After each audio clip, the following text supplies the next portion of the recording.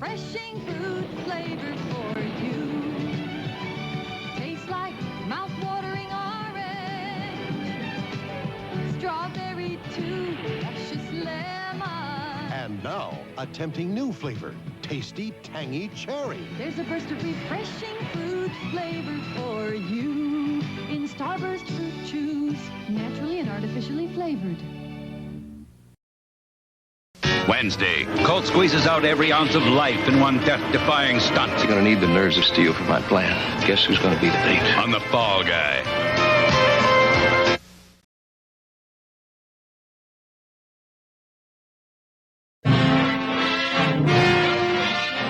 This is an ABC color presentation.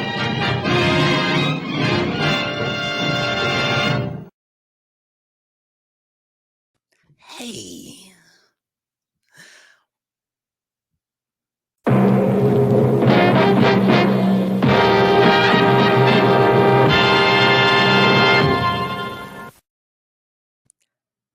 Hey. What time is it? It's Podblast time!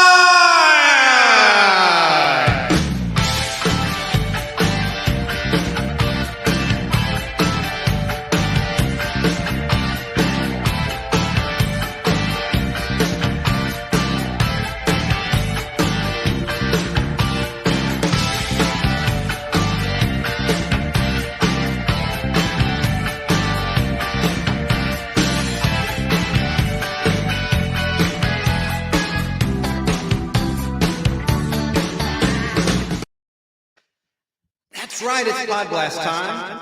Wow, am I having some problems tonight? This is your fun, informative, and hopefully entertaining show about all things nostalgia. How are you doing?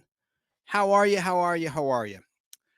Well, this, of course, is your nostalgia show with a bite. Welcome, I'm Chance Bartels, your host, no relation to Chance the Rapper. As Steve Harvey says at the beginning of Family Feud, we've got a good one for you today. It's been a real chore getting started. I've had a lot of issues technically that I had to work through. I mean, I messed up here on take 2. You heard our friend Al Hardy asked what time it was prematurely, but right now we're back on track. And I have an absolute packed Podblast for you tonight. We're going to talk about game show legends of the past, meaning deceased game show hosts. Tonight, we're going to talk about Ray Combs. We're also going to talk about the classic television show, The Fall Guy. It won't be Scorched Earth because I've talked about this topic a couple of times. Starting in 2021 here on the Podblast, I celebrated the 40th anniversary of The Fall Guy, which debuted on November 4th, 1981 on the ABC television network. And then in 2022, when I learned about the production of the new movie, I did another semi-topic, a partial show about The Fall Guy. So tonight I'm going to show collectibles and I'm going to review and talk about the brand new movie, which is in theaters now. And I happened to see it, and of all days, back on May 2nd, 2024. And that was the same day, May 2nd, that The Fall Guy ended its original primetime run on ABC on May 2nd, 1986. So that was kind of fitting and kind of fun. Also, hey, it's May the 4th be with you weekend as we're live. So we're going to have a little bit of stuff about classic Star Wars. I'm talking about the original groundbreaking film from 1977. And it's stuff that's not really talked about that often. Got a lot of collectibles to share with you, a lot of images, a lot of video, a lot of rare footage of Ray Combs and Fall Guy and Star Wars that I'm going to share with you tonight here on the Podblast. So for those that are tuning in who have never seen the show before, we're streaming out a Fistful of Radio every Saturday and Sunday at 2 p.m. Eastern Time, 11 a.m. Pacific Time at fistfulofradio.com. You can tune in anywhere in the world using any mobile device, and of course, it's free to stream. And so this show, if you're listening at Fistful, I would direct you to the YouTube channel, The Nostalgic Podblast, so that you can see the images I'm going to put on the screen. But I've designed this show to be audio friendly. So if you're listening at Apple Podcast or Podbean or TuneIn or Spotify or wherever, this still will be hopefully of interest to you. This is an educational program. No comic books tonight. but I do have a live comic book unboxing this weekend of a long box, Sunday at 3 p.m. Eastern, noon Pacific time, live here on this channel, The Nostalgic Podblast, which will not be broadcast on audio platforms because it's very visual. Going through a comic book box from a collection that I bought recently about 3 weeks ago. And I bought 17 long boxes. I have 12 long boxes I've not gone through thoroughly. And so I'm going to have someone in chat pick the box. And Jeff Logan, who knows a lot about comic books, will be with me for that live unboxing. So there's no comic book stuff tonight, but there will be plenty, if not all, comic book related stuff. That's what the whole show will be about this Sunday. Now, I want to talk about our series we've had ongoing really quickly before we get rolling. And I want to acknowledge the chat in just a second. There's Colt Seavers, the original Colt Seavers we'll talk about, but I want to talk about our game show series that I began several Podblasts ago, several weeks ago, when we sort of got off that topic the last couple of shows. But look at those wonderful deceased game show hosts right there in that image on the screen for those that are watching as we're live or in the replay on demand. If you're watching, you can see what I'm talking about. We began this series talking about the golden age of game show television hosts. And I told you about the very first game show host who was in England on the radio. But on television, the first television game show hosts in America were Groucho Marx, Bud Collyer, Gary Moore, Bill Cullen, Dennis James, whom we all discussed in part 1 of this series. And then we talked about Gene Rayburn solo in a Podblast. And then we talked about Richard Dawson. And the last time we talked about a deceased great game show host, we talked about Alex Trebek. And tonight we're going to feature Ray Combs. Ray Combs, who was a very personable guy. He was a stand-up comic. I have some great footage of him I think will be of interest to you. And of course, he was the first host to replace Richard Dawson hosting Family Feud way back in 1988.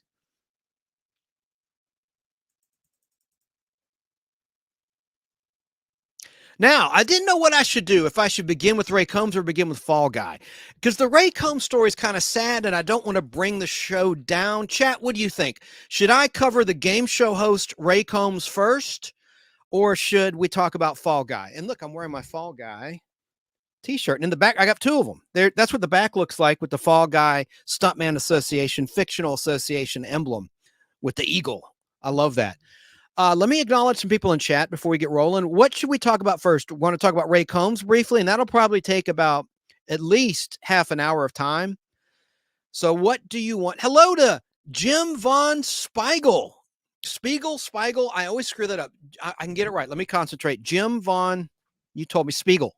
Jim Von Spiegel is watching on Facebook Live, and thank goodness my software StreamYard now lets me see and show you the identity of the Facebook Live viewer. I'm so grateful to StreamYard for fixing that. Welcome, Jim.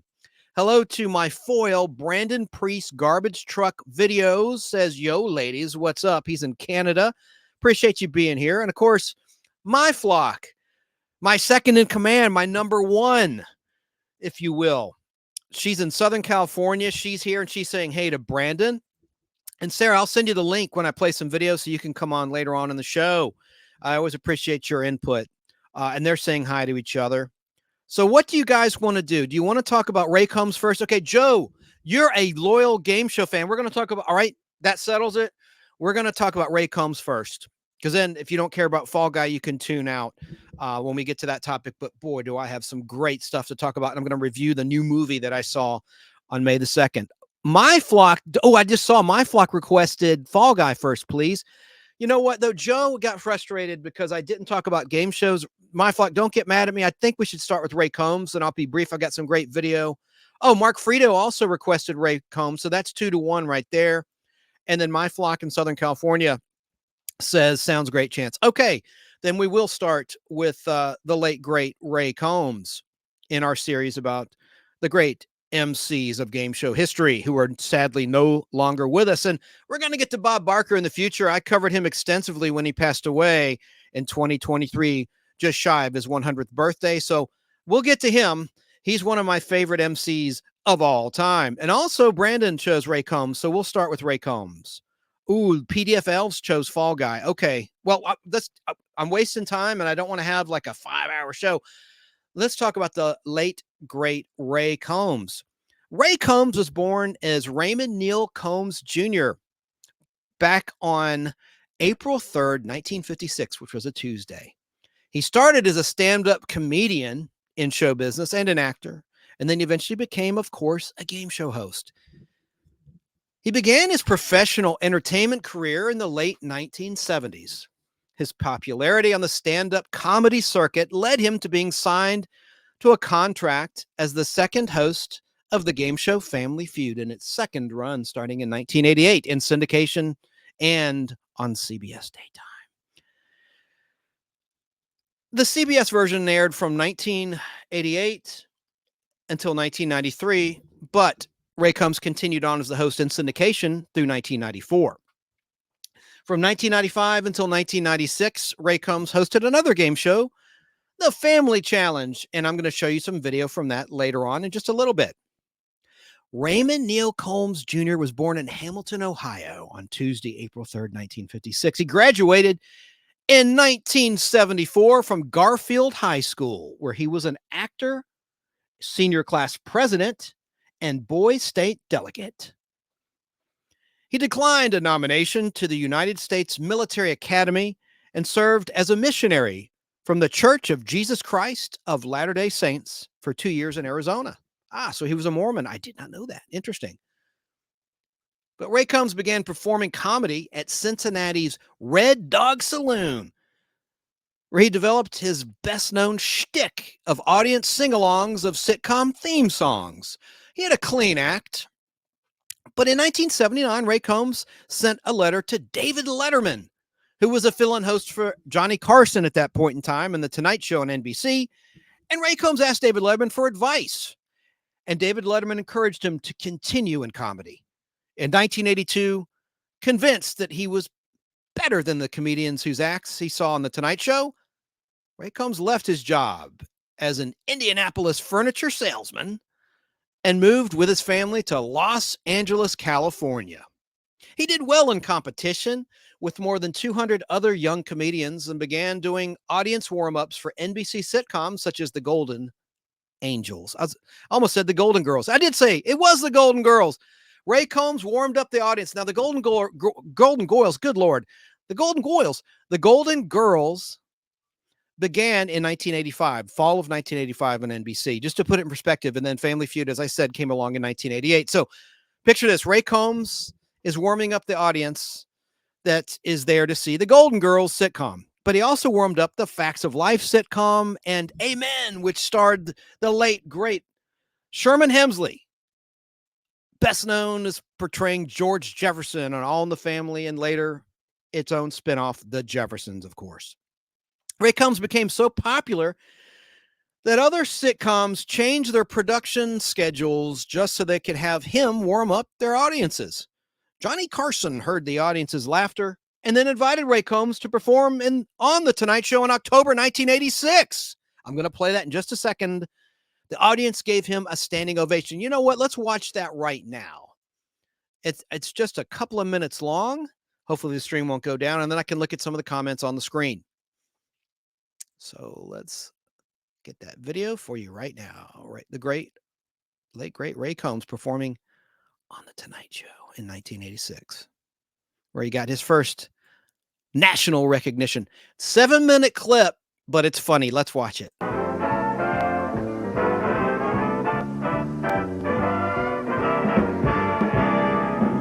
All right, let me tell you a little bit about this next fellow. Let me tell you a little bit about Ray Combs, who's a comedian, but he's a little bit different kind of a comedian because he does, for many of the situation comedies that film around the country, especially here in Hollywood, what is called a studio warm-up. Audience comes in to see the show. They may set a scene. They have to break. His job is to keep that audience up so they're in the mood for the next scene. And it's a tough job for a comedian, and he's the best at it. He's also a recurring regular on the Jack Klugman series You Again on NBC. And Ray's going to be appearing at Funny Bones in Cincinnati, November 25th and 30th. So you're our audience, and here is Ray Combs.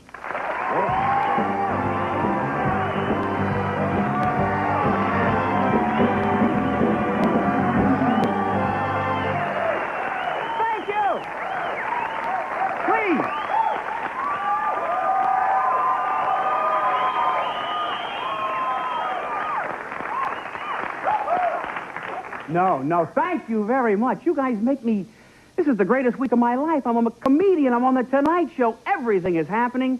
I got to tell you something very, very personal thing just happened in my life last Wednesday. My 2-year-old daughter became potty trained. Thank you. It was a big day. We had mixed emotions about it. It was the first time she went all by herself. Didn't say anything to anybody. Saw the big potty, got up there, took all of her clothes off, did a really nice job. We just wish it wasn't in the display area at Sears.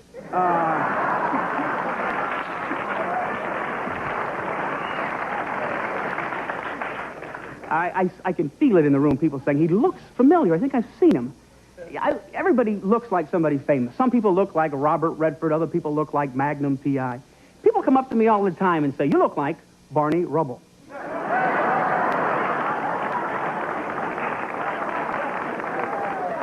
I can take it, but I feel sorry for my son Bam Bam, because this is the kid that really has to go through it.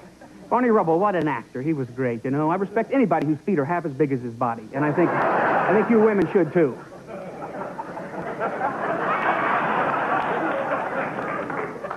Everybody wants to be an actor. It's unbelievable. I'll tell you something that kind of ticks me off. How athletes make millions of dollars, then decide to become actors. What qualifies these fellas to become actors? Now, I think it makes a lot more sense for entertainers to become athletes. Which would you rather see? Joe Namath in a movie of the week, or a 15-round fight between Michael Jackson and Prince?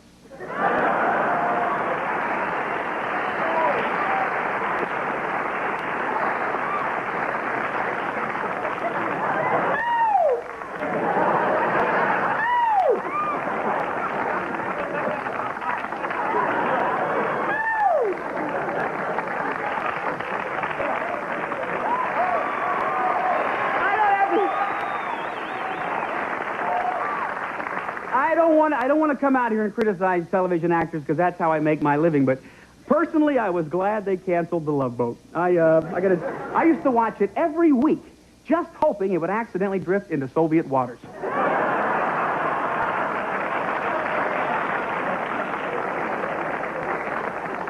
See, you don't have to go on a ship to find romance. It's in the lingo. It's in the way you talk. I think French is the most romantic language in the entire planet. Now, you can be with somebody who doesn't even like you, and you break into French, or at least appear to speak French. Perrier, Perrier, Perrier.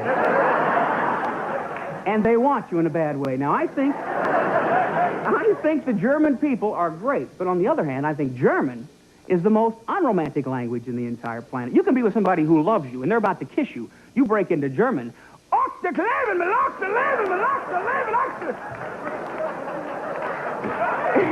It loses something.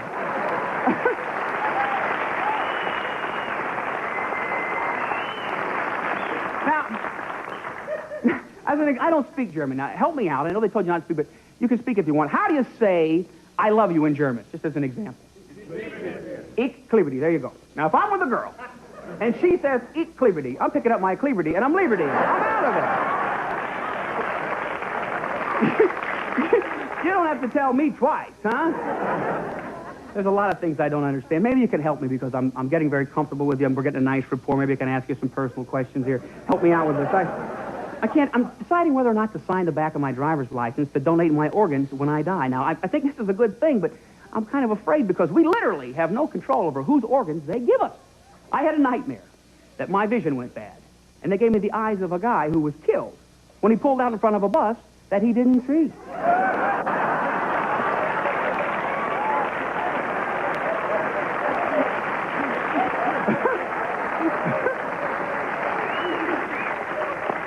Think about this, folks. Conceivably, someday you could have Ed's liver.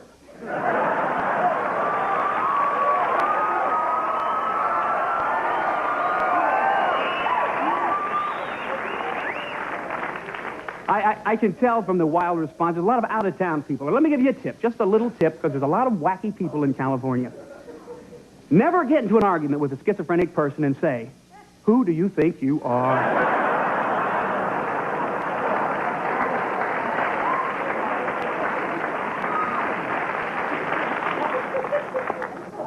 I'll tell you the truth. I didn't expect to get this kind of ovation when I came out, this kind of a response. I'm going to do something that I wouldn't normally do, and I don't want you to repeat it because I don't want to set a precedent with another Tonight Show audience when I come back again, but what do you say after the show? I'm not doing warm-ups anymore, you know that, yeah. What do you say after the show? We just all go to Denny's. You want to do that? What do you mean me pay? Who pays at Denny's? We'll sneak out 2 at a time. They know you're going to do it. That's why they put the restroom right by the exit. Can I go for this? Or what are you telling me? All right, ladies and gentlemen, just say one thing. My entire life, I always had a dream that someday I'd be able to walk out on this show and make people laugh, and tonight you made that dream come true. Thank you and good night. That's the guy who knows how to do it.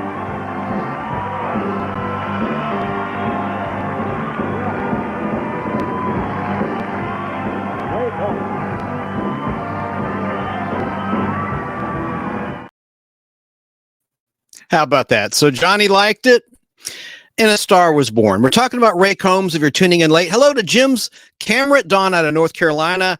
No, you're not late. I was late. I was supposed to start the show at 7, and I didn't start it till 8 o'clock. Got really sidetracked, and I had to upload like 55 photos of some collectibles that I took of stuff that I'm going to share with you guys and gals tonight. I'm being told that I look tired, so I think I'll put on these shades from 2007. And they look every bit of 2007. But anyway, Ray Combs had a lot of talent, as you could see. And some people in chat are saying, is he your daddy, Chance? Ray Combs, was he your daddy? No. We were probably about the same height, though.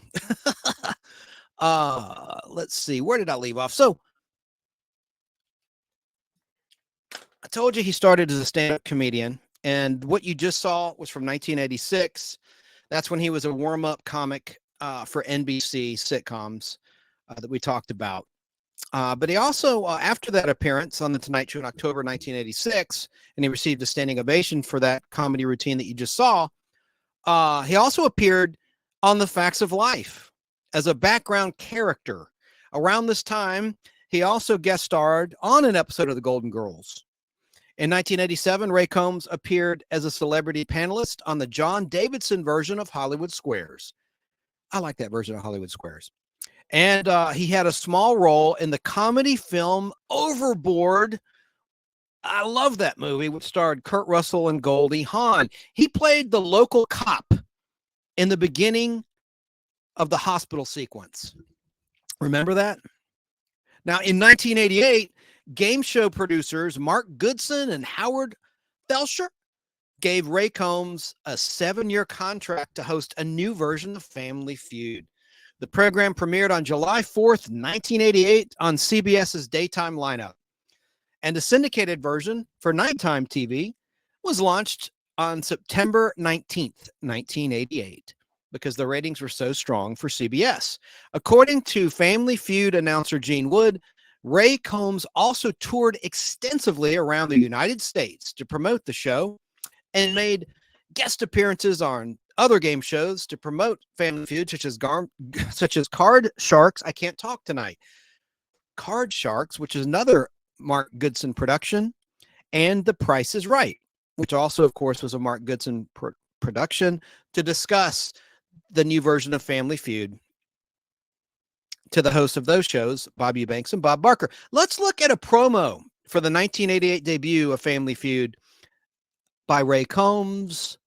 And here he is with his family. This is a 30-second clip. This is Ray Combs. I'm the new host of Family Feud, and coincidentally, this is my family. They just dropped by to cheer me on and wish me well. Okay, I can't lie. I told them to be here. It was a cheap trick to get you to watch this show out of a sense of sympathy for a family man with a wife, 4 swell kids, and number 5 under construction. I'm sorry, and I regret it. Did I mention Ray Jr. needs shoes? Family Feud, tonight at 7 on Channel 10. Let's watch another funny promo. Or that one wasn't so funny. It's kind of sad, really, when you think about what happened to Ray down the line, which we'll get to in this mini bio, this biography of the late, great Ray Combs.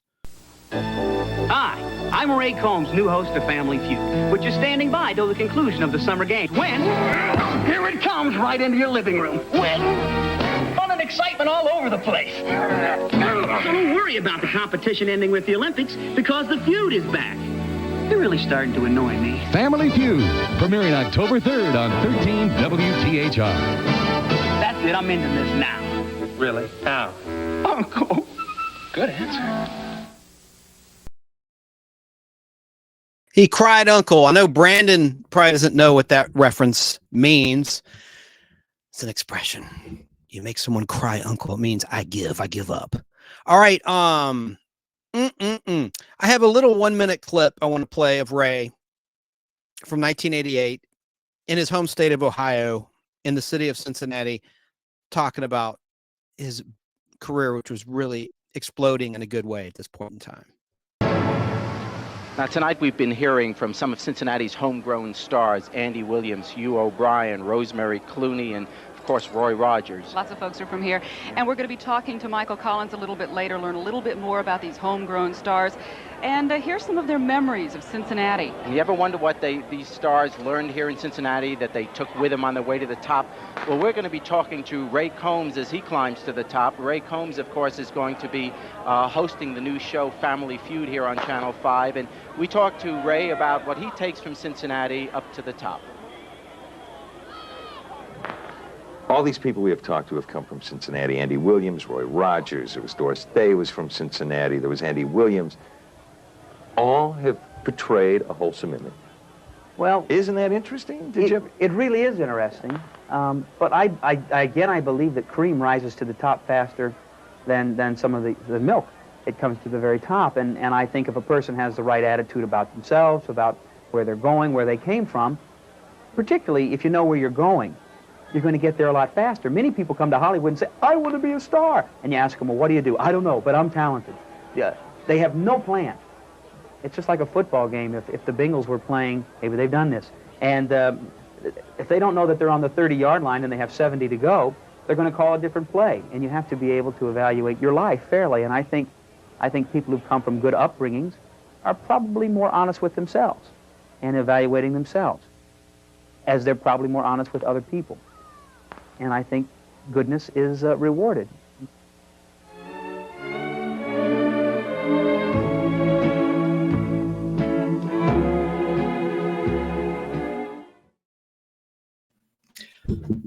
That's a great, rare video footage right there. Hello in chat to Brain Bender's Banter. That's a huge YouTube channel. She has over 32,000 subscribers. She's a really nice lady. She's in Northern California. I'll be on there tomorrow night with her on her panel. She says, sorry I'm late. I'm at work and I'll be leaving soon. I will listen on my way home. Well, I'm grateful you're here at all. Thank you very much. And certainly no apologies are necessary at all there. Just glad you're here. You can't help it if you have a life and you have a career. I was late anyway. I was supposed to be on an hour ago. I guess it's all just as well that I was an hour late.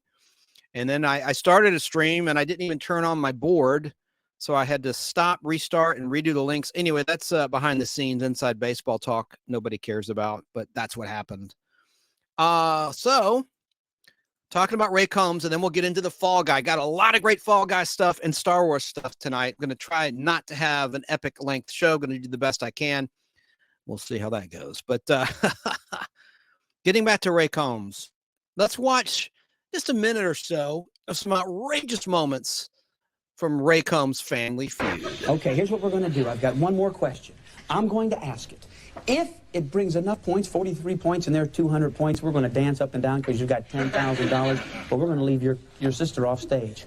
And then we're going to reset that clock and bring her back out and make her think she needs to get 180 points. Our survey said...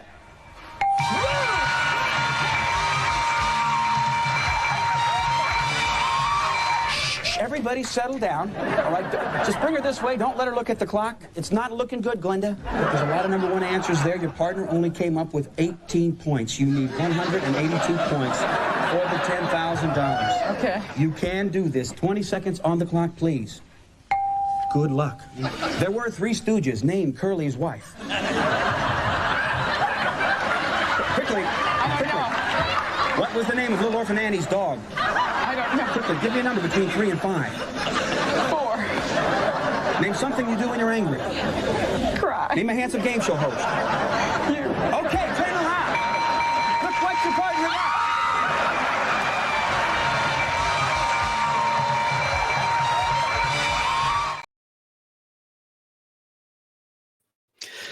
right, let's watch a 45-second clip of some more strange moments from Ray Combs' Family Feud. What's usually the cause of a teenage girl's first tears, Scott? Breaking up. Breaking up. Loretta. Bad day at school. Bad day at school, Dennis. Problems with a friend. Problem with a friend, Wendy. Cramps. Cramps? Okay, Wendy. I've had that happen. You'd be walking, your leg just cramp up. You know what I mean. Age a girl starts wearing a bra. John, you knew this a little too well. You said the age 13, and you smiled. Our survey said 26. The age a girl starts wearing a bra. You said the age of 12. Our survey said 15. Come on, 12. The number one answer. Now, this is kind of neat. Let's look at some behind-the-scenes footage of Ray Combs' Family Feud. Just a minute and 1 second long, but it shows the perspective of the host going out on stage. The quality's not great. This is from an old VHS camcorder, but it's still very interesting. Let's watch. Ten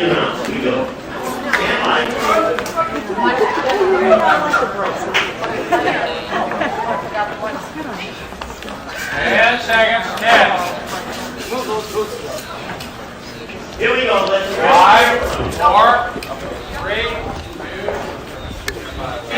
Let's meet the Puckett family. Tim, Arlena, Velma, Carlene, and Randy. Ready for action. Backstage. David, Eileen, Bill, Sarah, and Barry. On your marks. Let's start the family feud.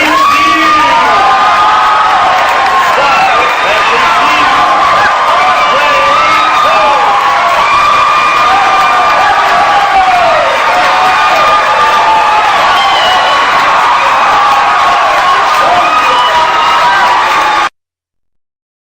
I think that's kind of neat. Pretty cool. Now let's get serious here. Let's talk more about what happened with Ray's life. It's right. I don't want to bring the show down too much. Let's just talk a little bit more about the happy times. On June 29th, 1992, CBS expanded the daytime show from 30 minutes to 1 hour. And there was a new bullseye round, which was added to the Family Feud format. And the show was retitled The New Family Feud Challenge. On September 14th, 1992, the bullseye round was integrated into the syndicated run as well, which remained 30 minutes in length, but was renamed as The New Family Feud. Ray Combs was one of the most seen hosts on television during the 1992 to 1993 season, with an hour and a half of Family Feud airing 5 days a week. While Ray Combs enjoyed hosting Family Feud, he grew increasingly frustrated by the rigid formula of the show. He pressured his agent to find new opportunities for him in acting and comedy. Now, midway through the 1992 to 1993 season, ratings for the show began to nosedive. And CBS canceled the daytime version of Family Feud in early 1993, with the final new episode airing on March 26th, 1993. But reruns aired through September 10th, 1993, as many CBS affiliates had dropped the show entirely by that time. The syndicated version of Family Feud was also on the verge of cancellation, as many stations had also dropped that show or moved it to an overnight time slot. Jonathan Goodson, who had become the chairman of Mark Goodson Productions after the death of his father, Mark Goodson, in 1992, decided to replace Ray Combs with the original host of Family Feud, Richard Dawson, in the hopes of spiking the ratings. Richard Dawson's return initially drew good ratings, but was unable to sustain this strength in ratings long term. And Family Feud's second incarnation ended after the 1994 to 1995 season. Now, the reason is the O.J. Simpson trial. Everyone was watching CNN, Court TV. Everyone was watching those cameras and the theatrics in the courtroom during the historic O.J. Simpson double murder trial. And of course, O.J. Simpson died in 2024 from cancer. Now, by all accounts, Ray Combs was very hurt by his dismissal from the show Family Feud and his replacement by Richard Dawson. Richard Combs, hang on a second. I'm going to switch the camera real quick and take a breath. Ray Combs is who we're talking about. There's no such person as Richard Combs. Hang on a second. Oh my gosh. Let me change the camera shot.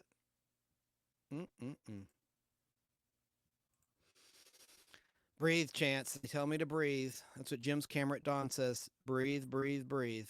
I'm gonna change that camera shot. Okay, since I look so tired. According to Brandon, Ray Combs also made an appearance for the World Wrestling Federation as a guest ring announcer at WrestleMania 8, where he amused the capacity crowd at Indianapolis's Hoosier Dome by lashing into the team of the Nasty Boys, the Mountie, and Repo Man, with various scathing insults before being ultimately chased out of the ring. Ray Combs later served as a guest commentator alongside Vince McMahon and Bobby Heenan at Survivor Series 1993 in a match of the Hart family against Shawn Michaels and his Knights, as in Jedi Knights, like with a K, or the Atlanta Knights, minor league hockey team. Isn't it the Knights? In addition to these two appearances, Ray Combs appeared at various WWF and WBF celebrity editions of Family Feud. Heenan and Combs also struck up a friendship, which Heenan recounted in his autobiography, noting that he believed Ray Combs felt pigeonholed by being a game show host.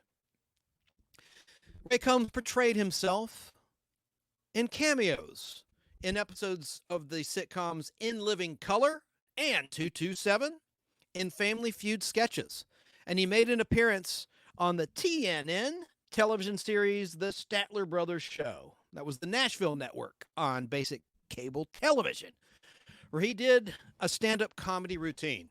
In October 1993, a Family Feud video game featuring Ray Combs' likeness was released for both the Super NES and the Sega Genesis game console systems. Ray Combs was a master of ceremonies for the annual Stargaze, hear me clearly, Stargaze, G-A-Z-E, charity events produced by Jim Kelly from 1993 until 1995. Things began to crumble personally for Ray Combs. In July 1994, Ray Combs was involved in a serious car accident along the SR-134 portion of the Ventura Freeway. He sustained an injury in one of his spinal discs, leaving him in severe and continuous pain. Ray Combs also struggled with financial problems after the failure of his two comedy clubs, Caddy Combs and the Cincinnati Comedy Connection, both in Ohio State, in his hometown of Hamilton, Ohio. His house there in Hamilton, Ohio also went into foreclosure.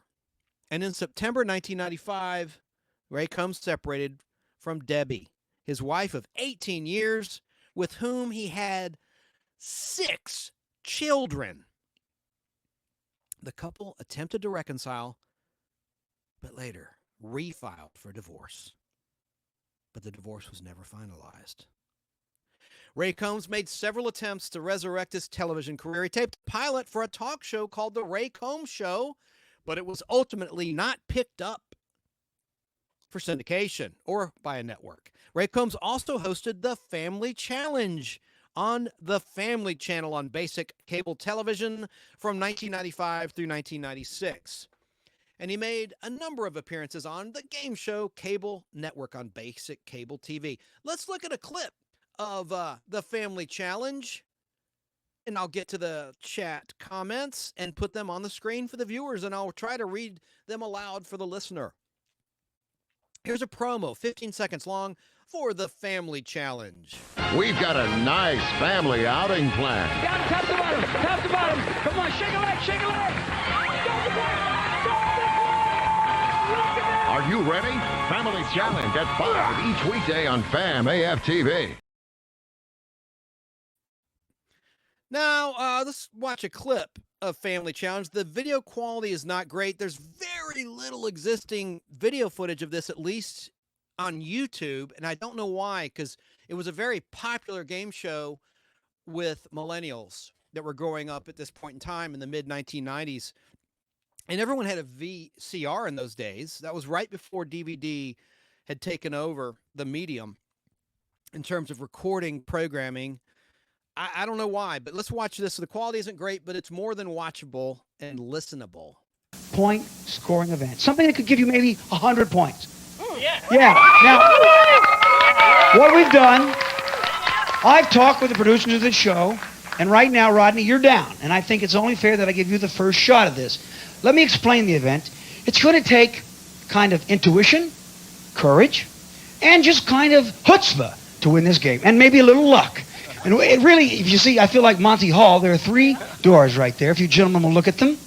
There's 1, there's 2, and my confused assistant, number 3. Now, Rodney, I'm going to give you the chance to pick one of those door numbers. But before you pick, let me explain what you'll be picking for. Would you be willing to stick your head into whatever is behind door number 1, door number 2, or door number 3? For every 10 seconds that you keep it in, every second you get 10 points. That means you could get 100 points. So that means behind door number 1, who knows, door number 2 or door number 3. Since you're down, I'm going to give you the choice of whichever number you feel you could keep your head in for at least 10 seconds. Ray, I'd say door number 3. You'd say door number 3. Now, Renee, that only leaves you 1 or 2 doors. And believe me, we've tried to vary these things. Door number 1. Door number 1. How odd that we would stagger these. You pick 3. Yes. Any reason why you chose 3? Well, I have 3 beautiful children right here, and I believe 3 is a lucky number. And you chose 1 because? Okay, I have 1 beautiful wife. I wish you both luck. I just want to point out that the number that you both chose was 13.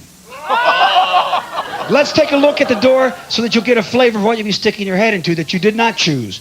Door number 2. Let's take a look at what you did not choose. No one chose. You would not put your head in. All right. Now just step back. Step back. Step back. Step back. Come on out.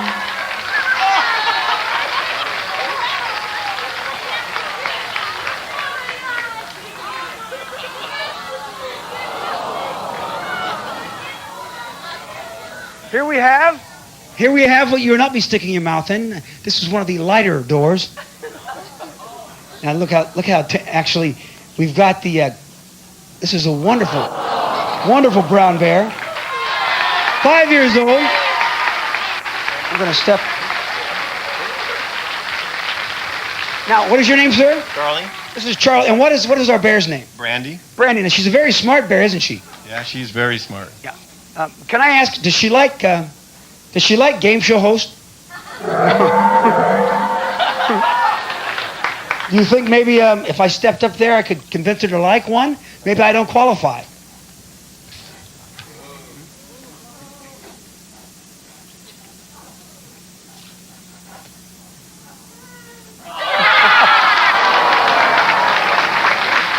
That's as brave as I get.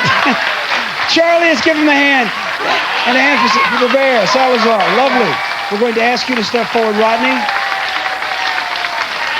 Do you feel brave? I do. It couldn't be simpler. I stepped up and I put my face right next to that bear. Okay. I don't know if I can do it for 10 seconds, but you pick door number 3, which we're going to step up to right here. And you need to take your glasses off. Okay. That's the fair thing. And I'll hold them if you'd like. In fact, I'll put them on. Stay right here. Stay right beside me. Now, I just want you to be prepared. Be prepared. Turn around this way if you would. I'll put these on. There you go. All right. Don't touch me that close. Here's what we're going to do. Now, I want you to be prepared. When we turn around and door number 3 is opened, you must approach it no matter what. Even if you're afraid. We'll bring it out to you. You place your head into it For every second you do, 10 seconds, it could give you the lead. It's worth 100 points, give you 170 over 160. All right. You ready? I'm ready. Should we turn around? Let's open that door and see what you'll be sticking your head into. It is an aquarium. We must be totally submerged. We're going to have to, we want to turn him around by, come around this way. Now, Rodney, you come right here. Now, you want to go around this way. We want him on this side? All right, you go. Now, listen to me, Rodney. Your head has got to go from neck down, totally submerged, 10 points a second, and we'll tap you when you're down. You'll see this. Okay? So, if you're ready, go for it, my friend. You got it. You can get in position if you want. Whole head for 10 seconds. And go! 1, 2, 3, 4, 5, 6, 7, 8, 9, 10. You did it! Yes! Oh no! Look. Wait! 170 points. He came up with an extra fish. He lost one. You stay right there. You've taken the lead. All right. I don't know. Renee, come out here. We've had a bear. There could be piranhas that come out here next. Are you prepared to face whatever you have to stick your head in? I've got to go for it. You have to. Balance the spirit. 10 points a second. 10 points a second on door number 1 will give you the lead. It is that courageous spirit that's made the American Air Force the greatest Air Force in the world. Turn around and face your door. Renee, here it is. You'll be sticking your head in a tub of goo. This is kind of a cross between gunk and jello. This is patented by the Family Challenge, and only you, and you only, Renee. I want you to know right now, you can hold your nose if you wish, but your whole head, your whole toboggan must be underneath that gunk. As you know, I can understand if you only go 5 seconds, but it's only 50. Hold your nose. It's only worth 50 points if you go for 5. 10 seconds, going to give you the lead. 260 back to 170. What do you say, Blue Family? Would you let your family down? I can't let them down. Now, if you want to, you can get into position before you do it. You can't let them down? We didn't mention what lives inside that. You can hold your nose, but we're going to count it to 10, just like before. Once you go under, we'll start the count. You have a few seconds to prepare. Remember, it's only an hour show. Yeah, right. I can do it. Okay. I can do it. You're trying to convince me or you? Come on. Myself. I'm trying to convince me. I can Gotta do go it. down. All the way. 2, 3, 4, 5, 6, 7, 8, 9, 10. You did it! Yes! Give him the towel. 260 for the Courage family. The Salazars go back to 170. Come on in here, Rodney. 2 brave men. I'm not brave enough to step up next to them. This family challenge will continue.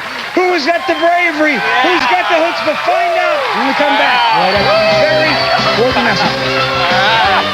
Next up, a pancake relay you'll flip over.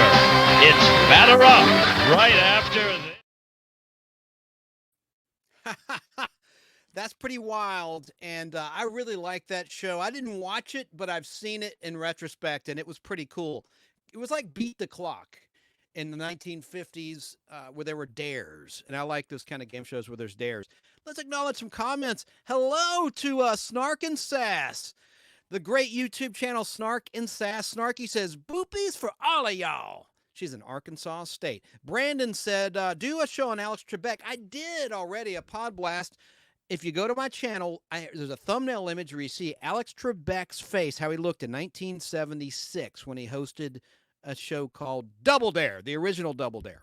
The 1970s version, it's lasted only 1 year from 76 to 77 TV season. And I like Cindy's comment. Cindy said there must have been good insurance on that show, Family Challenge. Indeed. I don't think they can get away with that these days. Oh, Sarah says her internet crashed. I hope you resolve that and come right back, my dear. You're basically my right arm on this show. Brandon says, and Richard got replaced by Steve Harvey. Richard who? Now, Richard Dawson was the original host of Family Feud, Brandon, and then Ray Combs. And then you had a lot of other hosts like Louis Anderson. Do you know who Louis Anderson is? Look him up if you don't. He was a comedian and an actor. He was in Coming to America, of all things. You had Richard Karn from Home Improvement, who hosted Family Feud for a long time. And you had the actor who played Elaine's boss on Seinfeld hosting many hosts of Family Feud before Steve Harvey came along. So, John O'Hurley, John, who was the actor who played Elaine's boss in Seinfeld, who also hosted Family Feud. He was host right before the great Steve Harvey took over. Hello to Skeleton, who says, hail to the YouTube chat and the host. Appreciate you being here. PDF Elves is here. I haven't said hey to you yet. I really appreciate your support. And, of course, Jim's camera at Dawn in North Carolina saying hi to Snarky. Going to play a little bit more of the Family Challenge in just a second. Just a couple more clips, and then we're going to finally talk about Fall Guy. I can't wait to tell you about the new movie. I liked it, but let me tell you, I'm going to review it from two different perspectives, a moviegoer perspective and a Fall Guy fan perspective. And I'm going to be very fair, but I really enjoyed the movie, and I think you will too. But I think some Fall Guy fans will be disappointed. I'll explain later. And I'm going to show some of my Fall Guy collectibles. I took about, 100 photos today of stuff in my collection I'll share. I have great video footage. And then, of course, a couple funny scenes from Star Wars to celebrate May the 4th be with you day, which is Saturday, May the 4th, 2024, or was, depending on when you're listening to or watching this show. Now, these clips, listeners, I'm sorry if these are not good audio-friendly clips, where if you want to see anything, listener, just simply go. If you're listening at Fistful of Radio or Apple Podcasts or Podbean or Spotify, wherever, go to the YouTube channel, The Nostalgic, with a C, not nostalgia. It's The Nostalgic Podblast. Just Google search The Nostalgic Podblast, and you'll find my channel and hit the live tab, and you'll see a picture of Lee Majors from 2024 at the Fall Guy Los Angeles, California movie premiere. He's by himself solo. That's the thumbnail image. You won't see one of Ray Combs yet. I might change it out later, but that's the one you'll see. And then I may run it after the fact as a premiere after it's live. Anyway, I'm sorry, listeners and viewers who are live. I know that I just want to explain that for the listener that might be listening after we are live. Let's see here. And then Cindy says, tragic about Ray Combs. He seemed so happy. Indeed, he was really crushed. According to friends of his, I wasn't there. I didn't know him. He was crushed when his marriage went sour. My God, and all those kids he had. Man. Let's get back to the happy clips. I just want to scan through the chat really quickly so I don't leave anybody out. Jerry Dobson, Nostalgia World, who has a big anniversary coming up. He's on Facebook. It's a Facebook group called Nostalgia World. If you're using Facebook, I highly recommend his fine Facebook group. His name's Jerry Dobson. He's the creator and the moderator and the administrator of Nostalgia World. I hope you're listening, Jerry. You say, you never mentioned me. I'm mentioning you. I promise I'm mentioning you, Jerry, with a G. Jerry Dobson, Nostalgia World on Facebook. Please join his group if you're into that sort of thing. If you're into nostalgia. If you're here, you probably are into nostalgia. So hello to you, Jerry. All right, let's watch another clip from Family Challenge, and we're going to start the Fall Guy. Going to gear up talking about Fall Guy in just a minute. Sarah's back, and she made some popcorn. She just posted, listeners, some virtual popcorn images. That's pretty cute. By the way, my popcorn's bigger than your popcorn, Sarah. There it is. That's from when I saw the Fall Guy in the movie theater back on May 2nd, 2024. And by the way, May 2nd was the date. I mentioned this at the top of the show.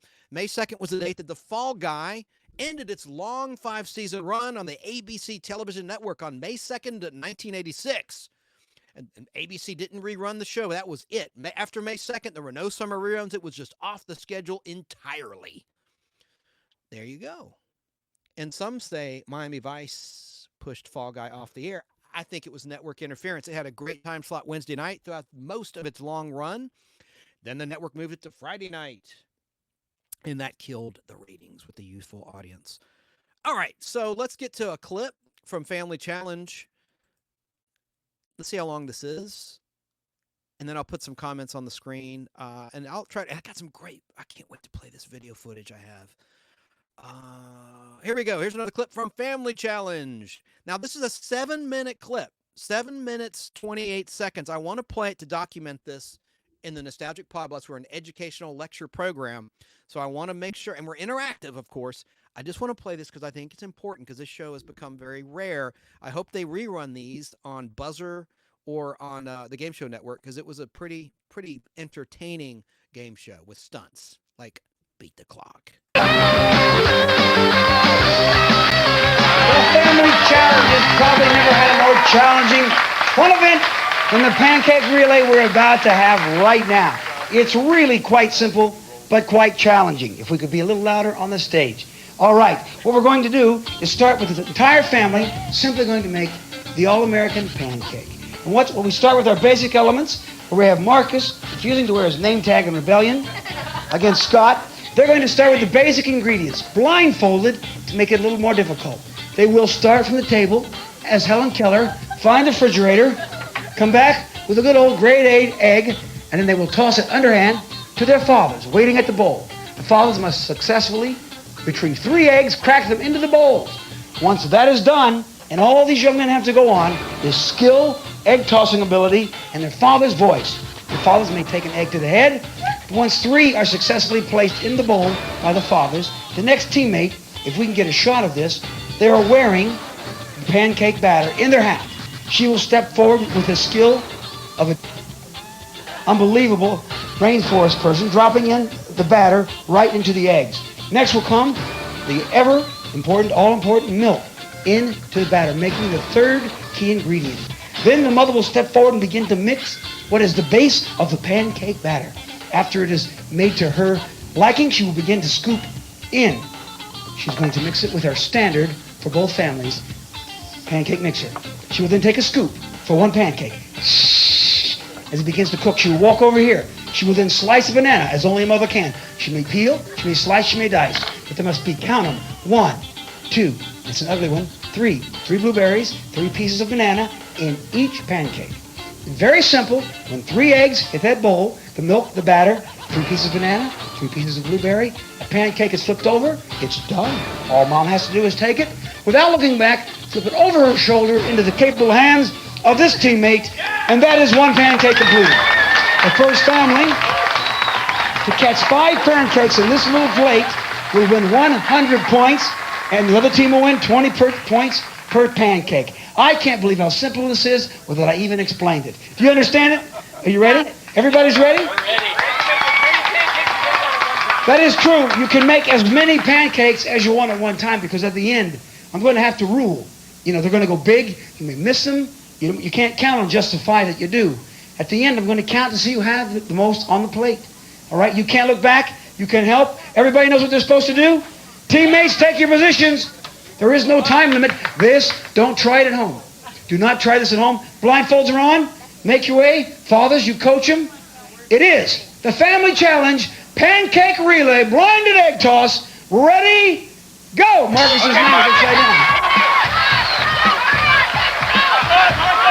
There's 1 egg for the red family. The blue goes right for 1. I got 1. There's 2 eggs. Come on. There's 2. The red team takes the lead. The red team. Not stop. Scott. You got it, Scott. That's okay. You're going with the flour. In with the flour. There goes the milk. The mothers. The red team's coming out of the box. The red team's coming out of the box first. I'm telling you, the blue team. That's a very slow. That's a bad batter, Mom. That's not going to stick. There's no consistency there. You got to make a good pancake. It looks like the blue team, she's dipping and scooping, dipping and scooping, dipping and scooping, dipping and scooping. This is an unbelievable technique. It's the dip and scoop, the dip and scoop. We have 6 here, so these are nice size. I'm telling you, she's got the blueberries. This woman, look at this. Look at the blueberries here.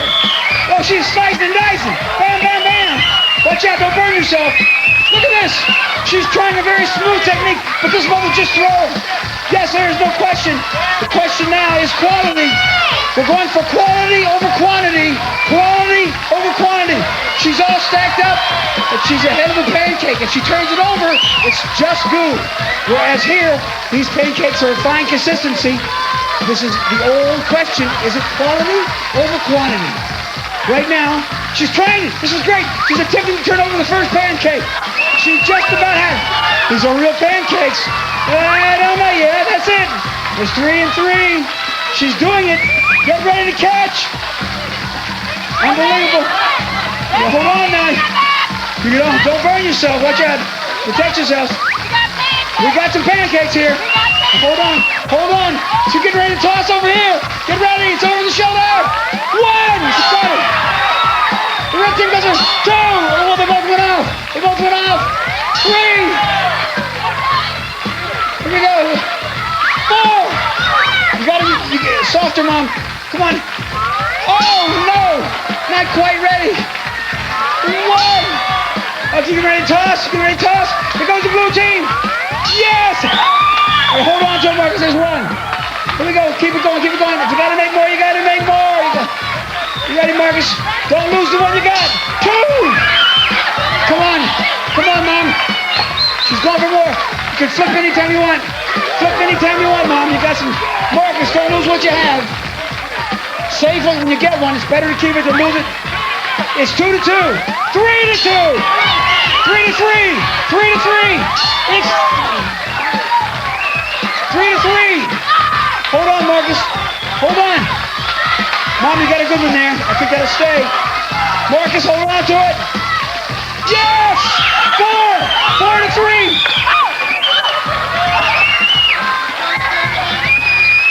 It could be the 5th one. Could be the 5th pancake. We need some bananas.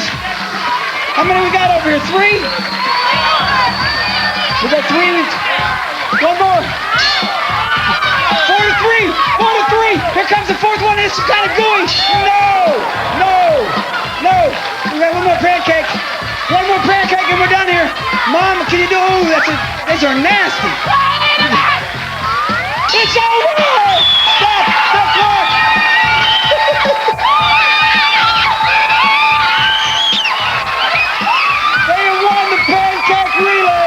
Another 100 points, giving them 360. And we got 4 pancakes. 4. You did great quality, giving you 80 points. 250 for the Salazar family. Come here, Mom. This family challenge only continues to get better.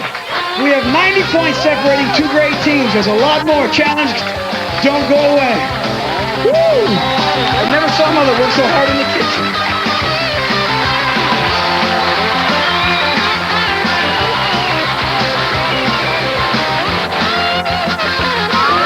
You've had breakfast in bed, but how many people have played basketball in bed? It's up next. It's Family Challenge. How about that? One more clip of that in a minute, but let's acknowledge some comments, shall we? Cindy D asks, can you find The Fall Guy on streaming services? Yes, you can, or you could. It was on Prime. This is the silly thing. I'm going to talk about it later. I might as well just answer your question right now. Fall Guy was on Amazon Prime. And they were charging a premium, even if you're a Prime subscriber, like an extra, I think $1.99 an episode. And then they made it free, but only the first 2 seasons. That's all that were ever released on DVD back in 2006 and 2007. And only season 1 was released in the USA back in 2006. It was released overseas in Europe, where Fall Guy is more popular, and it's run in reruns on TV a lot longer than it did in America. Hell, it hasn't aired as an entire package of all 5 seasons since 1997 on the cable FX channel. We'll talk about that later. I have a lot of questions as to why they made a Fall Guy movie. It's very curious because most people, a whole generation's probably never even heard of it. So what Prime did is they just streamed the DVD versions that 20th Century Fox put out back in 06 and 07 of seasons 1 and 2. They never streamed season 3, 4, 5, but you can find those on YouTube. If you just look up Fall Guy episode guide, if you want to use that as a guide, and you can look up the episode, you can't find on YouTube season 1 and 2 because now Disney owns the rights to the Fall Guy when they bought the 20th Century Fox TV library of movies and television shows and programs. So hopefully Disney will reissue the Fall Guy, because when they were put out on DVD, I know I'm getting off the subject here. We're talking about Ray Combs for my wonderful fellow game show fans out there. I don't mean to be confusing here and convoluted, but I want to answer this comment of Cindy D's. They changed the background music. They put nondescript GarageBand music because they didn't want to have to pay royalties, even though most of the background music were pop song covers, not by the original artists. Although sometimes they did play original artist versions in season 1 and some of season 2. And then they also cut out Paul Williams, the singer, songwriter, actor from Smokey and the Bandit. They cut him out of the pilot 20th Century Fox did back in 06 when they released season 1. I've got it on film. I've got 2 different versions of the pilot on reel-to-reel film with Paul Williams intact. I should have sold it, but I don't want to sell it. I have all the Fall Guys on reel-to-reel film. I'll show them. I took pictures and stuff later. We'll get to that later. But you can stream it on Prime, but the dumb thing is they made it free. They took away the $1.99 per episode premium surcharge for a while, and then they started charging again like 2 months before this movie came out in May 2024. Isn't that dumb? Because people in the younger generations like Gen Z or millennials could have discovered the show who had never heard of it because it's not been playing in America. Now, the Decades Network did run what they call weekend binges of the Fall Guy. Very rarely, I think 3 times total starting in 2016, but they just played the DVD versions of season 1 and season 1, and they played the final episode of season 2. And then they played some of season 3 and season 4 that didn't have any pop background music in it because it was never remastered for DVD release. They stopped at season 2. I know I'm being confusing. That was a long answer to a simple question. Can you stream Fall Guy? The answer is yes on Prime. Presently, if you pay extra, hopefully they'll remove that premium charge and it'll be free again for season 1 and 2. And then you can find season 3, 4, and 5 on YouTube from television broadcasts in Europe. So that's slightly sped up. That's what the European PAL video system does. It's time compressed, where they speed it up so the music doesn't quite sound right, the actors' voices don't sound right. It's a constant irritant of mine. An example is there's a Space 1999 streaming marathon on YouTube going on right now, an official stream from Shout Studios. Shout Factory is the one that put Space 1999 out on Blu-ray. And I bought a set right here, and it had like a bonus. I got a limited edition that had a bonus snow globe with an eagle inside it, an eagle, which is their spaceship, an eagle transport. There's what the Blu-rays look like. So they put out a stream, and it's great, and people are interactive, and a lot of people are watching it and discovering the show for the first time. Problem is, they're using a PAL source. Shout Studios is on their official YouTube channel, Shout Studios. So it's slightly sped up. The music doesn't sound right, but it's still more than watchable. It's still HD. I think it's HD. I don't think it's 4K, but it looks great, sounds great. It's slightly sped up. Hello, Boy from Beyond. Putting your comment on the screen. Just want to read comments for the listeners. The PDF Elves YouTube channel says, we're watching The Fall Guy on Shout Studios. Are they on Shout? I need to look that up. Let me look it up. Are you talking about Space 1999? By the way, my flock, you see that board game? I have 2 Fall Guy board games, and when I found this one for the camera, for the background, I forgot I have a Space 1999. Look how huge that sucker is. I'll hold it up for the camera towards the end of the show. I don't want to get too far off topic. But look how big that Milton Bradley Space 1999 board game is. I'm going to open it up later on in the show. And those are season 1 images. And there's the Rescue Eagle on top, which had a red stripe, red and white stripes. That was a medical eagle. Anyway. Fall Guy, that can't be streaming on Shout Studios because I would know about that. Correct me, PDF Elves, am I wrong? Are you talking Fall Guy or Space 1999? I don't know. Sarah is watching, said nice chance about the board game. Cindy D says, I love Doug Barr on that show, The Fall Guy. I watched occasionally, but not every week. Yes, he was really good. I interviewed him on this show. I've interviewed Heather Thomas and Douglas Barr on this show, The Nostalgic Podblast. It's in the archives on the YouTube channel or at fistfulofradio.com in the archive section for the Nostalgic Podblast. But it's better to see video, although it was a phone interview. But I was showing images from my collection, some of which I'll show tonight, but I pulled some different ones. I showed photos of them on the screen, of them from The Fall Guy. Both were excellent, and I'm hoping to get Lee Majors here on the show at some point in the near future. Let me now just look at some more comments and get back on track. Let me just play my final clip of the Family Challenge. This is a shorter clip. It's not as long as the one we've watched. And then we'll move on. I want to talk about the sad ending of Ray Combs. And we're going to finally get to the Fall Guy, talk about the new movie, the review. I have some images from the new movie. I've got collectibles. I have a movie poster Al Hardy gave me. By the way, Al Hardy probably hates these clips. Or should I say, Al Hardy's trademarked. He needs to get this trademarked. His line is, I didn't care for that. Because he hates children. Al Hardy does not like kids. He's told me so many times. Shh, it's a secret. So he probably hates the Family Challenge clips. But let me just play the final one because I like it. And we're talking about Ray Combs, and here it is. 5-minute clip. Family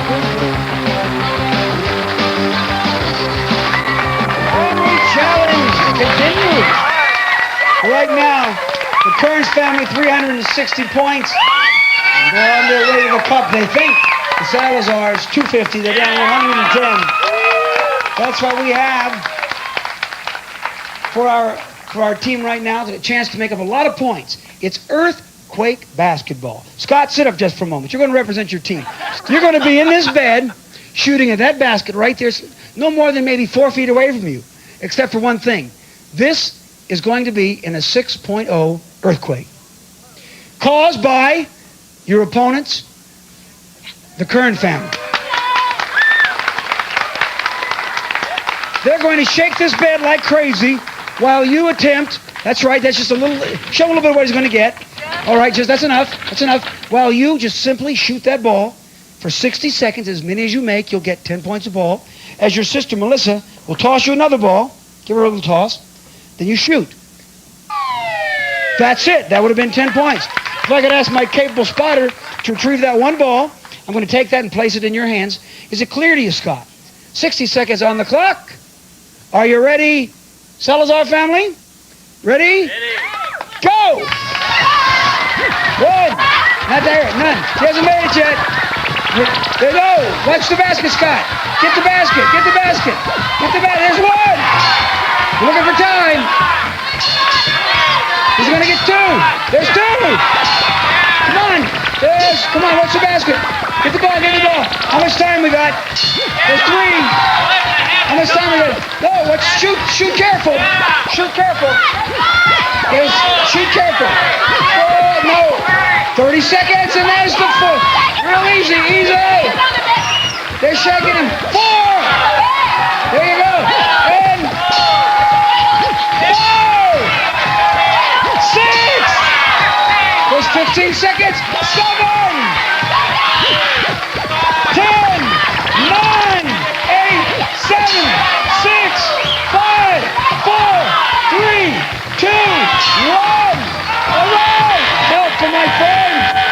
All right. You got 8, Scotty. What? He dreamed. Look at this. He dreamed that he would get 80 points. There's 10, 20, 30, 40, 50, 60, 70, 80, 90 points. You did better. How about that?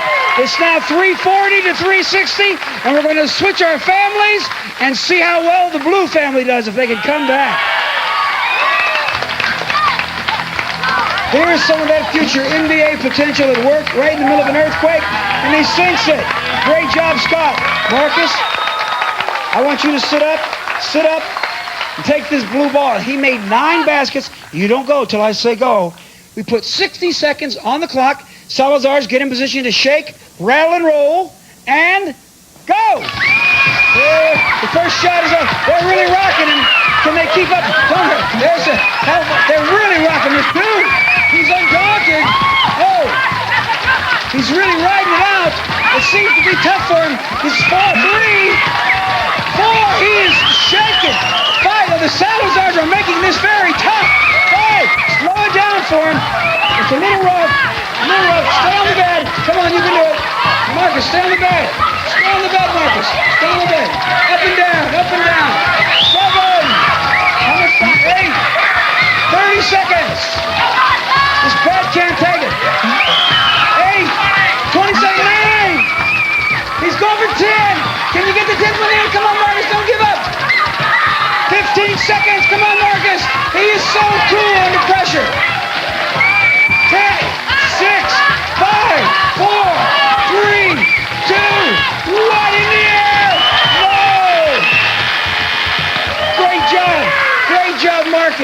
Let's see how you did. How'd you do?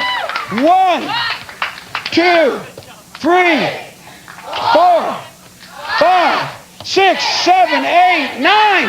The same. Marcus, you got 9. Stay right. Turn around. Look at this camera, my friend. Come down here for a second. Come down here for a second. I want to talk to both our shooters. If I can get you both down here. Scott, Marcus, you each had 9 baskets apiece. How did it feel in there? Good. Felt good? I don't think so, Marcus. It seems like the Salazar family were really rocking that bed. Yep. But you didn't seem to be too troubled by it. What was the deal there? You seemed very calm. Just concentration and aim. Basketball has been very, very good to me. 9 baskets from the Salazars, 9 from the Kerns. It makes it a very close game. It's 450 for the Kerns, 340 for the Salazars. This family challenge is still continuing. Do not go away.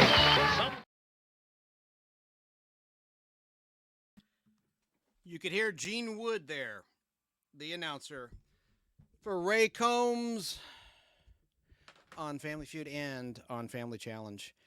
Now, we're going to conclude. Hello to Danny Staten in South Carolina. He says, OMG. Well, you know what? It kind of comes full circle. You could say I went off topic. I haven't talked about Fall Guy yet. See my T-shirt, Fall Guy. We're going to get to it. There's stunts in Family Challenge. There's stunts in Fall Guy. That's the commonality.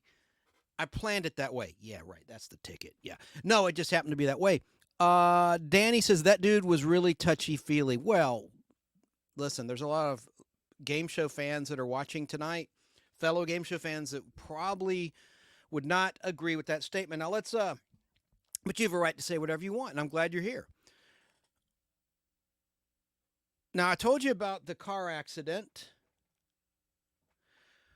in July 1994 that Ray Combs sustained. Very serious car accident in which one of his spinal discs were injured, leaving him in severe and continuous pain. And he also struggled with financial problems after the failure of his 2 Ohio-based comedy clubs, Caddy Combs and the Cincinnati Comedy Connection. And then his home in Hamilton, Ohio went into foreclosure. But in the final blow, in terms of his fatal depression, was in September 1995 when he separated from Debbie, his wife of 18 years, with whom he had 6 children. The couple attempted to reconcile, but later refiled for divorce. But the divorce was never finalized.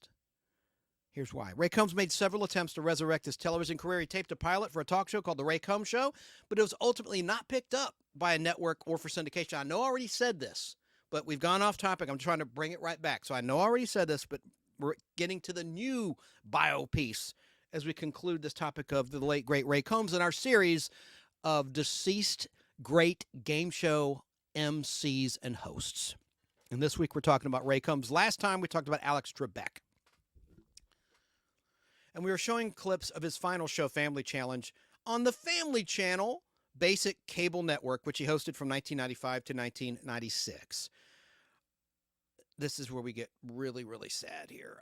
Talking about his death.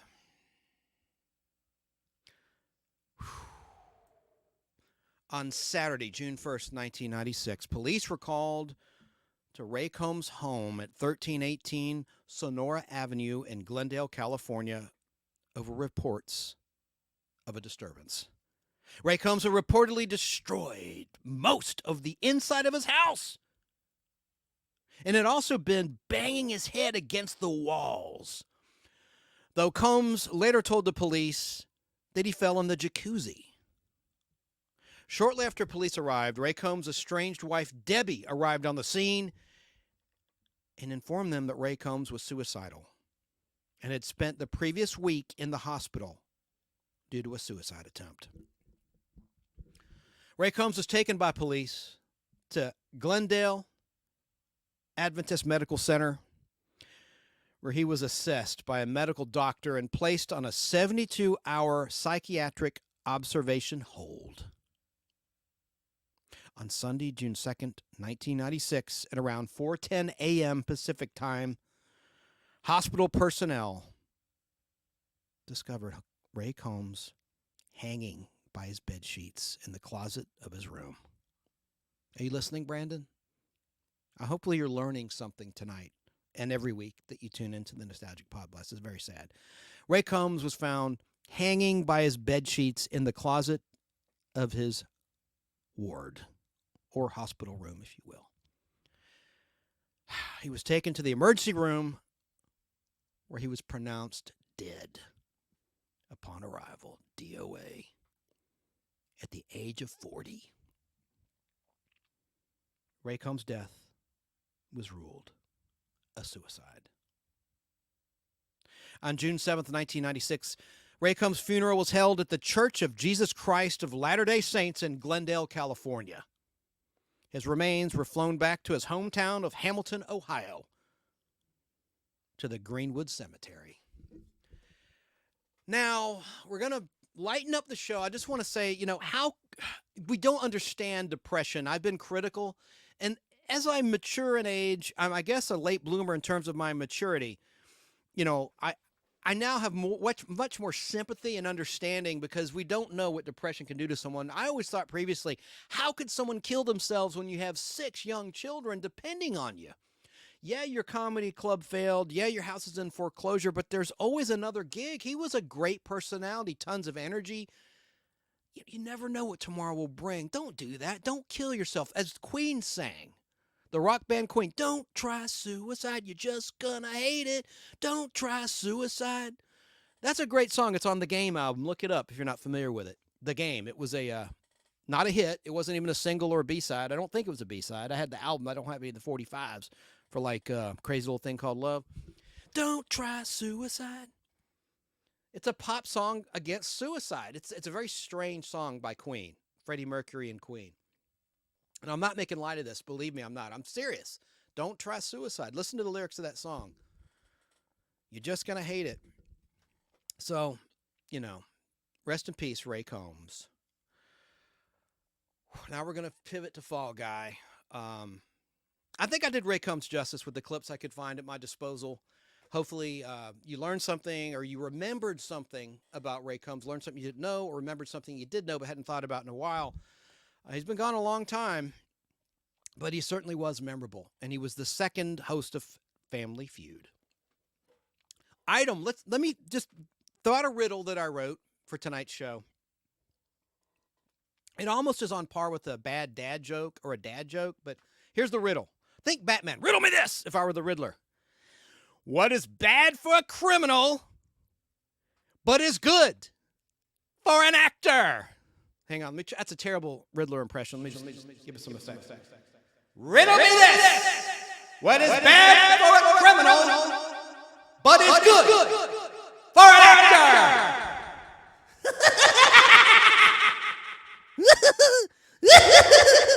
Terrible Frank Gorshin there impression. And Frank himself was a great impressionist. Let me see in chat if anyone has figured out my riddle. That was sad. Absolutely sad. Let me let the delay catch up. Again, here's my riddle, and we're going to talk about Fall Guy. We're coming right up, promise. Riddle me this, Batman! What is bad for a criminal, but is good for an actor? Sorry, Brandon, I laughed. You hate my creepy laugh, my kooky, creepy laugh. What's the answer? What is bad for a criminal, but is good for an actor? Any guesses, Sarah, my flock? Have you figured out my riddle? Getting back to Ray Combs, Cindy D says, could he possibly have had manic depression? Back then, I don't think they dissected brains to look for chemical imbalances like they do now. So we may never know, the higher power knows. The Lord, whatever you believe in, there's an answer somewhere. That's never been disclosed, and I don't think anyone knows. What was it again? Okay, here's the riddle. I'm going to save it. I'm going to ask it now and just see if anyone can figure it out. It's a little riddle I wrote for tonight's show. What is bad for a criminal, but is good for an actor? What's bad for a criminal, good for an actor? Okay, that's all. And now we're going to move on, finally, to Fall Guy. Oh, the coffee's getting to me. I just was burping all over the place. I suppressed it, though. I want to show you some photos as we pivot So here's a TV Guide ad for the pilot or the 2-hour movie premiere of The Fall Guy from November 4th, 1981. The artwork isn't terribly great, but there it is.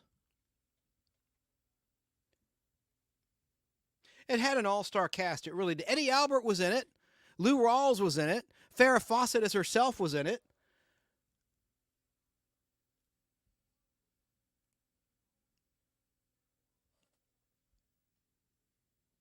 And many other stars. I happen to have an unaired pilot, a studio pilot for 20th Century Fox with different scenes and different cast members. Janet Leigh was in the unaired version of the pilot. Now, I've talked about this before. She played the bail bondswoman whom Colt Seavers worked for named Soapy. She was replaced by Joanne Flug, who was married to Chuck Woolery. Joanne Flug was on Match Game a lot. She was in the original MASH movie and many other things. And she was in season 1 only of Fall Guy. Let's see, I have a cast photo. But that print is so rare. It's got different scenes, alternate scenes, and some cut scenes, and scenes with Janet Leigh, who is the mother of Jamie Lee Curtis, Brandon. And Janet Leigh was the actress who got stabbed in the shower in the 1960 Alfred Hitchcock, ooh, out of context, Alfred Hitchcock movie, Psycho. I'll make sure my effect was, I don't have my headphones on. Okay. But then when the show was picked up, let me just show you a publicity shot of the season 1 cast. There's Joanne on the far right. Sorry, listeners, I'm showing an image on the screen. Please go to the Nostalgic Podblast YouTube channel and look for the image of Lee Majors at the LA May 2024 premiere of the Fall Guy 2024 movie, starring Barbie Boy. I no longer will call him Barbie Boy because I thought he was great in the Fall Guy movie. Barbie Boy, Ryan Gosling. But there is a publicity shot, 20th Century Fox shot, where you see left to right, Heather Thomas, Lee Majors, Douglas Barr, and Joanne Flug. Now, I'm going to play some video pertaining to this unaired pilot, and then we'll get right into the movie. We just got to have some history here. This film is on this is one of my shelves. I have every episode of The Fall Guy on reel-to-reel 16mm film. What is 16mm film? Brandon and chat might be wondering. Well, it's for a movie projector. Before the digital age, there was something called film. Reel-to-reel film. Sound film. That's how TV stations would show classic films and television programs. And I happened to buy, over time, over about 2.5 decades, every reel of all 5 seasons of The Fall Guy. So I am a Fall Guy fanboy, fanatic, super fan, whatever you want to call it. So I'm pretty knowledgeable about the show. I never worked on the show, but I've done research. I've interviewed cast members of the show here on this program, the Nostalgia Podblast, Doug Barr and Heather Thomas. I know I said that, but it was very revealing interviews. Heather Thomas revealed great information, such as something we'll get into, and I've talked about before, but it was kind of an exclusive little bit of info. Her poster, this poster, outsold the Farrah Fawcett poster, but that data is not on the internet. And I don't think it's a collusion or conspiracy. I just don't think the internet is there. And she had inside information because her agent and everybody were getting financial kickbacks based on the sales performance of that poster. Everyone I knew had this poster from 1982 of Heather Thomas in the pink bikini in the hot tub. I love Farrah Fawcett, God rest her soul, and her poster sold phenomenally well as well. But Heather said on my show, and I believe her, there's no reason to lie, her sales figures were about 20 million units. Farrah's were about 12 million units. Still respectable, but man, everybody had this poster. But anyway, let's get back to the origins of The Fall Guy, which debuted on November 4th, 1981. And there's the poster. I know I've already showed it. But about this pilot, and the other cool thing about this, along with the cast changes, Joanne Flug not yet being in the cast, and they had to redo some scenes, and they had to explain some dialogue, because some scenes they didn't redo. You hear a reference to Soapy. And then what they did was, when they later replaced, and I never learned why, if it was over money or whatever reason, Janet Leigh was replaced by Joanne Flug. There's scenes in the first episode where you hear they had to cover it, where they have a scene where Colt's explaining to Howie, played by Doug Barr, his cousin, that, oh, well, I work for Samantha Big Jack. We sometimes call her Soapy because she always gives me one big soap opera excuse of why I have to go after a bail jumper. So they sort of covered for that. But really, that's a reference to Schopenhauer, Soapy Schopenhauer, which was the original character name of the original lady that Colt sidelined for. Oh, screw you, bud. I'm just kidding, Danny. Danny says, that could have been the one picture he could have left up longer. Which one of the cast? I tease, buddy. Agreed, Dan. Which picture? You want me to put the cast picture back up? Because I will. I take requests, you know. Let me see here.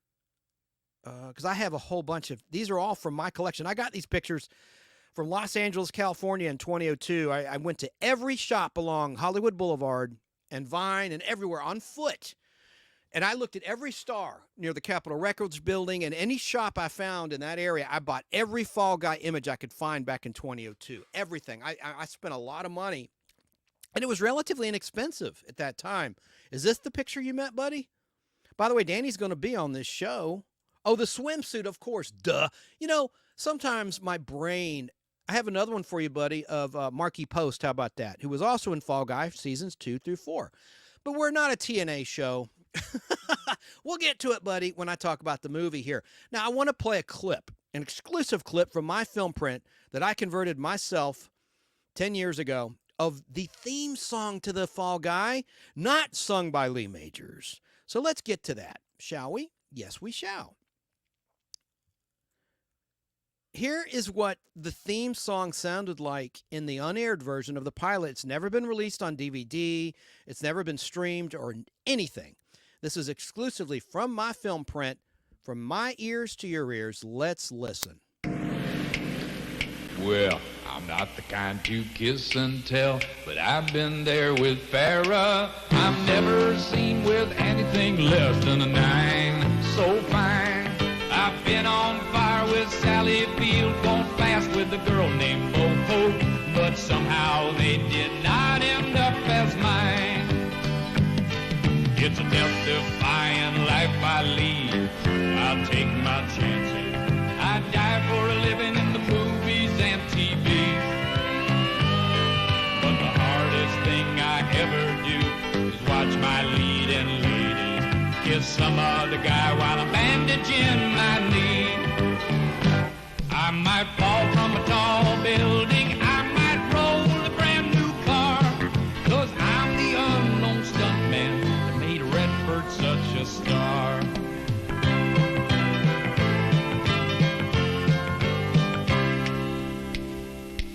I never spent much time in school, but I taught ladies plenty. It's true, I hire my body out for pay. Hey, hey, I've gotten burned over Cheryl Teague, blown up for Raquel Welch. But when I wind up in the hay, it's only hay. Hey, hey, I might jump an open drawbridge or Tarzan from a vine. 'Cause I'm the unknown stuntman that makes Eastwood look so fine.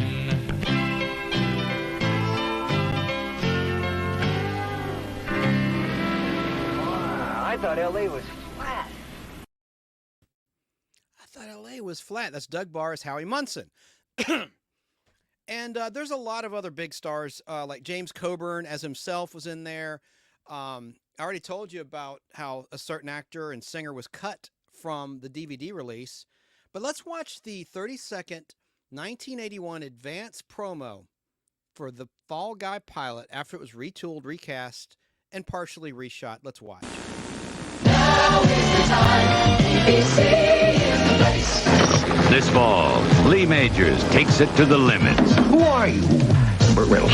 You ain't Burt Reynolds.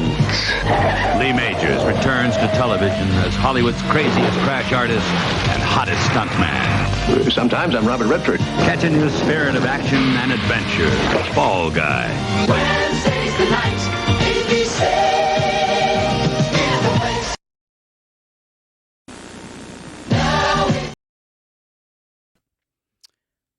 And by the way, Fall Guy is going to return. Now, a lot of people don't have access to the channel. It's called Heroes and Icons, which is owned by the same media outfit in Chicago that owns MeTV. MeTV is going to launch an all-cartoon network towards the end of June 2024, which is kind of cool. It reminds me of the old Cartoon Network when it started, one of Ted Turner's networks. Anyway, I digress. So H&I, as they call it, I have a little promo I'm going to play, a 30-second promo to the return of Fall Guy. May 9th, 2024 is when it started running once a week at noon. They air 4 episodes back-to-back in a mini binge. Let's watch this pretty cool promo that H&I is running right now. When criminals break loose, you know who to call. No, not them. Him. Are you an actor? Stuntman. A man like him is rare. What do you want me to do? Kill him? For stuntman Colt Seavers, moonlighting as a bounty hunter is all part of being the Fall Guy. Premiering Thursday, May 9th at noon, 11 Central. Part of the day shift on H&I. Pretty cool. And the show has not aired since 1997 as a full series. Now, Weigel Media that owns MeTV also owns H&I. They also had the Decades Network, which has now been rebranded as Catchy Comedy. It no longer exists as the Decades channel, but they would have weekend binges as Catchy Comedy does now. They're airing the Beverly Hillbillies this weekend on Catchy Comedy. But I got an article I want to share with you. I have it photographed about the last time Fall Guy aired on a national level as a complete series, and then I got a hell of a lot more clips to play, and we're going to talk about the new movie. I'm going to bookmark this after we're live. I'm going to bookmark it so that the game show folks can know exactly where to tune in on the replay for Ray Combs.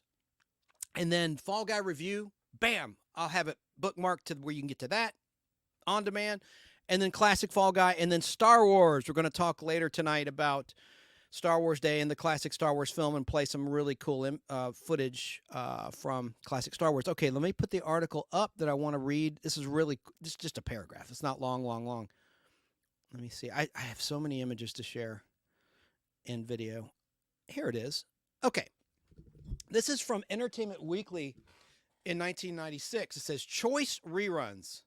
Sure, we all remember him as the $6 Million Man, but Lee Majors had a slightly longer run as the Fall Guy, which airs on FX cable channel weekdays from 5 to 6 p.m. The 1981 to 1986 ABC series cast Lee Majors as Colt Seavers, a Hollywood stuntman who moonlighted as a bounty hunter, aided by a busty blonde stunt woman played by Heather Thomas. Colt tracked down the bad guys using the tricks of his Tinseltown trade. On May 6th and 7th, FX re-airs The Fall Guys 2-part pilot, a festival of helicopter chases, car crashes, and cheesy celebrity cameos are in store. Keep your eyes peeled for Eddie Albert as a hit-and-run drunk driver in the pilot, James Coburn as his toothy self, Lou Rawls as a fugitive country singer, Paul Williams wearing a cowboy hat and rhinestone suit crooning the song Crazy as a barroom brawl breaks out at the Palomino Club. Chance Bartels, your humble host, interjecting. And a shockingly, what is that word? Oh, and Delta Burke as a waitress. Yes, young and thin Delta Burke was in the pilot. Didn't mention that yet. And Lee Majors' estranged wife, Farrah Fawcett, appeared when Colt was in drag, doubling for her as, quote-unquote, she drives a car into a pile of watermelons. Farrah's name also pops up in the Fall Guy theme song, titled The Unknown Stuntman, a catchy ditty which was sung by Lee Majors. And this article was written by Bruce Fretz back in 1996 in Entertainment Weekly. So there you go. And that's the last time it aired, was on the FX channel, and that run concluded in 1997. So it makes me wonder, why would they make a movie? I'm glad they did, but, you know, not many people that are younger remember the show. I'm sure Brandon's never heard of it. So now, let me get back on track with some clips. I have a little montage of Heather Thomas I want to share, and I'll get to the comments. This was by a guy in England, and he has a great YouTube group about a movie called Zapped that Heather Thomas acted in, starring Scott Baio and Willie Ames. It was a R-rated teen sex comedy. I have a mint 16mm print of it on in my Real Film collection. And let me find that clip real quick. Where are you? Here you are. And Peter Gibson's his name. And he also is on, I started a Heather Thomas fan group. It's got like 10,000 members in it on Facebook back in like 2008. And I called it Fans of Heather Thomas Unite. I think that's what I called it. I should know, right? Fans of 80s sex pot Heather Thomas. No, I don't think it's, I said fans. Let me look it up. You know what? I'm going to play a clip though that he put together and I'll figure out the name of my own group. I'm hardly ever there anymore. But this is a nice, I hope this might take the channel down. I don't know because of the music, but you're going to hear the Lee Majors version of the Fall Guy song, The Unknown Stuntman, where he's singing. Previously, he had sang on The $6 Million Man in the classic two-parter that introduced the Bionic Woman played by Lindsay Wagner. It was a two-part episode called The Bionic Woman, aired in spring of 1975, March of 1975. And he sings a song titled Sweet Jamie in that episode. And that was like the only time I ever saw Steve Austin get emotional and cry. A little tear is coming down his eye when she dies. Spoiler alert, at the end of part 2, Jamie Summers dies, and you see him emoting. This will come up later here in tonight's show, why I mentioned that. But let's look at this little piece, a great piece that Peter Gibson in England edited and put on YouTube. A little tribute to Heather Thomas. It's 3 minutes and 42 seconds long, and hopefully it won't take the stream down. We'll see. Well, I'm not the kind to kiss and tell, but I've been seen with fire up. I've never been with anything less than a 9. So fine, I've been on fire with Sally Field, gone fast with a girl named Bo, but somehow they just don't end up as mine. It's a death-defying life I lead. I take my chances. I die for living in the movies and TV. But the hardest thing I ever do is watch my leading ladies kiss some other guy while I'm bandaging my knee. I might fall from a tall building, I might roll a brand new car, 'cause I'm the unknown stuntman that made Redford such a star.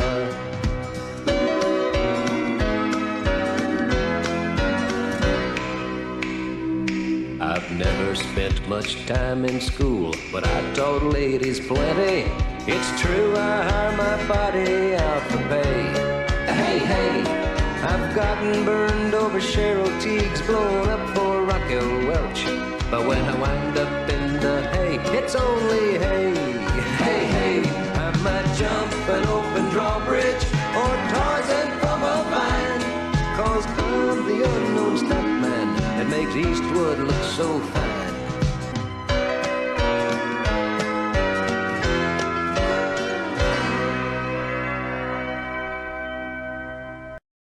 Well, I'm not the kind to kiss and tell, but I've been seen with fire up. I've never been with anything less than a 9. So fine, I've been on fire with Sally Field, gone fast with a girl named Bo, but somehow they just don't end up as mine. It's a death-defying life I lead. I take my chances. I die for living in the movies and TV. But the hardest thing I ever do is watch my leading ladies kiss some other guy while I'm bandaging my knee. I might fall from a tall building, I might roll a brand new car, 'cause I'm the unknown stuntman that made Redford such a star.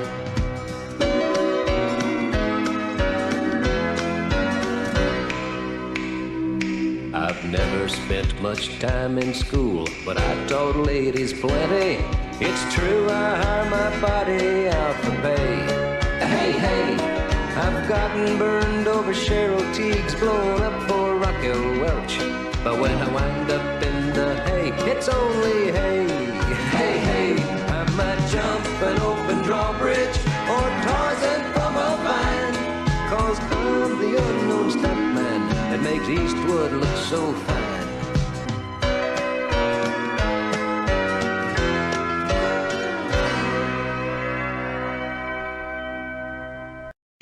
Well, I'm not the kind to kiss and tell, but I've been seen with fire up. I've never been with anything less than a 9. So fine, I've been on fire with Sally Field, gone fast with a girl named Bo, but somehow they just don't end up as mine. It's a death-defying life. Okay, well, it just ends abruptly like that. And my gosh, the stream didn't go down. Wow. Or did it? Hello, check, check, check. Check, check, check. I guess I'm still on. Am I still on? Hang on. Be right back.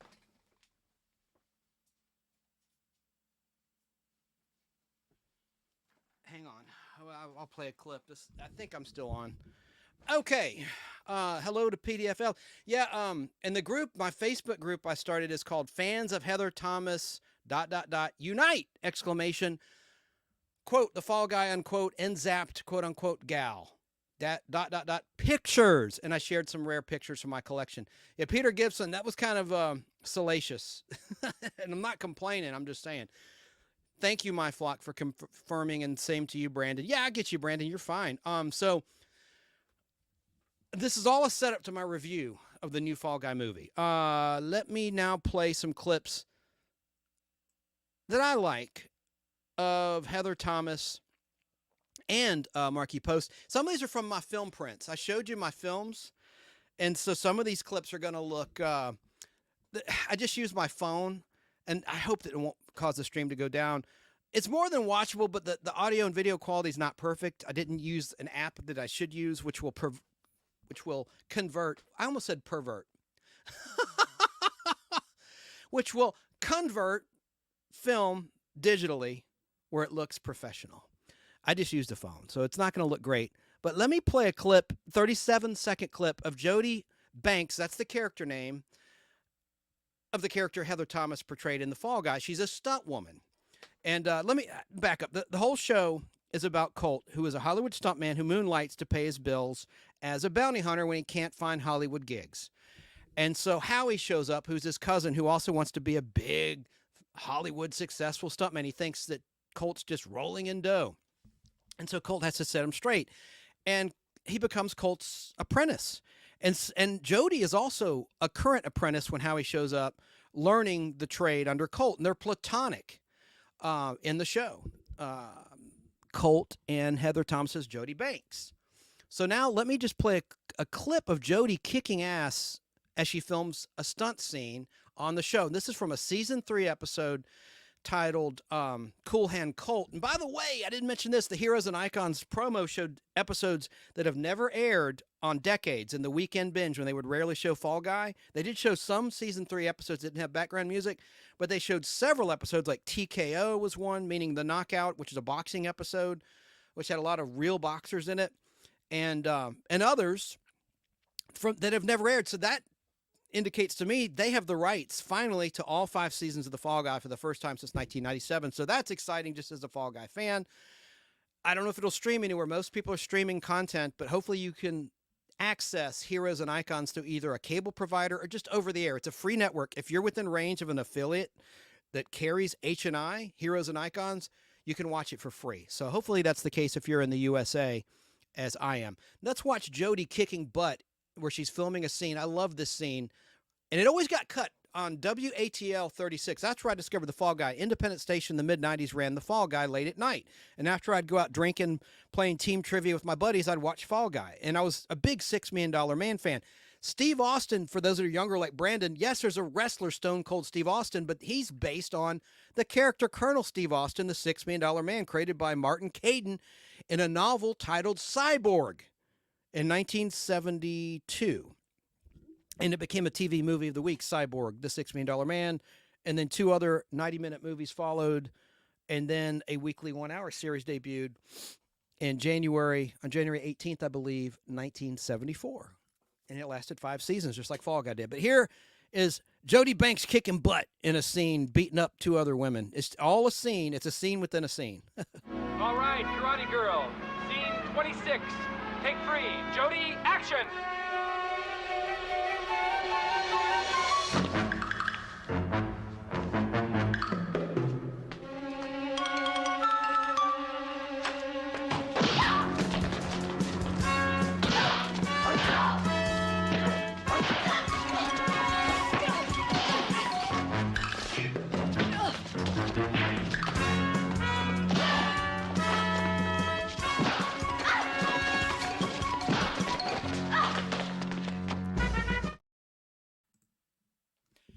Yes, Cindy D. I love the episode with Susan Lucci. That was in season 4. Of course, I have it on film. I have them all on film. What was the title of that one? It's right here. Here, I'll just show you. And I have the TV guide ad on the front of the reel. Stranger Than Fiction. There she is, Susan Lucci. Stranger Than Fiction. There it is. And it was a ripoff of Romancing the Stone. It really was. The Kathleen Turner, Michael Douglas hit movie of that same year, 1984. But there's the TV guide artwork. I like the artwork. There it is. And it wasn't a bad episode. In Family Show, Colt makes love to her character in a tent. And it's one of the few times you see Colt having sex. Season 4, great episode. Let me open it up. It doesn't smell like vinegar. I got this from a guy. William Stolen is the guy's name. This is a hard one to find because the Susan Lucci fans. I got it from Belgium. I got about 7 episodes from Belgium that were hard to get, and he imported them. He put them on what's called a core, just a plastic core, and I had to transfer it to a reel to save on shipping. It would cost, this all by weight, as you know, international shipping. And look at the nice little label he would do. And Al Hardy does that too for me, which is like, oh, it's upside down. What the heck? There we go. See, I do take requests. And it has perfect color. Look at that LPP. It says 1985. Nope, it was 1984. I too love the Decades channel. I see your comments, Cindy. It was great. And now it's catchy comedy, so it's pretty much just not really, it's not the same thing. What am I saying? They do the same thing, meaning weekend binges, but they don't have all those same features. I liked, the days, like they'd have the day history. I forget what they call it. It was a great little feature on the Decades channel. So actually, I have a clip from this episode I'm going to play since you talked about it. I don't think Susan Lucci's in it. It's Stranger Than Fiction. I didn't mention that. That's the name of the episode title. Stranger Than Fiction. So let's watch a clip from that very film print. I had queued it up. It's on my other YouTube channel, Chance Acting Demo. Again, the quality isn't perfect, but what the hell? I heard a strange noise. Let's watch it. The reason I pulled this clip is there was great sex appeal in The Fall Guy between Marky Post and Heather Thomas. And in this scene from the Susan Lucci episode, you see both of these ladies smoking a stogie, a cigar. Very suggestive with what's going on. It's 1:47 seconds long. Apologize for the quality, but it's more than watchable. It's the best I can do at this time. Let's watch. Are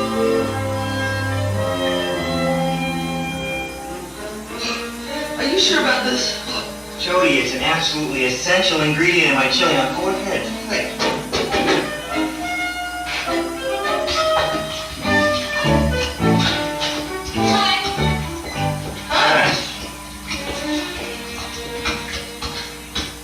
Coconut water? Why, is there a problem? What makes you think that? Well, why else would you drive all the way out here first thing in the morning? Terry, this isn't another one of your only tell Colt a quarter of the truth capers, is it? Howie, how can you say that? I told him at least half. And the other half? Well, I left out a detail or two here and there. Like? Oh, like the man that Veronica Remy is writing about is the most powerful figure in the South Florida syndicate. And she has enough evidence on that tape to put him away for life. Small detail. Jody, hurry and see if the plane's left for Miami yet.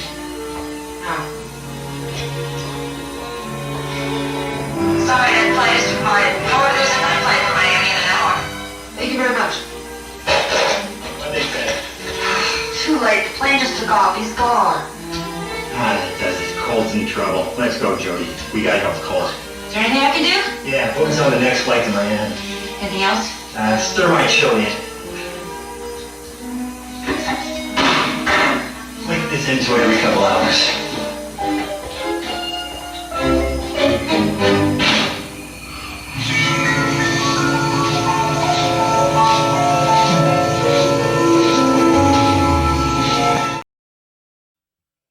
There you go. That's from my film print. Comments. I'm setting up my review. I'll get to it in just a little bit. Hello to Sick 2210 Productions on YouTube. Hello to you. I haven't haven't acknowledged your presence, and I apologize for that. Danny Staten. Oh yeah, we already acknowledged that one or talked about that. Hang on. Sorry, listeners. This is really bad. Hello to Citizen Not.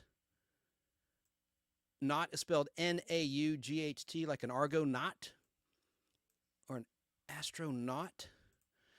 Hello again to Jerry Dobson, Nostalgia World. Joe America, he has a great Fall Guy Facebook page. Fall Guy fans. Great guy. I'm personally friends with him on Facebook. He's a really nice person. He says, yo, the Fall Guy. What is the best show with the best TV theme song? He was that in the form of a question. It's like Jeopardy. You answered it yourself. Yo, the Fall Guy. What is the best show with the best TV theme song? I get it. You're doing a Jeopardy question and answer there. Jerry Dobson throws out there off topic, but that's okay. Hollywood Squares is being rebooted for CBS in January with Drew Barrymore as the center square. All right. Sarah says, you're killing me, Chance. 6 says, careful, I guess meaning with the clips. I hear it. I've been lucky. And I didn't read my little disclaimer, but it's in print.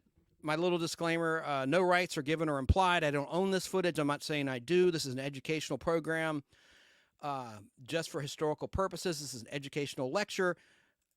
I'm not profiting from this through YouTube.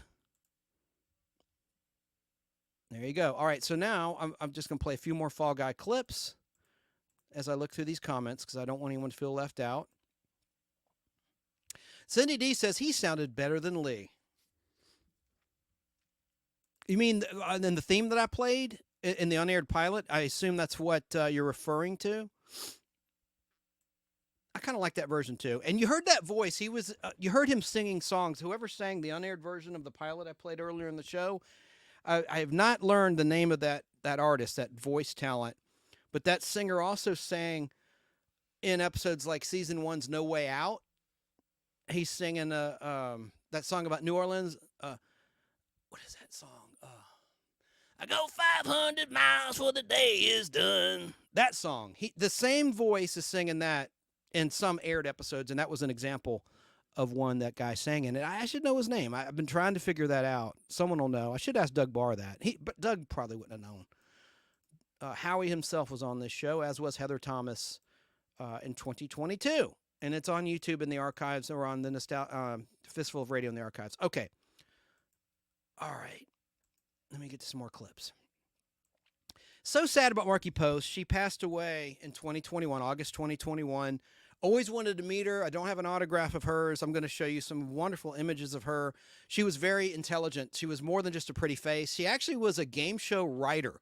She wrote questions for Family Feud, believe it or not, before she acted on shows like Buck Rogers in the 25th Century and a 2-part episode, Plot to Kill a City, in season 1 of that program. She was in The Incredible Hulk, season 2 of that program. The Confession, I believe is the name of that episode. Pretty sure I'm right on that. And, of course, Night Court after Fall Guy. She left Fall Guy because they weren't writing enough scripts. They just totally wasted her talent, and she was unhappy. Just like Joanne Flug in season 1, she left Fall Guy after season 1 for the same reason. The writers were just not writing enough scenes for her character to keep her busy as an actress. So she left the show, and Markie Post replaced her. Terry Shannon was the character name originally of Markie Post's character. They changed it to Terry Michaels. And there's one episode, How Do I Kill Thee? Let Me Count the Ways, from season 2, where Colt says Terry Shannon. In syndication, they dubbed over it, but you can see him say Terry Shannon. And after the show was canceled, they repackaged the show for reruns, and they dubbed in Lee Major saying, her name's Terry Michaels. But you see him say, Terry Shannon. Anyway, little factoid. And in my book, my TV Bible, it mentions Terry Shannon / Terry Michaels. Right here, this book. This edition, this is the 1988 edition of the Complete Directory to Primetime Network TV Shows 1946 to present, which was 1988 at this point in time when this book was published. I use it all the time. I'll just open up the page, Fall Guy, and show you. I like to prove what I'm saying. Always have proof whenever you can. Fall Guy, it says Terry Michaels, Terry Shannon. I always want to be accurate and correct, and if I make a mistake, I will own up to it. Always. Right there. Hopefully you can see that. Let me try to zoom. I should have taken a picture of this. Look at the Markie Post credit. Right there. You see Lee Majors, Doug Barr, Heather Thomas, Joanne Flug, and then Marky Post, and it says Terry Shannon / Michaels, 1982, 1985. I rest my case. So, got a bunch more Fall Guy clips, and then I'm going to show you some pictures from the new movie. No clips, and I'm not going to play the trailer because it's, even though Fox owned the show and now Disney does, for some reason, Universal, owned by Comcast, Universal, a Comcast company, really Xfinity, they can't, they're like so schizophrenic. They don't know if they're Comcast or Xfinity or whatever. By the way, they pissed off a lot of people in the Atlanta, Georgia area. They're no longer carrying Bally Sports. So we can't watch Braves games on Xfinity presently as we're live, and I know a lot of people have canceled Xfinity for that reason. You can still stream it, but that's a shame. Anyway, what was my point? Oh, so it is unusual that since Disney owns Fall Guy, that Disney didn't do the movie. They probably wouldn't have greenlit it anyway. Maybe that's the reason, and they just leased it out. Like Sony leases Spider-Man to Disney. I guess Disney leased out Fall Guy, or the rights to it, to Universal and Comcast. So it's strange. Oh, one cool thing in the movie, because $6 Million Man was a Universal show. This isn't a big spoiler. At one point, you hear the bionic sound effects in a fight scene. I thought that was kind of cute and funny. That was cool they did that for the nostalgia factor. Now I'm going to play a clip of Marky Post and Fall Guy. There were 3 episodes of Marky Post in a bikini. I'm going to show you 2 of them right now. The third one I didn't pull. I want you to discover it on your own on Heroes and Icons. They were all in season 3, by the way. The first time we saw Marky Post is a funny scene, minute 45-second clip, was in an episode titled Baker's Dozen, where they go to a dude ranch, which also has a nudist colony segment of the camp, and that's where Colt's going to get a bell jumper. This is the first time we see Marky Post in a bikini. She joined the show in season 2. This is season 3, towards the beginning of season 3, and Colt cannot believe what he sees. Because up to now, he's just known her as a harsh businesswoman. Basic level. Your country needs you more than ever. Guess I just realized it. Good. Tell Jody and Howie to get rid of Lustig. Howie, Jody, hi. Terry, what are you doing here? I came just as soon as I saw your photographs. Well, why didn't you call? I was afraid your room phone might be tapped. Where's Cole? He's over there.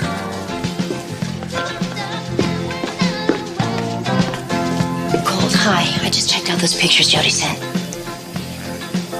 Colt, you listening to me? Oh, I see it, but I don't believe it. You actually are a woman. Thank you.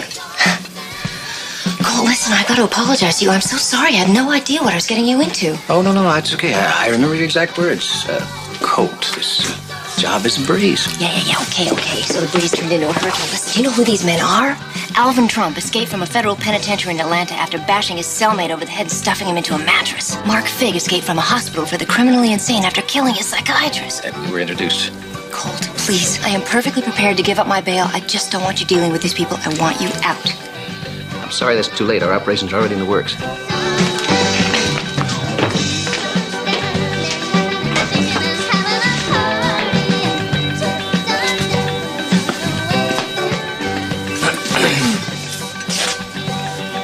You have a hell of a reputation, Morgan. I'm taking you in with us. What's the deal? $10,000 round trip, 1 week. Dress rehearsal tomorrow morning. We'll leave tomorrow night. Now, are you in? I'm in. Good. Welcome aboard. I'll buy you a drink.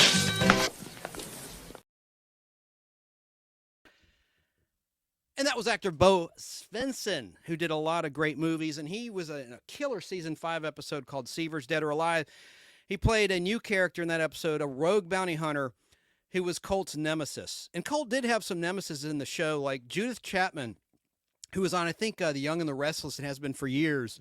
But she did a lot of Glenn Larson shows.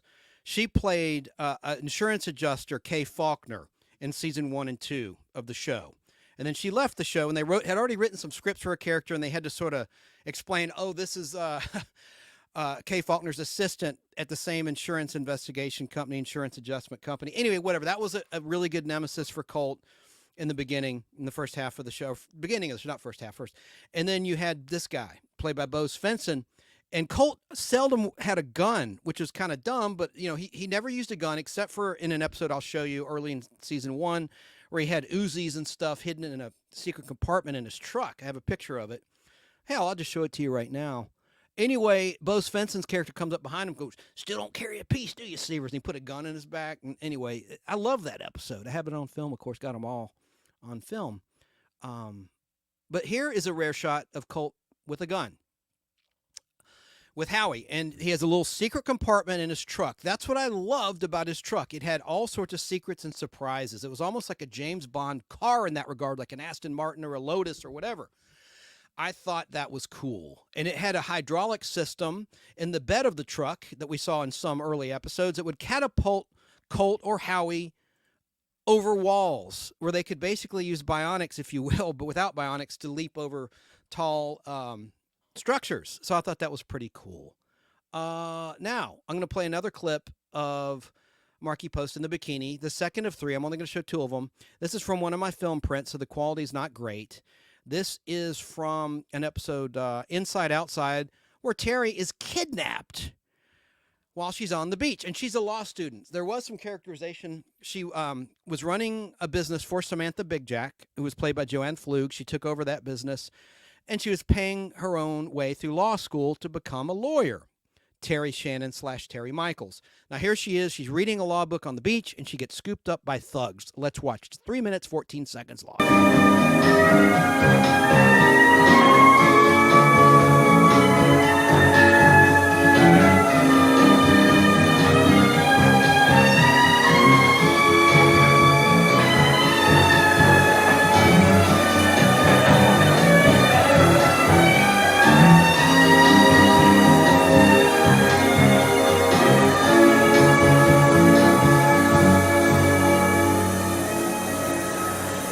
You're blocking my son.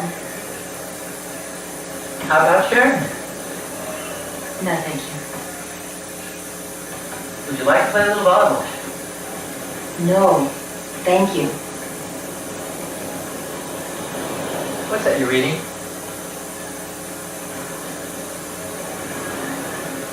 That's a law book. How about discussing the Dreyfus case over a glass of beer? Can't. Winslow versus the City of Detroit, 1942. What's that? It's the case of a grown-up woman buying an alcoholic beverage for a juvenile. I'm gonna be a doctor. A doctor? I've been studying. Anatomy? Sorry, you won't score here. You'll be better at the volleyball game.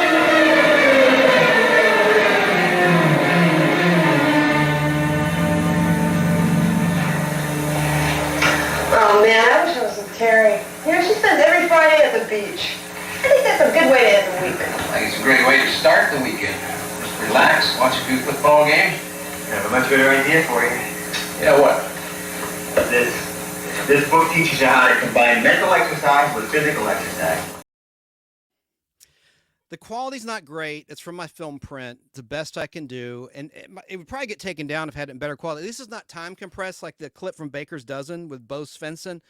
Slightly sped up. The actors' voices sounded distorted a little bit.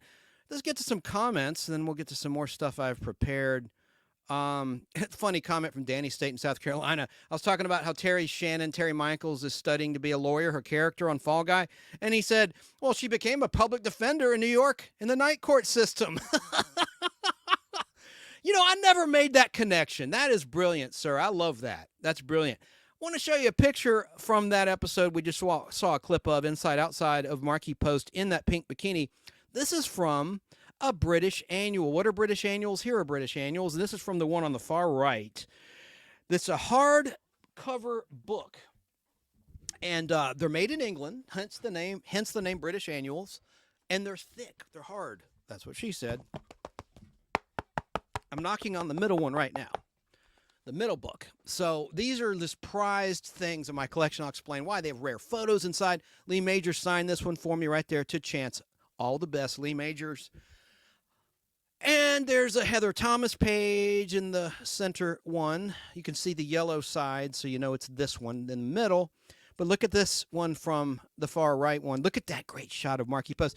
There's another. I've never seen it, just like one I showed of the two Mayas, Maya and her photo double, in an episode, The Tabor, Space 1999. Talked about that last week when we talked about Space 1999. This is another rare picture I've never seen anywhere else. I love Marquee Post, and let me see if I can find the one. Well, I use that on a videotape cover that I designed with this girl, Deb, who lives in Florida now. And we used that image. We scanned it and put it on the back of a VHS tape. Let me just show you. But look at that. That's a great shot. There's some you can find from that episode where she's on a bicycle in black and white. And I didn't want to put that up because it's almost too hot to handle, and it's just kind of creepy. But anyway, I think this is a classy shot, but still sexy, where you can see her delightful assets and titillating aspects of her figure there. All right, so look here.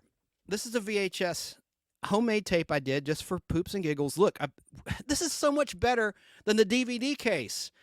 And because you got Doug Barr on the front. He was always omitted from the season 1 and 2 DVDs. That's all they released. But look, there's the back. We scanned that image and put it on the back. See, this is when fans get involved with a project, it's always better. As a consultant or whatever, we're going to get to that when we talk about the movie, the 2024 Fall Guy movie. By the way, here's some other things in my collection. Fall Guy scripts. Some are autographed. But we'll get to that in a minute. I'm getting all over the place. I need to reel myself in and take a breath. So back to Fall Guy clips, and we'll get to the review. Let's see what else I had for you. Well, I want to get back to Heather Thomas because I want to really set this up. The sex appeal factor of the Fall Guy. It wasn't Shakespeare. It was a cheesy 80s action show, but there were times where they had good characterization, touching moments like with Howie and his dad in the season 4 episode. There were times where it was pretty good quality writing and good acting, really. And my favorite episodes are the ones where they were all hanging out. Terry Michaels, Colt Seavers, Jody Banks, and Howie Munson. You know, they're going out drinking. They were not on a case, not working. Colt's not looking for a bail jumper for Terry. They're just hanging out. And there was one called Spaced Out from season 2 where a UFO lands in a town. And you see the alien and everything. It's a very entertaining episode. And Jan Smithers is in it. It was the season after WKRP in Cincinnati went off the air, and she plays a reporter in that episode. It's from the 1982 to 1983 TV season, Spaced Out. I just love that one. And some bad guys. And by the way, Fall Guy had really good villainous actors. They had great casting when it came to the bad guys. Ron Perlman played a bad guy a couple times before he was the Beast in Beauty and the Beast. Just Terry Kaiser, who was Lee Majors' best man at his wedding to his current wife, Faith Noel Majors, was in several episodes, including the pilot as a director. But a lot of times he would play a henchman, and he was great. He was in that promo in Heroes and Icons who said, kill him. And he was best known as the dead guy in Weekend at Bernie's. That's who Terry Kaiser is. And Terry Kaiser, we'll talk about it later, also acted with Lee in right before Fall Guy, a movie called Steel. and a stuntman died when the airbag burst. A.J. Bakunis, the movie's dedicated to him. You can't find this anywhere. I have it on 16mm film. This is a beat-up VHS tape of it I've converted to DVD. And it's on YouTube, or used to be. Sarah, if you're out there, see if this is I don't think it's copyrighted. We should definitely do on your channel like a Mystery Science Theater 3000 type screening of this film. But I really love this film. Art Carney's in it. George Kennedy's in it. It was shot in Kentucky. Hey, this is as we're live, the Kentucky Derby's this weekend, right? Lexington, Kentucky, college town, UK, is where this was filmed back in late 78. It was released in 79. It's not a big movie, but it has big action in it. And there's a lot of actors who later guest starred in Fall Guy. We'll talk about it another time. But I want to do a watch party thing with Sarah. Now, later we're going to see a clip of Heather Thomas on Late Night with David Letterman from 1987, promoting a movie called Cyclone. I'll play that trailer, but we're still talking Fall Guy. We'll do that, I guess, after I give you my review, which is just a paragraph or two that I've written, not a long thing. I need to get to comments too, but let's I need to take a break, rest my vocal cords. Here's a 1 minute 56-second clip of Heather Thomas in the Battle of the Network Stars. And then I'm going to play a clip of Heather Thomas with William Shatner on T.J. Hooker from 1983. And ironically, she was playing a hooker in that episode. Let's watch a little bit of Battle of the Network Stars. With me, my co-host, lovely Donna Mills, and fighting Bob Conrad. Well, I hope he doesn't dunk her. I don't know about you guys. Why is that? Take a look, Howard. His mother once appeared with Bob Conrad. That's right. That's right. I was just thinking about his mother. I'm doing y'all a favor, you know. As a matter of fact, Andrew, you're right. Oh, honey, no way! You know, the few things I could do, I could make you feel so good, miss it! Hey, wait a minute. That didn't hit the target. There'll be no points for that. That'll be disallowed. I think there's been some skullduggery going on here. What? Look at her. What are you thinking about, Robert?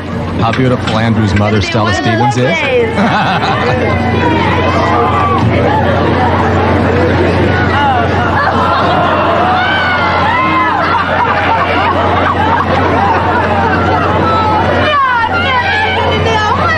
All right, throw number 2. A miss. Finally, a hit and a dunk. So CBS now has a total of 12 points. Thank you, Miss Thomas.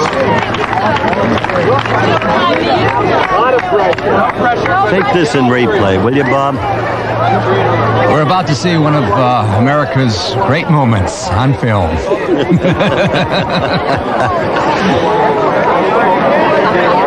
Well, so much for Heather Thomas, and there's a lot.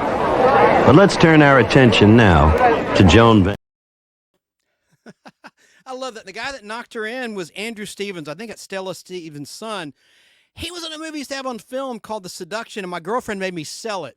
It was a movie with Morgan Fairchild, and he played a stalker obsessed with her. She was like a photojournalist, a reporter on the news.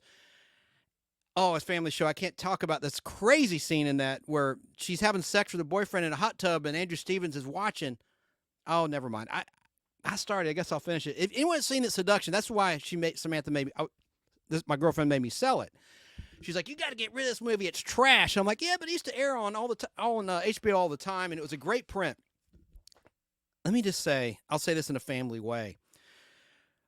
When Morgan Fairchild's character is climaxing, it's like a beautiful moment, tender music, and they're in the hot tub, and then you see his face, and Stevens had put a knife in the guy's back. I mean, so then the music twists, like, it's just bizarre. You know, it's like it goes from all lovely to like terrifying, and it's bizarre. Anyway, and Morgan Fairchild had some real bullets, if you know what I'm saying. All right, I'm sorry, I sound really creepy. I'm trying to be more family friendly. We're going to get to Star Wars stuff. Sorry, I apologize in advance. I'm on the apology tour before I even end the show. All right, here is, as promised, Heather Thomas on T.J. Hooker.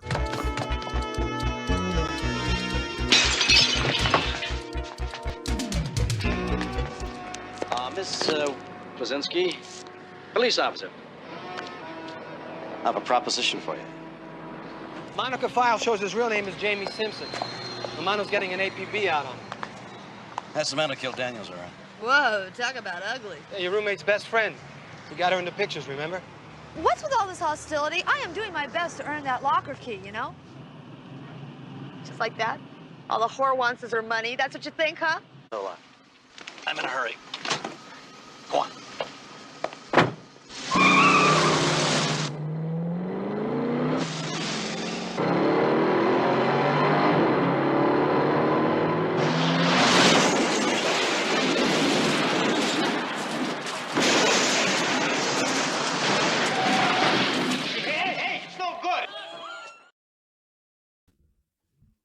There you have it. So, yeah, in chat, I see some comments, very nice comments coming in. Cindy D says, the two Heathers. And she said about Andrew Stevens, he was a cutie. Yeah. Good actor. He was a good actor.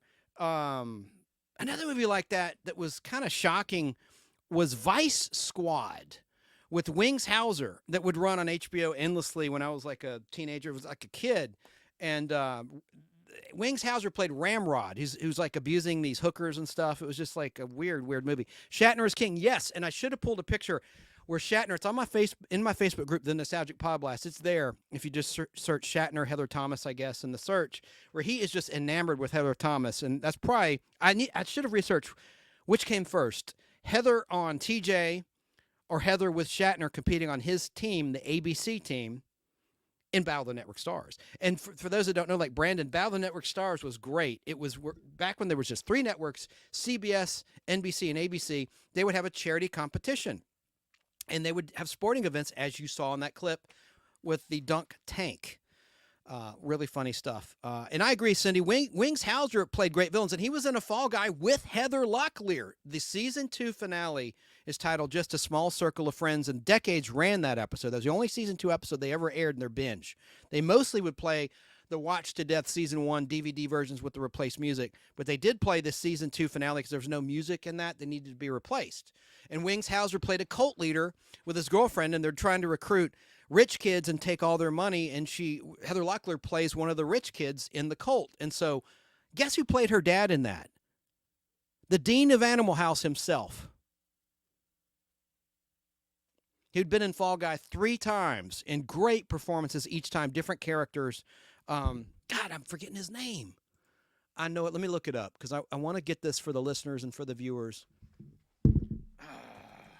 He's deceased now. Animal House cast. Of course, you got to dig deeper. The Dean. Oh, John Vernon. John Vernon, who'd played the Dean in Animal House. He played Heather Locklear's dad. And Heather Locklear appeared in Fall Guy twice. Ironically, she was in the season 1 finale and the season 2 finale. No reason. It just happened to work out that way. And I don't know if anyone would care. Maybe towards the end of the show, I've done research over the years. I know the production order list of Fall Guy because in the end credits, you'll see a number. That's the production code. And I wrote it all down. And the aired order is much different than the production order of Fall Guy. If anyone's interested, I'll just read it at the end. I think it would be kind of boring for the average nostalgia lover out there. You have to be a real Fall Guy head to want to know that information. Danny Staten says, Vice Squad theme song by Wings Hauser is one of my favorite songs. It's called Neon Slime. Right on. And Danny also says Shatner is king. Indeed. Indeed he is. It's a living legend at 93 years of age. And thank you, my flock. She's downloading Steel. I think it should be copyright okay. I mean, the quality is more than watchable, but it's not great. It's not digitally remastered. It's from that VHS tape. My film print is here somewhere on one of my shelves. And I put a little bit of that on Instagram from that movie on my Instagram from my film print. Same way my Fall Guy clips were, just with a phone, so it's like not a perfect conversion. All right, let's get back to Fall Guy. Let's get back to Fall Guy. Well, I'm going to show you some images now. I think I've played all of the clips. Let me just quickly make sure of that. But we'll get to Heather Thomas talking about Cyclone and some other stuff. And then we're going to pivot to Star Wars for Star Wars Day. May the 4th be with you all. We've gone 2 hours, 25 minutes, and 30 seconds. Perfect. And by the way, Sunday, I'm going to do a live unboxing of a comic book long box, 250 to 300 comic books. I'm going to show each and every cover with my guest, Jeff Logan, who's a comic book expert. Last week, we started this weekly series, Sundays at 3 p.m. Eastern, noon Pacific, with Danny Cochran, friend of the show. By the way, I'm the first person that said friend of the show. Now, everybody's saying it on radio, talk radio and stuff. At least I'm not aware of anyone saying it. I said that on the Podblast. If you do the research, go back to 2000 or so. This show began in the year 2019. June 15th, 2019 will mark the 5-year anniversary of this show. Right around the corner, I just realized. Have to do something special. And I said in those early episodes, friend of the show. He's a friend of the show, referring to Danny and Ryan. And I'd never heard that. Now, it could be a coincidence. Now, everyone's saying friend of the show, friend of the show. I came up with that. But it's not protected, so nothing I can do about it. Not that I would want to. Oh, here's another clip from a WATL airing of a season 4 episode of The Fall Guy, where Heather Thomas's character, I played the promo at the beginning of tonight's show, where she's on the wing of a plane, fully clothed, and then she disrobes into a pink bikini like her iconic poster and parachutes down. Pay attention to the scenes of the crowd. It's stock footage, and at some point, these guys are wearing coats. The crowd is wearing coats and winter attire, and then they're in summer attire. So there was kind of a screw-up when they tried to match the footage before AI, where they could just duplicate different heads on the appropriate bodies. But here's a 57-second clip from this episode called Tailspin, Season 4 of Fall Guy. And this is from my YouTube channel, Chance Acting Demo, from a recording I made from WATL 36 in 1995 from a Super VHS. So it's in stereo and everything. The episode wasn't, but the recording was. Anyway, I'm a blabbermouth. Blabbermouth! Let's watch.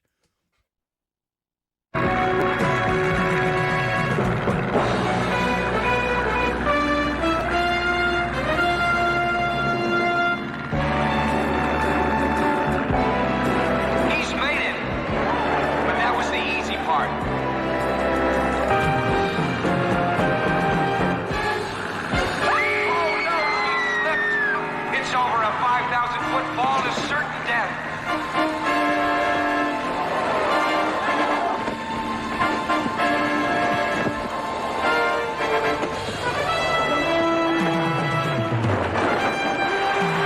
Fooled you, didn't we? Let's have a big round of applause for Colt and Jody. Wasn't that spectacular?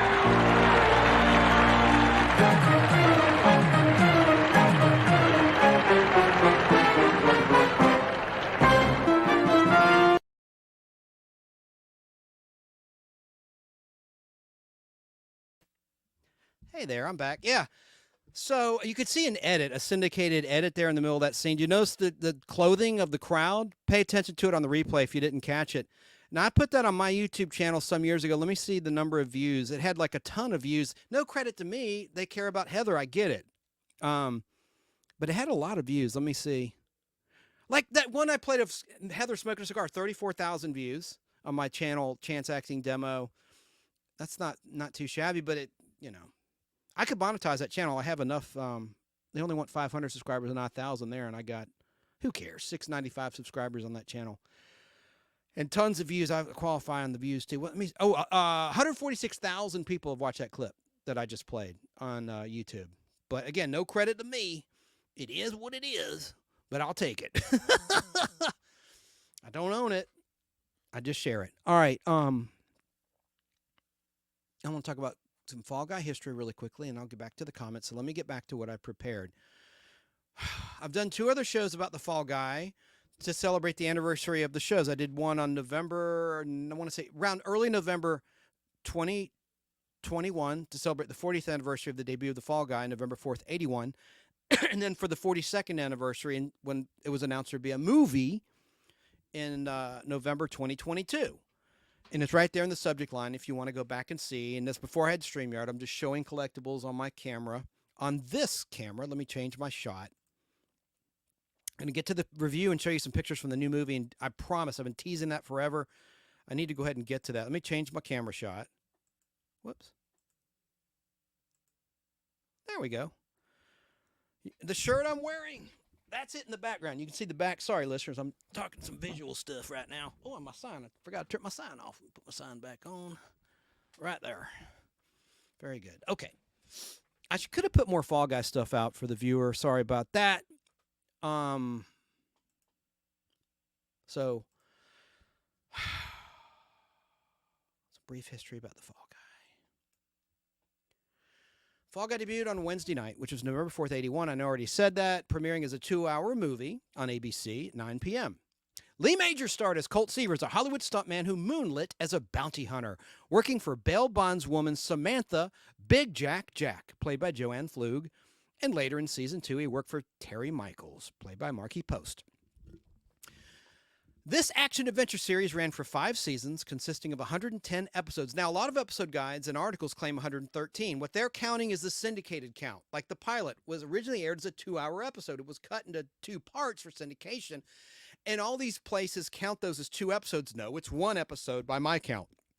Same thing with Colt's Outlaws. It was a 2-hour episode in season 2 that was cut into 2 parts for reruns. And then they count that as 2. You catch my drift. So really there are 110 if you go by the weekly episodes. Now there was 1 2-part episode in season 1 called License to Kill, parts 1 and 2. And that had... any fans of the $6 Million Man will appreciate this. Monty Markham as the guest star who had played the $7 Million Man in season 2 and season 3 of the $6 Million Man.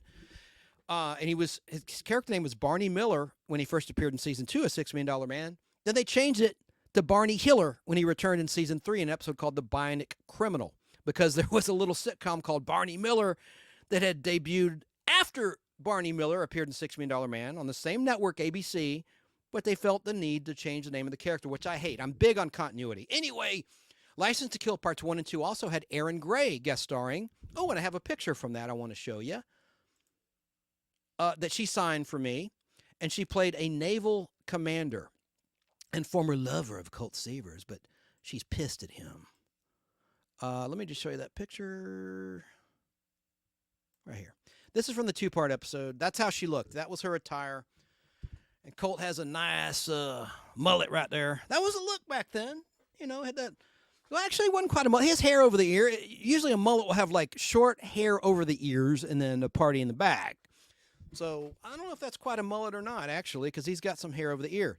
Also in part 1 of that episode was Lou Ferrigno as the Incredible Hulk.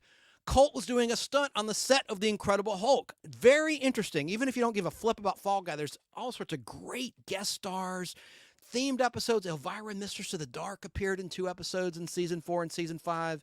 There was a great Western tribute, 2 of them starring Roy Rogers, as well as other actors, Jock Mahoney.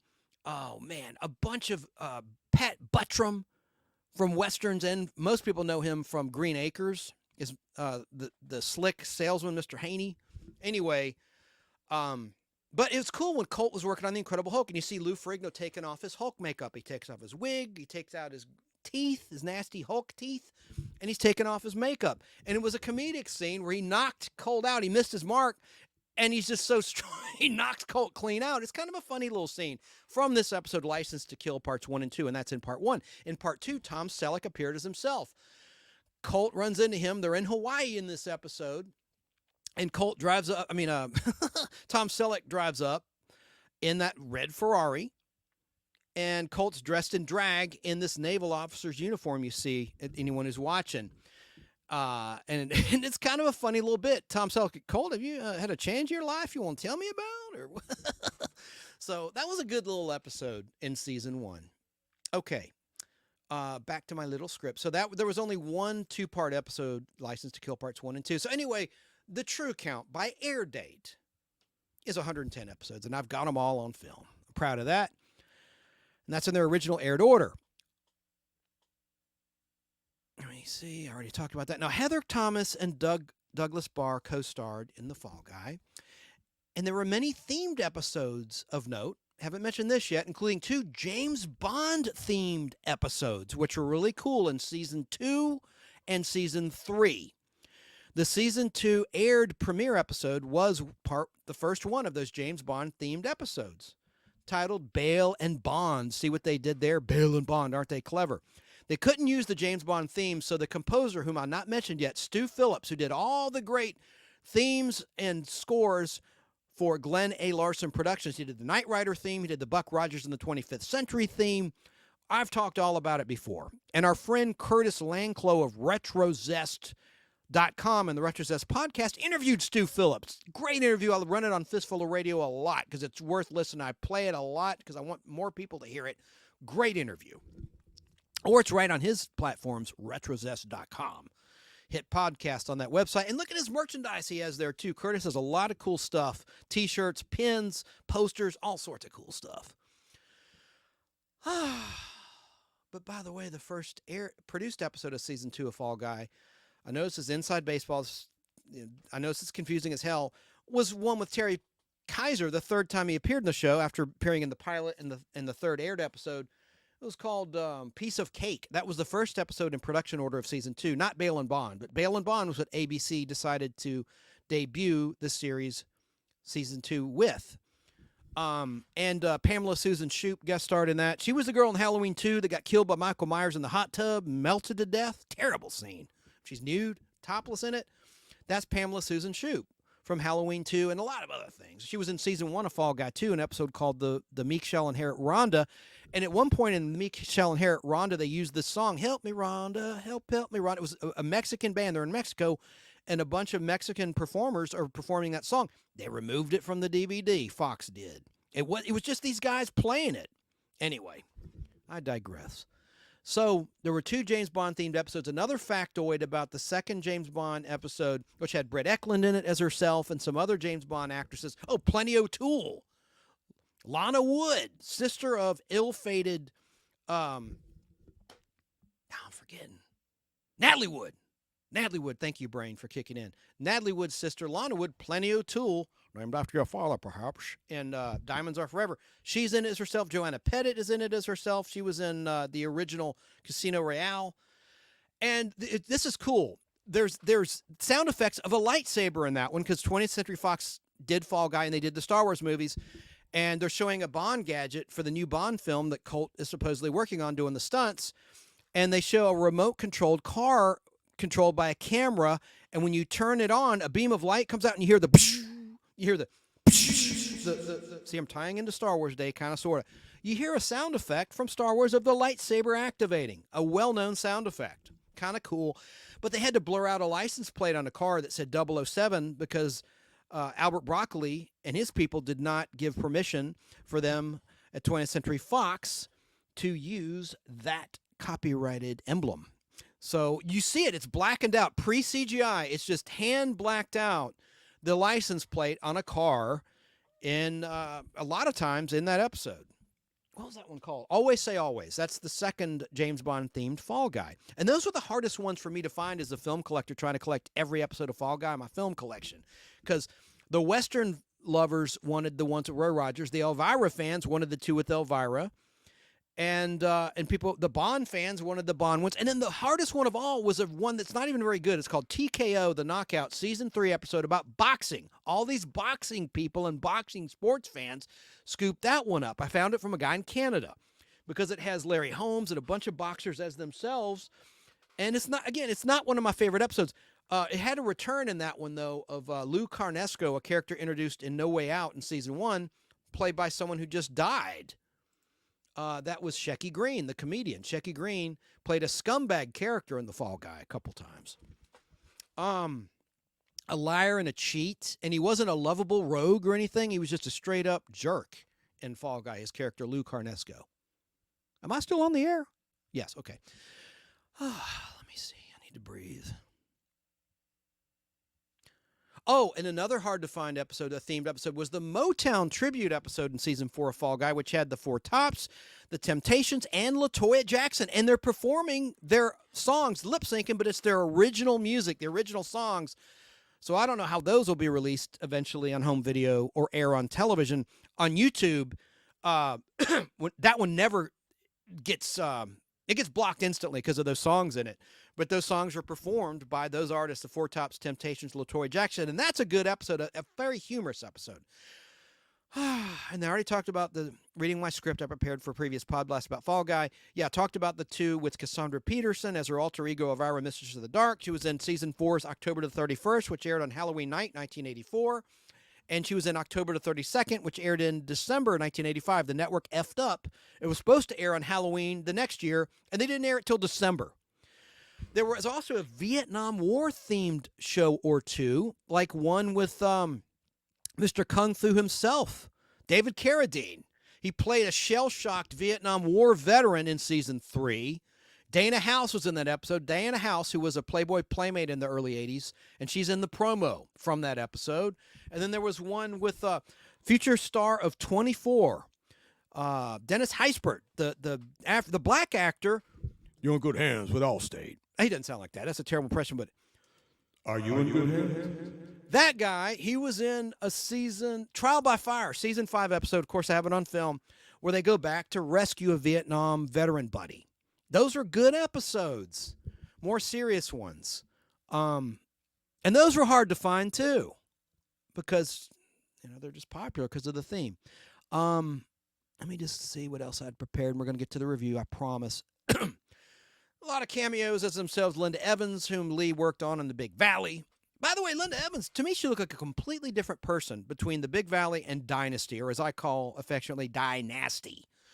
I don't know if it's because of a nip and a tuck, but I don't think it was just natural aging, but it could have been. She looked to me like a completely different person. But look at Big Valley. Look up a picture of Linda Evans, Big Valley, Linda Evans, Dynasty. It doesn't look like the same person to me. Am I crazy? I probably am crazy. Am I wrong? That's the question. Am I right? Am I wrong? I think I'm right. That's just my opinion. And the very notable high-profile guest star was Richard Burton as himself, and he's more than just a cameo in this episode. It was an episode called, God, I got it right here. I'm having a brain toot. Reluctant Traveling Companion. Funny episode where Colt's on a train, sending a female bail jumper played by Mary Margaret Humes, who had been in The Fall Guy in season 2, 3, and 4. I love her episode in season 4, Split Image, with Terry Kaiser, where he plays a hitman who discovers a doppelganger who's a shoe salesman, and she plays the gangster's woman, and she falls for the shoe salesman. It's just a really good episode, a lot of heart, that one. But damn, I lost my place again in my script here. I was talking about Richard Burton. So it was one of the last things he did before he died. It was produced in 1982, filmed in 82, and they actually showed some stock footage from Silver Streak, which was a Fox movie, and Fall Guy was a Fox show before Disney bought it. So they had the rights to that footage. And a side note, one of the most notable stock footage cases was Steven Spielberg going after the Incredible Hulk, who had used footage from his TV epic Duel, the movie about a renegade trucker who's terrorizing a guy in a little red car. Well, Universal, of course, owned the movie, the TV movie Duel, and it owned the Incredible Hulk, so they used stock footage of the truck going over the edge, spoiler alert, at the end of that Duel TV movie directed by Steven Spielberg, and he was livid. And he entered in his contract from that point forward, no production can use stock footage of any of my films. He protected his ass. He protected himself. So let's see here. I'm so clever the way I wrote this. Before he pretended to be a stiff in Weekend at Bernie's, Terry Kaiser guest acted in every season of The Fall Guy, starting with the very first episode. I already said that. He appeared twice in season 1 in different roles, as did Doug McClure. He was in every season of The Fall Guy, Doug McClure, but just once each season. He played himself in one episode, the Western one with Roy Rogers, King of the Cowboys. No. King of the Cowboys is a season 3 one with, what was season 2? Happy Trails. Doug McClure is the only one of the 5 appearances in each season where Doug played himself. And Doug, of course, was an actor in The Virginian. Joaquin Phoenix, the Joker himself, one of the Jokers, was seen in a 4th season episode in a little speaking role, an episode titled Terror You, as in University. Terror You. And the final episode of Fall Guy aired on ABC on Friday, May 2nd, 1986, the same day I saw the movie, May 2nd, 2024, all those years later, ironically enough. I've said all this, though. To date, only season 1 was released on DVD of The Fall Guy in the USA and Canada back in 2006 by 20th Century Fox, which they effed up. They cut out Paul Williams from the pilot. They changed the background music. They were cheap. They did it on the cheap. They didn't want to pay music royalties. The second season was released in Europe in Region 2 on DVD by 20th Century Fox in 2007. Now, both of those versions have been streamed on Amazon Prime, either for extra money or for a brief period of time for free for a few months recently. But now they're charging again, which is dumb. That's electra dumb. Why would you charge when there's so many people that could discover the show that might buy a movie ticket?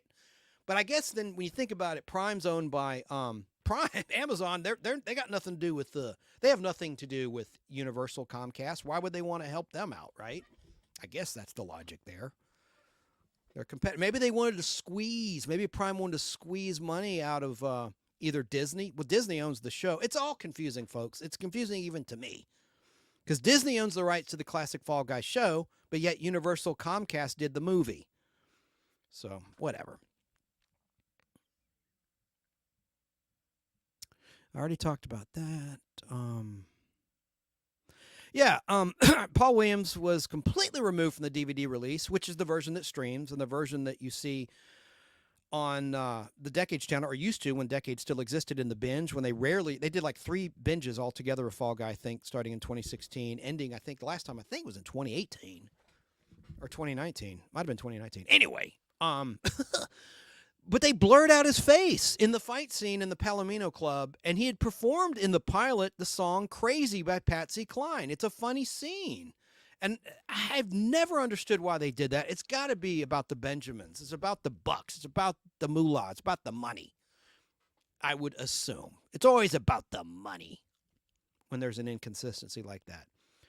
I just couldn't believe they digitally blurred him out in that fight scene. I have it on film. I got it in my unaired pilot, and I have the syndicated pilot. I should sell one of. I don't want to, though. I don't. But I bet that would go for good money. I've got the unobscured pilot, the aired version. Anyway, sorry. Digressing. Let me get to the comments. I'm sure there's a point. I can't even see them right now. I'm looking at my script. Excuse me. I prepared. I had Del Taco for lunch. It's coming back to haunt me right now. The last time that the entire Fall Guy series was syndicated for reruns in the USA, as the entire series, not just a few hand-picked episodes for a binge, was in 1997. I know I'm repeating myself for those who've been here all the time, like Sarah, our dear in Southern California. But in case you tune in late, FX channel, basic cable TV show network, basic cable network aired Fall Guy.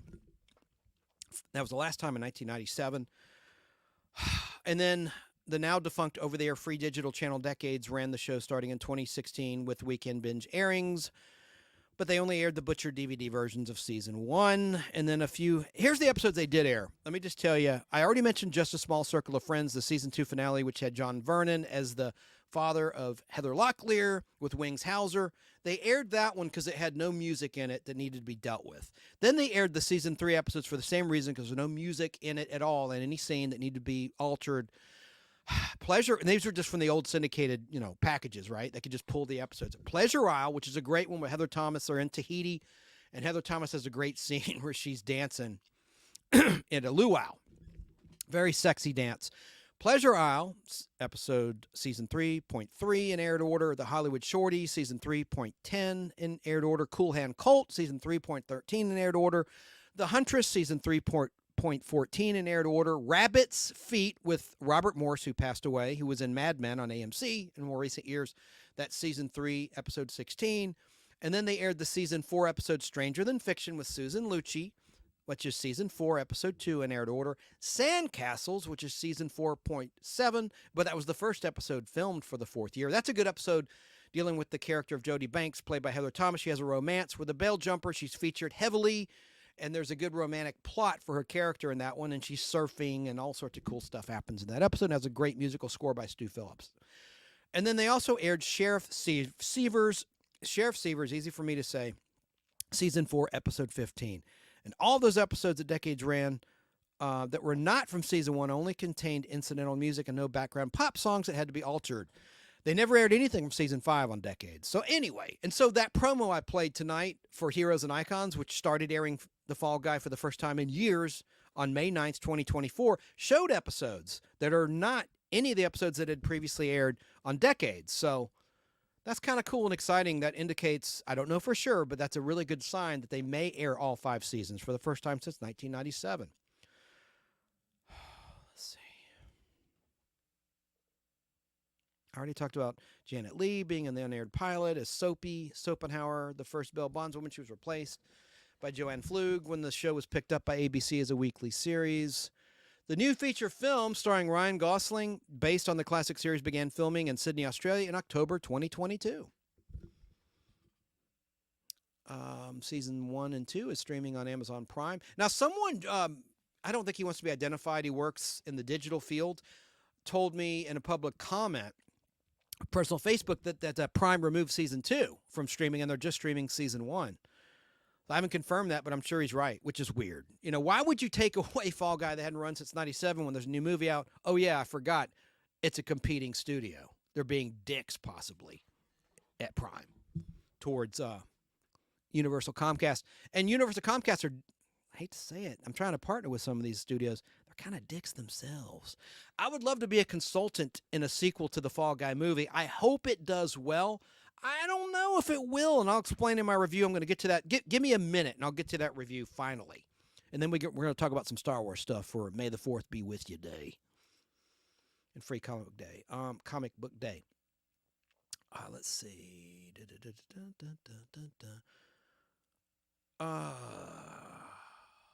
I'm going to skip this. I had prepared some information about Glenn Larson, who was the creator of The Fall Guy and a lot of other great classic shows. He passed away. I did over a 6-hour Podblast on Glenn A. Larson, so I'll just refer you to that. It's pretty good. I mean, in terms of the clips that I found, some of those have probably been scrubbed from the internet by then for various reasons.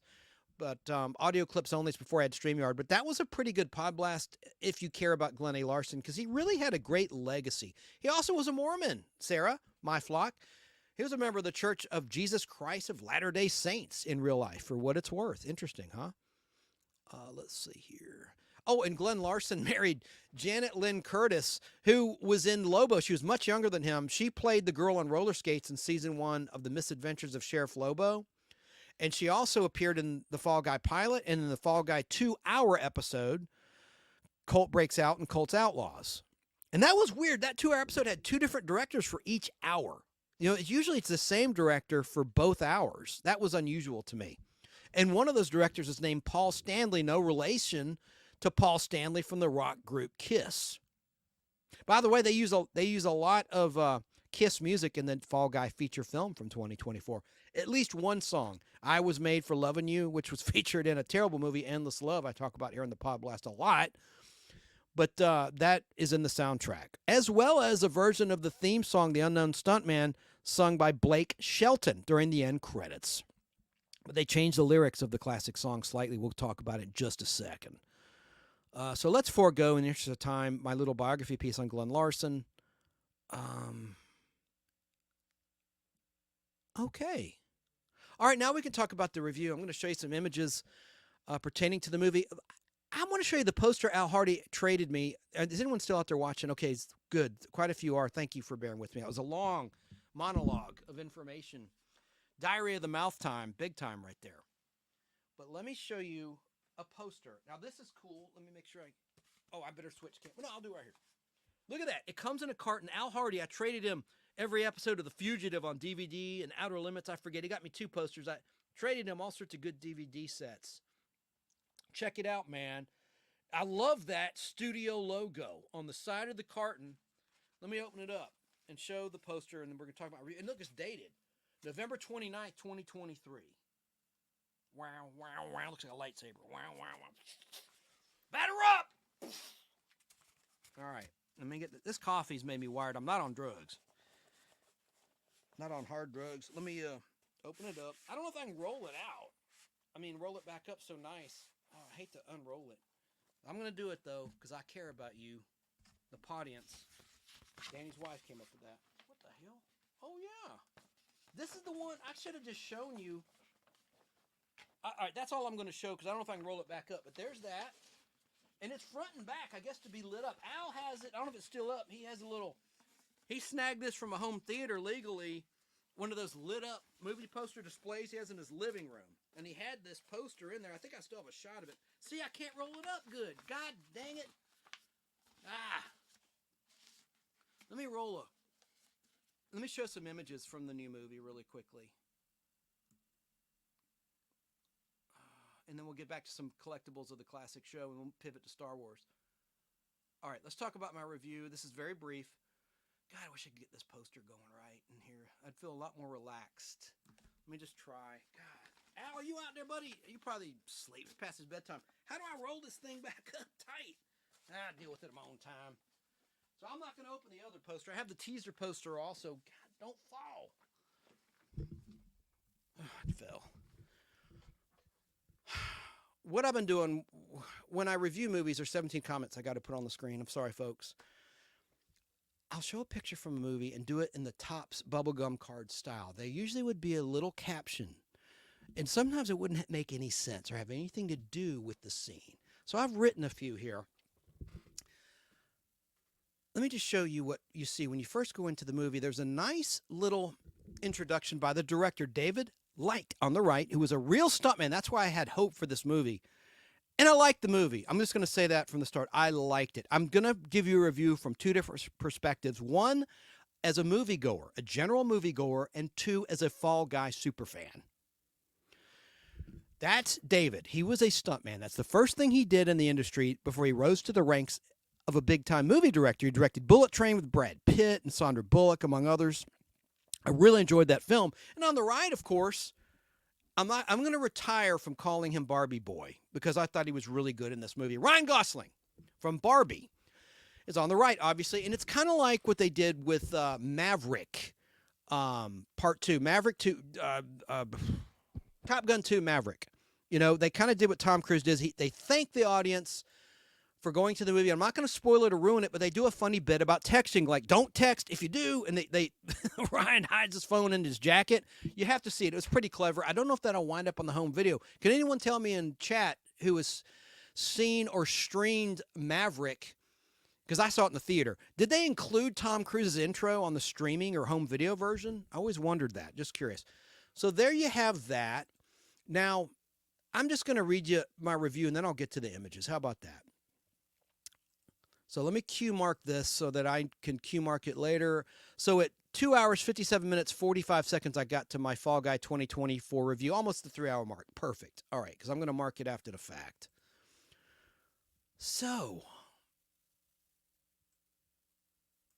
the Fall Guy 80s action adventure series we've covered pretty extensively tonight in previous Podblast stuck to a basic formula, which is why it was successful back then. I call this the simple man's pie chart of 3 basic elements. 1, sexy women. 2, explosions, fights, and car chases, which all fall under the action category. And 3, comedy. So sexy women, explosions, fights, and car chases, and comedy. All of this appeals to man's basic needs of 1, pizza. 2, women. I cleaned up the word I had written. Women, or men if you're gay. And 3, action/sport/entertainment. And 4, beer/booze. Those are the 4 basic man's needs. Pizza, women or guys, sex, let's just say, action, sports, entertainment, and beer and booze. Now, as an action movie, I really enjoyed Ryan Gosling as the Fall Guy, Colt Seavers. There were some changes. This isn't a spoiler, I don't think, because the director's been talking about this publicly before the movie even officially premiered to the masses. Colt is not a bounty hunter in this movie. He's just a stuntman. And David Leitch explained it's because this is Colt's origin story. So he's a stuntman. He goes, maybe, he implied, actually, I think he outright said in the sequel, knock on wood, there will be a sequel. They'll explore the bounty hunting side of the character of Colt Seavers. Now, because of that formula I just explained that made the Fall Guy successful, which is sexy women, explosions, fights, car chases, and comedy, this is the problem for the Fall Guy fan, I think. And I hope I'm wrong. The problem is fans of the classic series will likely feel that the movie delivered on the stunts and the action, checking that box off very nicely, but it fell flat with the sexy women and the comedy aspect. There were some attempts at comedy and some funny comedy with the bionic sound effect they used, because Universal has the rights to that sound effect from the $6 Million Man TV show, Colonel Steve Austin, We Can Rebuild Him. There was one moment where you hear that bionic sound effect that was funny, nostalgic. It wasn't laugh out loud funny, but it was amusing. Other than that, there wasn't a lot of laugh out loud comedy in the movie. I liked it. I'm not going to poop on this movie. I know how hard it is to work on movies. I've been working on movies lately. I can't explain any further than that at a background level and other. I can't explain further, but it's very hard. So I really respect what David did as a director. It was a great love story to the stuntman. They did that beautifully. However, I don't think they were necessarily true to the series. I don't know if they even researched much of the original series. I don't know. Maybe that'll come up in a sequel, but let me just continue with my little review, because I did like it. That's the Fall Guy fan in me saying, you didn't have the sexy women. This is not a slight to the co-star. She's very beautiful, but doesn't have that Heather Thomas 80s buxom figure. Just doesn't. I'm just judging on the figure alone. I'm being very shallow with this statement. Fall Guy, 80s ABC show, had a lot of sex appeal on Marky Post and Heather Thomas. I don't know why I'm pointing at you. And there should have been other women in there that were sex appeal, other characters, and there weren't. And I'm like, why? Why not? Why not? There just wasn't. Now, as I said, David Leitch started his career in showbiz as a stunt performer. So that aspect was front and center in the Fall Guy movie, which was expertly presented from the very first frame to the last frame. And I like how the unsung action heroes of show business, the stuntmen, are saluted in this flick. That's the first time it's really been done, unless you go back to some movies of the 70s and 80s, like The Stuntman, for one. But you really didn't have a tribute like that, you know? I mean, I love Hollywood, but it's not a very loyal town. You know what I mean? Like, you talk about 15 seconds, you know, you're lucky if you have a year of loyalty, you know? It's what have you done for me lately? And, you know, there's a lot of people that work hard on movies and the crew that don't get any recognition. I mean, it's just the way it is, you know? That's life, right? That's life. But let me stick to my script, because I digress, and this is not good audio content right now. I'm just or visual content. Let me just take a breath, regroup here. So the stunts and the love song to stunt people was expertly presented, really was. And the action, of course, is top notch and more than spectacular. It's outstanding in the Fall Guy 2024 movie. Excellent stuff. You probably read about the record that was broken from, I think it was Skyfall, a James Bond movie of rollovers, was beaten in the production of The Fall Guy, which was shot in Australia, by the way. So that's awesome.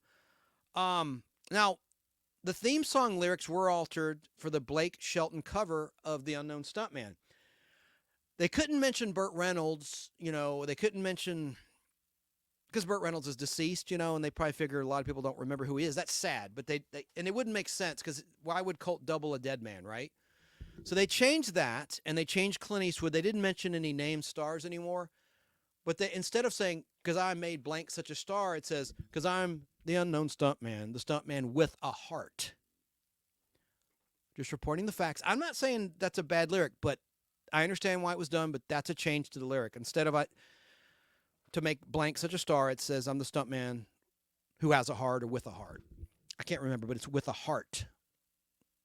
And the movie had a lot of heart in it, too. It really did. Here's another thing that a lot of the more redneck Fall Guy fans may have an issue with. Colt Seavers cries in this movie over a woman, which is fine. He's in a car reminiscing about a relationship. That's a good aspect, is Colt and Jody have a relationship in this, and that was never done in the show. They were platonic. They were friends. He was a mentor to Jody Banks. By the way, they changed Jody's last name in this movie to Moreno. Why? I don't know. I'm not shitting on this movie. Family Show pooping on this movie.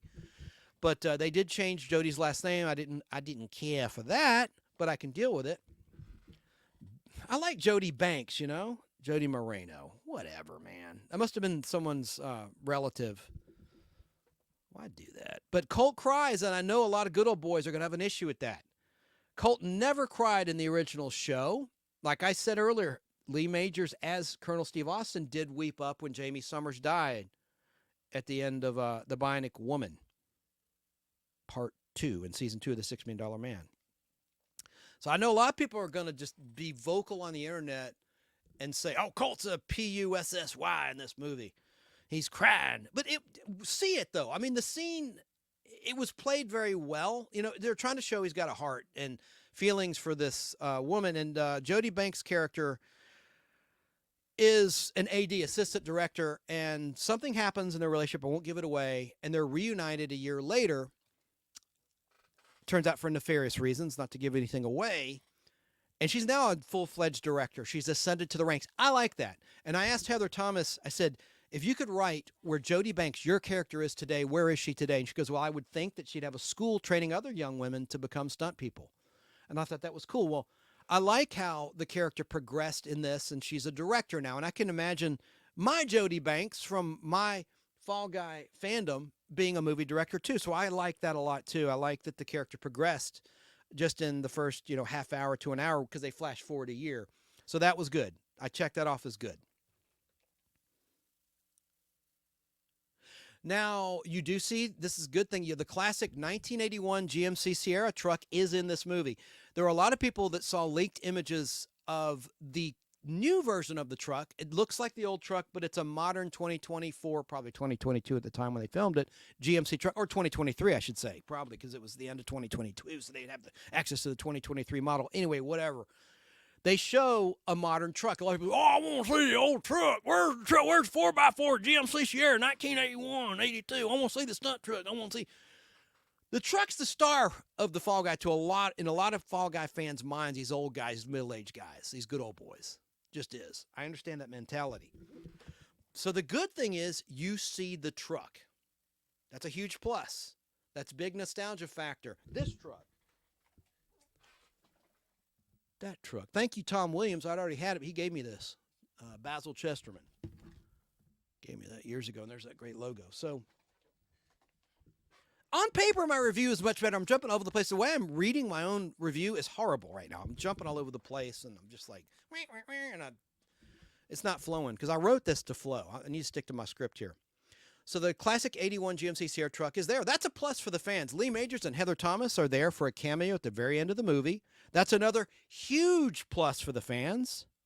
But I wanted to see Doug Barr in there too, as I said so when I interviewed him in 2022. I wanted Doug Barr. He deserved a free trip to Australia and a paycheck. Not that he's hurting. He sold a vineyard. I know he's financially secure. And he's not check to check by any means. Nor is Heather Thomas, nor is Lee Majors. But I want to see Doug there. Doug was part of the show. His character of Howie Munson was Colt's cousin. And he was a big part of the comedy. And, just give Doug Barr a cameo, maybe in the sequel. Look, maybe that's the plan for a sequel. I don't know the plan. And hopefully there will be a sequel. I'm knocking on wood on that. Now, I have concerns as to whether or not there will be a sequel. Here's why. I have concerns as to whether this movie will have enough mass appeal to make it a success in movie theaters. Here's why. One, The Fall Guy has not been seen on TV on a national scale as an entire series of all 5 seasons since 1997, so an entire generation's never heard of The Fall Guy. But it is seen and is popular still in Europe, and it's been shown in syndication in Europe. Maybe that's the goal and the game plan, because they know it has a worldwide appeal. It's big in Germany, just like David Hasselhoff is.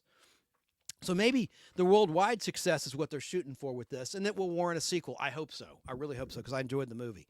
Maybe part 2 will be greenlit. Here are reasons why I think that some of the fans of the original show, unfortunately, will be disappointed. One, it's not sexy enough. It's just not. Look at what the show had in the likes of Joanne Flug, Marky Post, and, of course, Heather Thomas as regulars. Emily Blunt as Jodie, with a new last name, Jodie Moreno, was great to watch. And she's an excellent actress, Academy Award-nominated actress, but she's just not sexy. She's not. Judging on her figure. I'm sorry, she's just not. Look, I want to be a pal to this production and a consultant. That's a pipe dream for sure. Pie in the sky, right? I should be, because I know how to fill in the gaps. Oh, that's a terrible analogy. I know how to lighten the blind spots of what was missing in this. But they'll probably listen to this. Hopefully some consultant, a paid consultant, will just take my ideas and run with it. You know, damn, I want to get hired as a consultant bad. So I'm treading a fine line. I don't want to piss someone off. I'm trying to get some constructive, helpful criticism here. Here's reason, too, why I don't think it might not succeed, at least in America. It's not that funny. The original show was very humorous.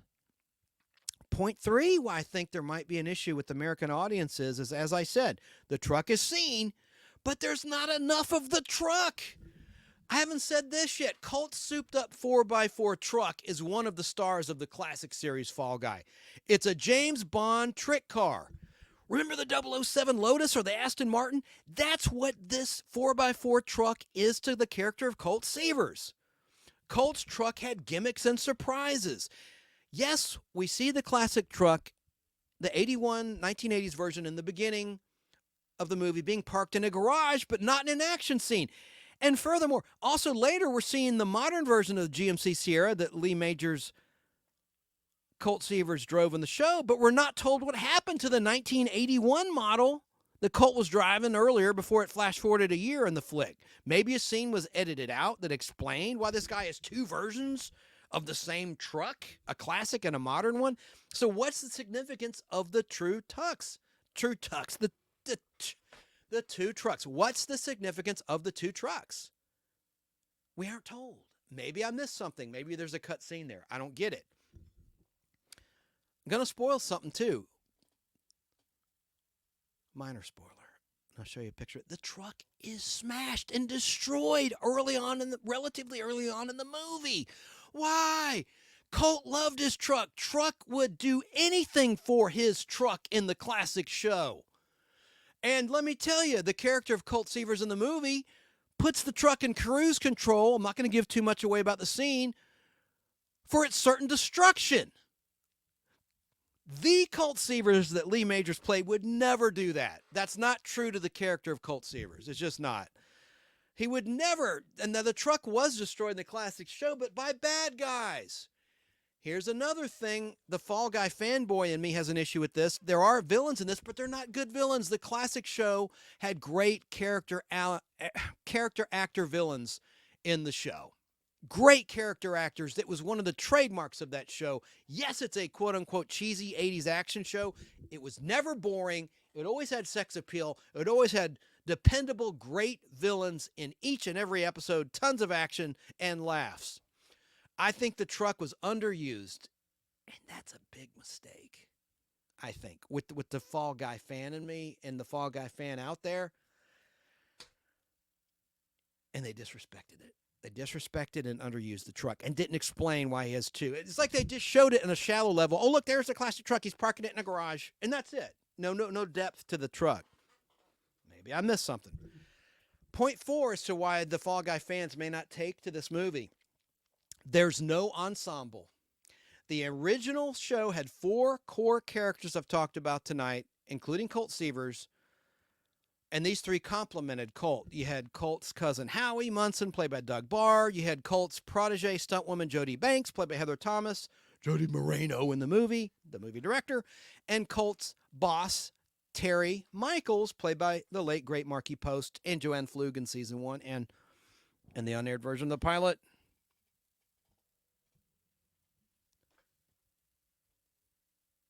I gotta take a breath. I'm going to pass out. I'm actually stalling because I forgot her name temporarily. Janet Leigh in the unaired pilot. Okay. If you've ever worked on a TV or a movie set in any capacity, you'll get this movie. At certain times, it really feels like the viewer is right there with the cast and crew making the 2024 Fall Guy movie. The thing is, it might be a little too inside baseball for the average moviegoer. I don't know. But I thought it was very well done. The good aspects of Fall Guy 2024 are the action and the stunt sequences.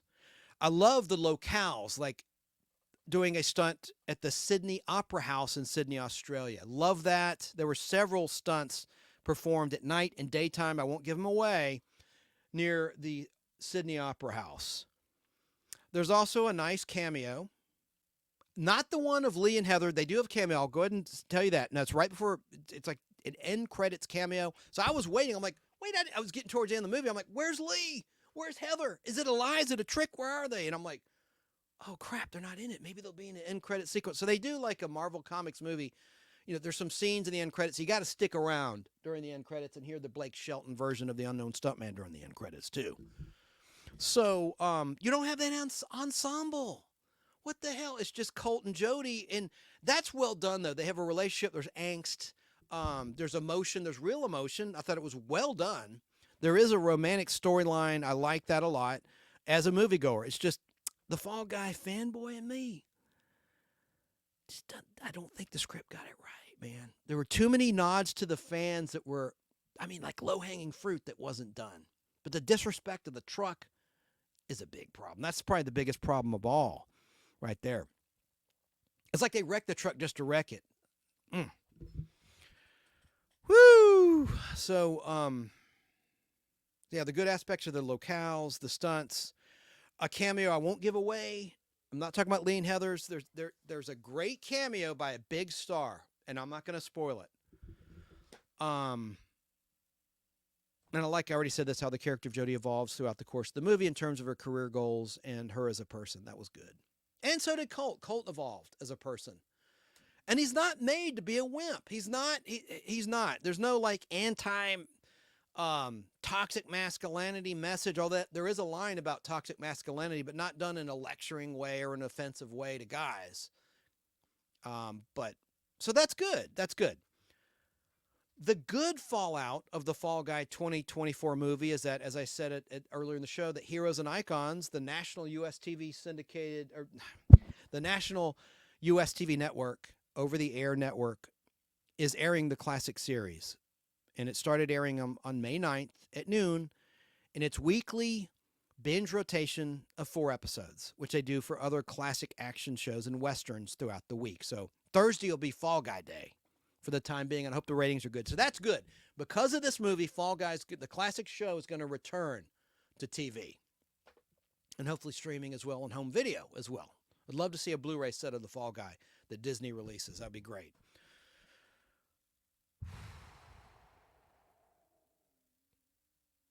And I'm going to show you some images, my little tops cards of the new movie right now. And then we're going to talk about Star Wars briefly. And then I got taglines. I have a taglines game. I'm going to give away some prizes tonight. I didn't mention that yet.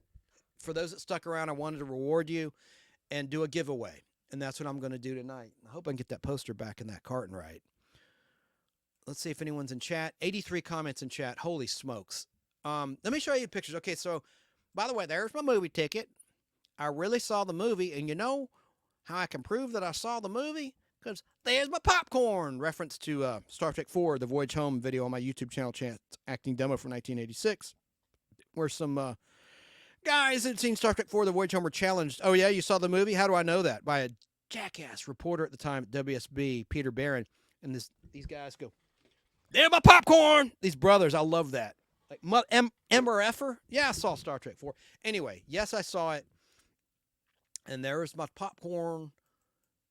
And I took a refill home, which is great. Put it in my tubs in my fridge, and you got popcorn the rest of the week. There's my movie ticket. So, great. I love this bit at the beginning of the movie. Got a phone call coming in. Oh, Jesus. The nostalgic Podblast. Who is this?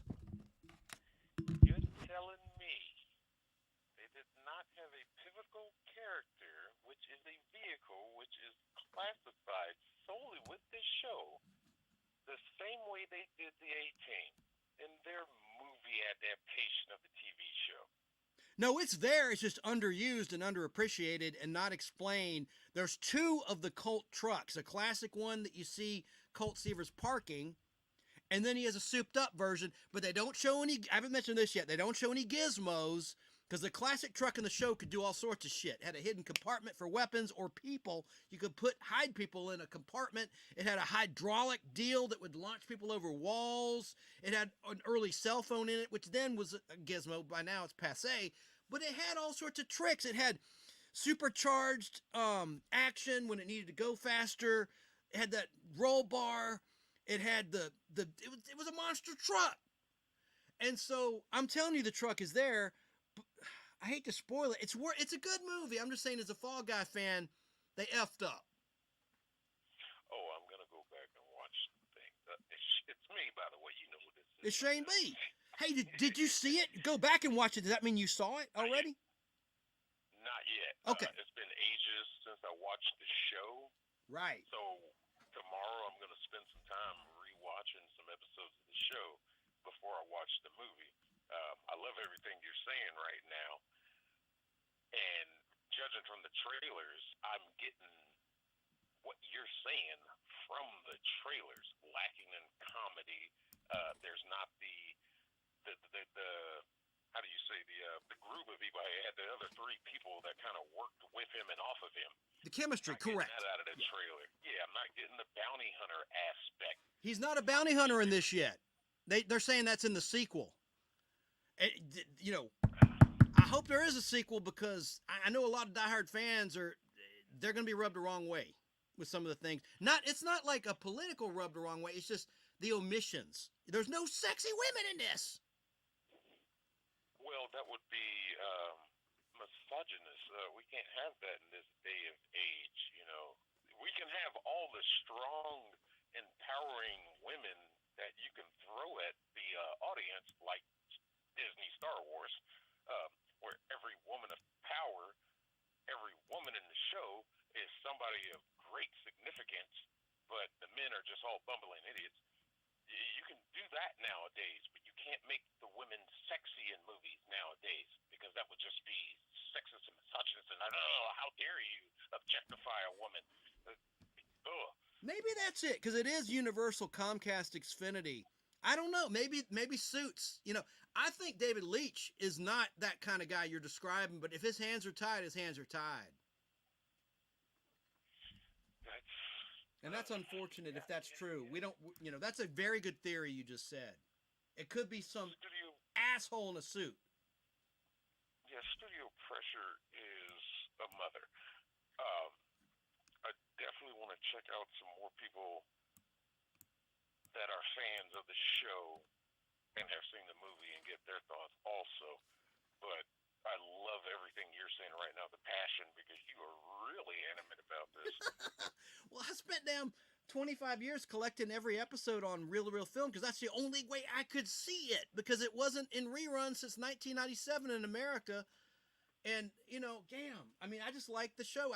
I didn't really start watching it until the 90s, drunk, coming home from Team Trivia on WATL 36 was running them until the end of 1995. I remember I taped them. I still have the videotapes. I converted some to DVD, but they're edited. You know, they cut them down by 2 minutes per episode for more commercials from the original air date. Anyway, I digress. But yeah, man. I mean, I am passionate about it. It's not Shakespeare, but it was Heather Thomas and Marky Post and action and funny lines. It's everything a dumb guy like me would want. Yeah, Heather Thomas definitely was a bombshell. That body, she had the best body of all the 80s. Better body than Heather Locklear by far. Curve for curve. Absolutely. And, I mean, like, just that, the whole vehicle thing, that's what made me call in, because there's a lot of fun shows where that vehicle is really a character in itself, like your Knight Riders and Simon and Simon. I mean, their truck. Kit. A character. Kit. Dukes of Hazzard. Yeah. Yes. These cars are characters. It's like, how do you take a vehicle that he used in his exploits and sideline it? And it just reminded me of the A-Team. They destroyed the van in like the first 10 minutes of the movie. It was like, what? Oh, yeah. Yeah. With Bradley Cooper, yeah. They went everywhere in that van. That was the van. It's crazy, man. But I like the movie, though. I don't want you not to see it. I'm reviewing it as a moviegoer and then also as a Fall Guy fan. As a Fall Guy fan, it failed. But as a movie, it succeeded. So I'm a little, like, schizophrenic about it. Yeah, that'd be like destroying the Millennium Falcon. Yes. In the first Disney Star Wars movie. It's like, what? I know, man. I don't get it. I don't get it. And because the character of Colt would never do that to his truck. If you watch the show, he's more passionate about his damn truck than he is his house or anything. Not my truck. Anyway. Now, clearly they didn't do any whoever wrote the script had never seen the show or didn't see beyond maybe seasons 1 and 2. I don't know, man. But it delivered on the action and the love letter to the stunt profession. It really did great there. The stunts, that kick-ass action. So I don't hate the movie by any means. Yeah. You there, Shane? Oh shit, I lost him. We'll clear the line. Maybe we'll call back. Let me get to some comments, and then I'm gonna show some Fall Guy stuff, and then we're gonna talk Star Wars. How long have I gone? Geez, I don't want to go more than 4 hours. Let me try to. I've gone almost 3.5 hours. Terry Kaiser played Mafia well. Yes, he did. He's a very underrated actor. Thank you, Shane B, for calling in. Good stuff. And see the movie, please. I need to invite you over sometime. We could watch some on film, some of the classic show. I think you'd really enjoy it over a few beers and a stogie. That'd be great. Let me see here. Just looking at some comments. Aaron Gray was beautiful. Loved her in Silver Spoon, said Cindy D. When I showed the picture of Aaron Gray and Fall Guy in season 1's two-parter License to Kill, parts 1 and 2. Sarah tells me to breathe, Chance. Danny Staten says, you got Elvira on Fall Guy clips there, bud? No, I should. Her production company, Queen Bee Productions, has given me grief and others grief about the use of that. When I had a double print, I sold one of them of her second one, October the 32nd, season 5, and they tried to have that taken down. It's a film print. It's not a bootleg or anything like that. That was a long time ago, maybe 10 years ago, 11 years ago. I eventually did sell it. I appealed to eBay, but I don't know if that was her, Cassandra Peterson herself. So I'd be a little nervous playing that. Now let me show you the TV Guide ad for that one, buddy. If you're still out there, it's right here. Here's the episode. That's her first one, October the 31st, which aired Halloween night, 1984. And you know what they did in that episode? The network put like a mesh over her cleavage. You can see her cleavage in the TV Guide ad, but there's like a mesh over it in October the 31st. Network executives wussed out before there was a problem. But yeah, there's that one. And look at this. This has the original Empire film. I put the tape on the front.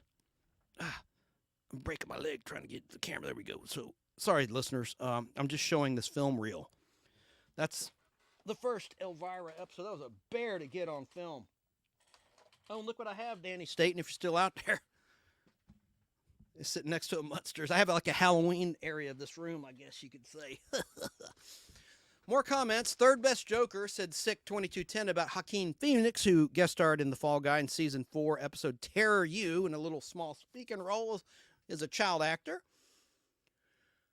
Oh, Danny Staten says Paul Williams should be removed from most things. LOL. I disagree. I liked him in the Muppet movie, man. He wrote some beautiful music, and I loved him in Smokey and the Bandit, man. Are you kidding, Lil Enos?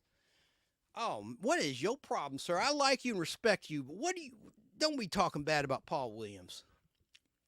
But Danny Staten also said, I met Claude Akins while he was filming Lobo. I got an autographed picture. I would love to see that. I got an autographed picture recently from, lives in Oregon State now. Perkins, the actor who played Perkins, Mills Watson, his assistant, who's his wife, sent me a picture. I tried to interview him on the Podblast. He doesn't do any interviews. Even when he was on network TV before he retired from acting, nothing from him. He just acts. She told me he has a strict no interview policy, but here's an autographed picture. Sent me a great picture. I've shown it on the Podblast. I'll show it when I get around to maybe talking about BJ and the Bear. Look, here's BJ and the Bear. Shane B's a trucker. He might appreciate this. British Annual, BJ and the Bear. Greg Evigan. He just played on MeTV. They're playing Barnaby Jones, and he was in a great season 7 finale episode playing a son of a bitch trying to marry this girl for gold rights. It's a really interesting, funny episode. And he had just started BJ and the Bear, so he's billed as a special guest star in Barnaby Jones. Look it up. I forget the title of the episode.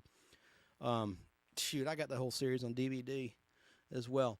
So that's pretty cool. You met Claude Akins. What was the thing he endorsed? I remember that. AA, MCO. That's a terrible rendition of that. But remember, you hear a horn honking? Double A, MCO. That was it. Double A, MCO. I can't. He had a great voice. I can't do great voices because I don't have a great voice. But there was a.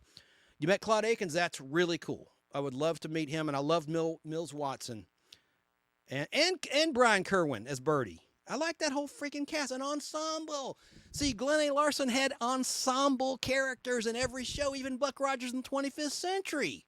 They never should have gotten rid of Dr. Hewer in season 2, but you had Twiggy, and you had Wilma, played by Aaron Gray, of course. I mean, dude, they were all ensembles, man. Even Quincy. I don't know. I didn't hate the movie. I'm in a rant mode, and I don't mean to be, because I did not hate the movie. I just, like I said, have a schizophrenic opinion of it between Fall Guy superfan and moviegoer, action moviegoer. Sick 2210 Production says Bullet Train novel is so much better than the movie. Sarah says Chance movie looks like okay, A-okay for Steel. Good. Let's do that on your channel. You will love that movie, Steel. I'm not going to make fun of it like too bad, but there are some funny moments. We can make some jokes. There's a lot of drinking in it, but they show boobs in it. Can you show boobs on YouTube? But it's in the truck. It's in a truck. Jennifer O'Neill's in that movie. I haven't mentioned that yet. We'll get to that another time. I'm all over the place. I need to get back on track and pivot to Star Wars. Oh, my gosh. Or I'll never get out of here. Not that I want to. Have fun. Oh, Brainbender's Banter. Hello, Chrissy. I'll see you tomorrow night on your channel, your Epic channel, on the panel. It'll be a lot of fun. Please subscribe to Brainbender's Banter. Not that she needs help, but, hey, she promotes me. I'm going to promote her for what it's worth. I'd love to help her out. And, of course, our good buddy Sarah, My Flock. Are you kidding? And TD and Snarky. How could I forget Snarky? Snarky, that's the core family right there, right? All right, so let's see here. Danny's talking to Sarah. She's home, says Brainbender's Banter. It was probably an hour ago. 10:50. Oh, that was half an hour, just about half an hour ago in real time. She's on the West Coast in Northern California. And let's see, Shane, I appreciate your call. If you're still listening and watching, I really appreciate that. I'd like for you to call back after you've seen the movie. Let's talk about it next week, Friday night.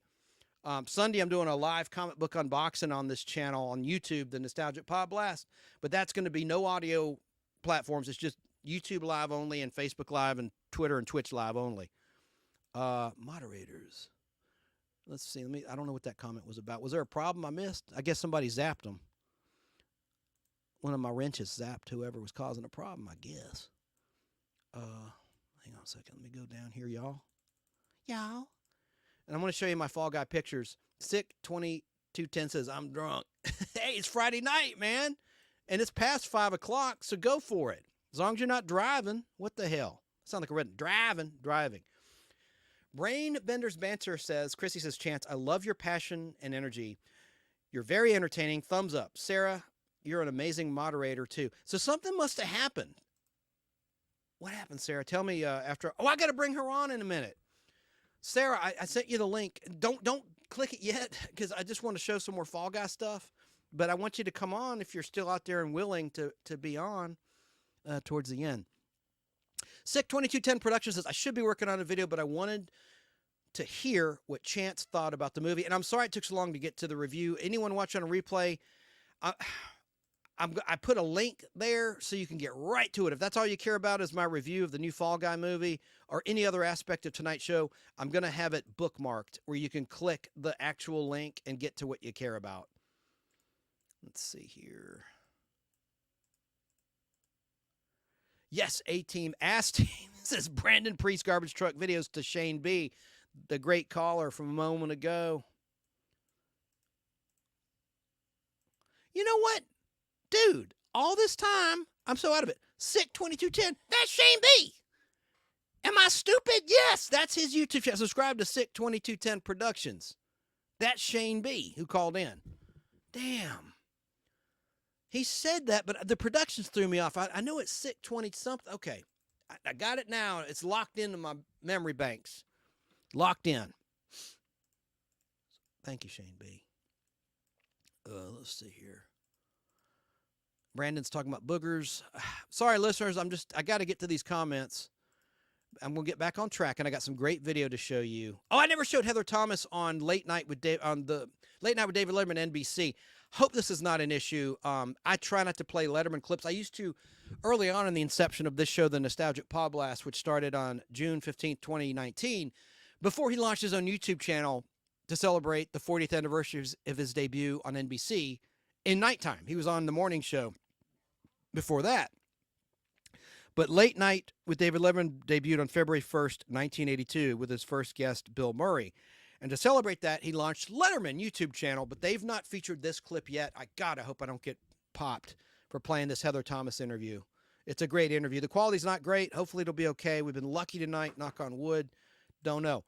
And I still haven't shown the rest of the pictures from the movie. I'm not good tonight. I cannot focus. Nice, Star Wars. Yeah, we're going to get to some Star Wars stuff. 3 hours and 36 minutes later. Okay, I'm about caught up on the comments. I'm just putting these on the screen, folks, because people are talking to each other. TD is pretty. I agree. TD is real, says Brandon. Chance has a raspy voice, says Brandon. Yeah, I've been talking too much. You talk too much, as Run DMC said. You never should. There's a Star Wars character named... No, there's not. COVID. Very funny, Brandon. Okay, I'm not putting some of these inappropriate comments. Wi-Fi went out. It was... Well, that's okay. You got your main point out, and I want to talk to you, Shane B., after you've seen the movie. Maybe Sunday after the unboxing. I'll cut Jeff loose because he works really hard, and Sunday's his day off, and I'm very grateful to his time as my co-host for the live unboxing. If you want to, we can... Well, no, I want to save it for the audio platform to be consistent. Check that. Save it for Friday. You might need time to get to the theater anyway, so let's give it a week. But I really want to hear your thoughts on the Fall Guy movie. So that explains. Did someone say boobies? That must be Snarky in the chat again. Let me see. I got the Mills Watson autograph picture too, personalized, says Danny Staten. Very cool. Now, are you saying, Danny Staten, you met Claude Akins? Did he sign anything for you? I think the memory of meeting is enough. Like Martin Landau, I had lunch with him one-on-one, talked about that on the show on the set of Anna Nicole when he was there for a fitting, and I was there filming a close-set scene as a photographer assistant when the character of, or the real Anna Nicole, played by Agnes Bruckner, is disrobing for the first time before the camera's doing a Playboy shoot. Careful with that Star Wars. I might call back in. Okay, well, yeah, no, it's clips I think, knock on wood, I'll be okay with. I hope. It's cutting room floor stuff, and then one of the trailers, my favorite trailer, the original, and then something else I don't want to spoil right now. Hey, Snarky. Okay, we're going to get back now to the movie. So I told you about the intro. There is, let me take the comment off so you can see it better. Listeners, bear with me. I'm going to get back to audio-friendly content right now. So I didn't take the comment off. There. There's an action scene with Colt's truck. Look at Colt's best friend. Oh, that's one of the... I tried to come up with Topps cards for anyone old like me. Remember Topps movie cards? Of course, they're still in the sports cards business, but they used to do movie and TV show cards, and they'd have captions. Some would fit the scene, some would just be wildly off base. So I titled this Colt's Best Friend, and he does have a dog. I haven't mentioned that yet. And I titled this one Truck Action. Sometimes they'd be very simplistic, so don't judge me on the writing. Here's the one I wrote. 4x4 action in the streets. That's his new version of the truck. As you can see, it's a crew cab. It's got roll bars. That's consistent, but it's not really a monster truck. I wish the wheels were obnoxiously huge. I guess that would affect the speed and the ability to do a stunt. Now, when they showed this shot of the inside of the truck, I thought, here we go. Here's the James Bond type action of the truck. It's going to do something cool. No, it was just showing he's putting the truck in cruise control, which to sacrifice the truck. Look at this. Here's one. I wrote this cap. This, not to laugh at my own joke, but I think this is a good Topps card caption. Life imitates death. And death in all caps. I don't know. I think that's a pretty good caption. Life imitates death. Okay, whatever. I wrote that. And then here's my caption. Not the truck. There's where it gets smashed. I took other pictures too. I don't want to spoil the scene, but dude, he set it in cruise control to smash into a back of a car. Colt would never do that. That's not Colt consistent. Here's my Topps card caption for this image. Watch my Godzilla impression. I'm not going to say if that's a stunt scene or an actual scene, a fight scene. I'm not going to give that away, but watch my Godzilla impression. Now here, let me explain this real quick. This is interesting. In the scene, tense phone call scene, she's watching dailies. Now, Jody Banks in the show, is a movie director. She's watching the dailies and she gets a phone call that interrupts everything. And look how the dailies are projected on her. I'm telling you, these people are watching me. Look at that shot. Look at that shot. I did this myself in 2018 watching a Fall Guy. Right there, I'm watching episode King of the Cowboys, the second Western episode, and I put it on social media. Look, I'm not being delusional. I was running clips of Fall Guy, which got taken down. I would show whole episodes of Fall Guy from 16mm film live on Facebook during the pandemic. And nothing happened to me, but unfortunately, this Fall Guy group got completely shut down by Disney because of all the episode clips. So there I am on September 1st, 2018, and I put this image out there. I'm wearing my glasses. I don't need glasses anymore, really. My eyes have corrected themselves. But I'm watching King of the Cowboys. And I'm just saying, I mean, I don't know, man. I mean, I watch this, I'm like, what the F? Because I've never seen that in a movie, but I did the same thing watching a Fall Guy. I'm not crazy. Somebody was inspired by me. Well, pay me a check. MRFer? I'm kidding. You can even see the shadow of my phone holding it up. I'm doing a selfie. Watching a Fall Guy on my home theater screen on 16mm film. And that's not Lee Majors on the right, by the way. That's a guest actor. But I was like, what's going on here? That's kind of cool. I'm flattered. But look how similar. I'm going to move on from this, but it took me forever. That's why I was late. I'm like, I got to find this picture. It's on an old phone. I'm like, wait, I put it on Facebook. And I finally found it, my personal Facebook page and the Podblast page. And I'm like, I mean, what a coincidence. It could be a coincidence, but I've never seen that in a movie. Have you? Where someone's distracted. What they're watching is projected, a projector on them. God dang, man. All right, continuing on. The 4th of July, Down Under style. That's the best I could do for that shot as a Topps card. And now I was running out of time uploading these, so let me just show you some images really quickly from the film.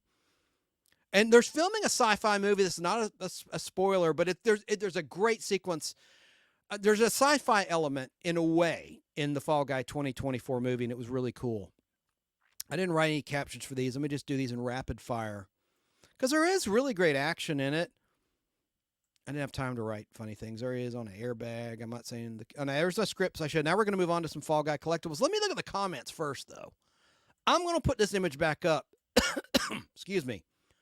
Of moi, your humble host from 2018, projecting a Fall Guy onto himself that somehow wound up in the movie. Let me see the comments. I mean, dude.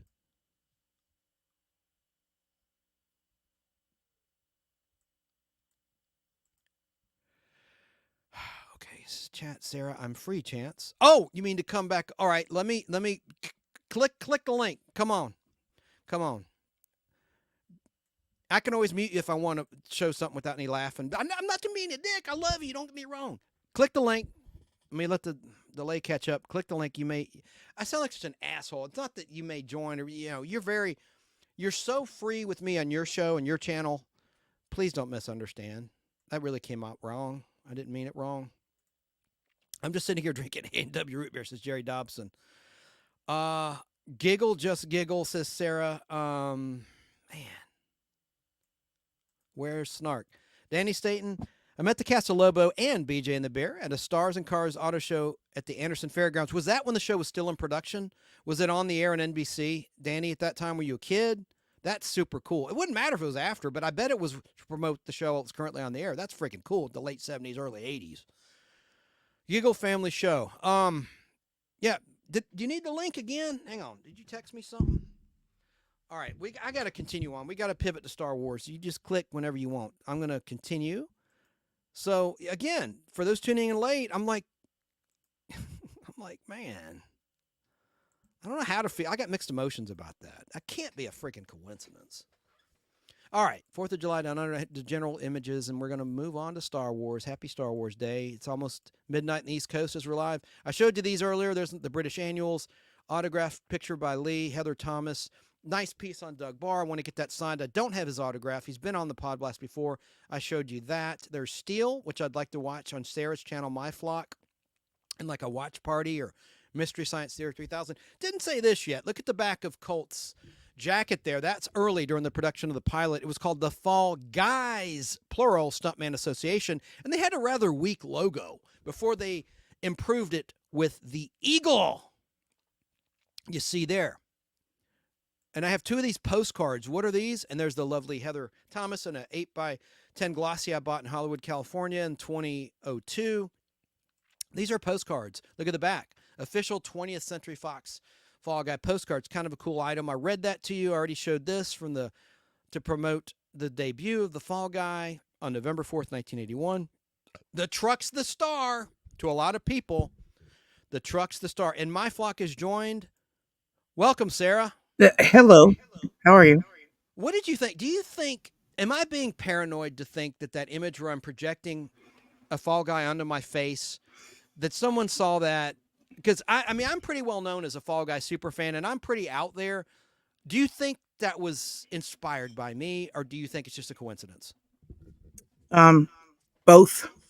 Yeah, it could be both. There's no way of knowing. And I'm echoing.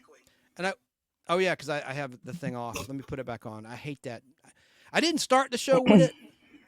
I didn't start the show with it on. I should have. Bet the audio was janky when I put my theme on. Anyway, let me look at some more comment. He was 15. It was 1980, says Danny Staten. About it. Echo should be gone by now. Oh yeah, you're fine. And I'm fine. You sound better too. Thanks. Oh, damn. Well, I hope the audio wasn't effed up the whole damn show. Jeez. It was 1980, says Danny Staten. I was 15. That's pretty cool. So that's when the show was at its height. Both shows, BJ and the Bear and its spinoff, The Misadventures of Sheriff Lobo. Hey, Shane B, may the 4th be with you. 14 minutes early. Thank you. Thank you so much, Shane. Got too burned out on Star Wars with the current stuff, but oh yeah, you know, I'm starting to get unburned out. I'm about ready for more. I didn't know that was possible. Nothing will beat the original trilogy. But there's the truck, Shane B. If you're watching, look at that, man. There's the truck doing a stunt. There's the crew that's behind the scenes. And then there's Heather Thomas, the sex appeal, which was lacking in the movie. Hate to say it. Nothing gets Emily Blunt. She's a great actress. She's a great love interest. She's great in the movie. I love her in the movie. But the body wasn't there. I didn't mention this yet. Season 3 premiere Fall Guy and Air to Order brought back Lindsay Wagner. First time they were reunited since a crossover called Kill Oscar, which was a Fembot, the first Fembot 3-part storyline airing Halloween 1976, concluding on the Bionic Woman in early November 76. And because the Bionic shows went to different networks, so they could no longer collaborate, but they could on ABC, and they did. And here's the TV Guide ad for that episode called Devil's Island. Of course, Abbott on Film got them all. And she's, of course, playing a different character, but it was a really good episode. I really enjoyed it. And Mark Goddard's in that episode, who played Major Don West on a little show called Lost in Space. So I haven't shown or talked about that yet. This is something near and dear to my heart. I've kept it off social media because I want to keep it rare. This is a crew shot. Signed crew shot, 1981. There's the cast and crew on a TV. Sorry, listeners, this is for viewers only at this moment, but it's just a shot showing the entire cast and crew, including Lee Majors, Heather Thomas, Glenn A. Larson, the show creators, and everybody, the grip, whoever, the crafty guy or gal. But it's in black and white, and I love this. I found it in Hollywood, and on your TV, you should be able to see it a little bit bigger than on a phone or even a laptop or MacBook. But and then there's the season 3 with Markie Post. She's in a white shirt below the Fall Guy emblem. I love that flag. I'd love to have that Fall Guy flag wherever it might be. It's in the background there. But anyway, that's listeners. I'm just showing the cast and crew of Fall Guy. See Doug Barr in a red long sleeve shirt with white stripes across his chest. And then Marky's 1, 2, 3, 4 over from Doug on the right in solid white. God rest her soul. I just love that. And then here's a nice picture from King of the Cowboys, the second episode Roy Rogers guest starred in, Western Tribute Special.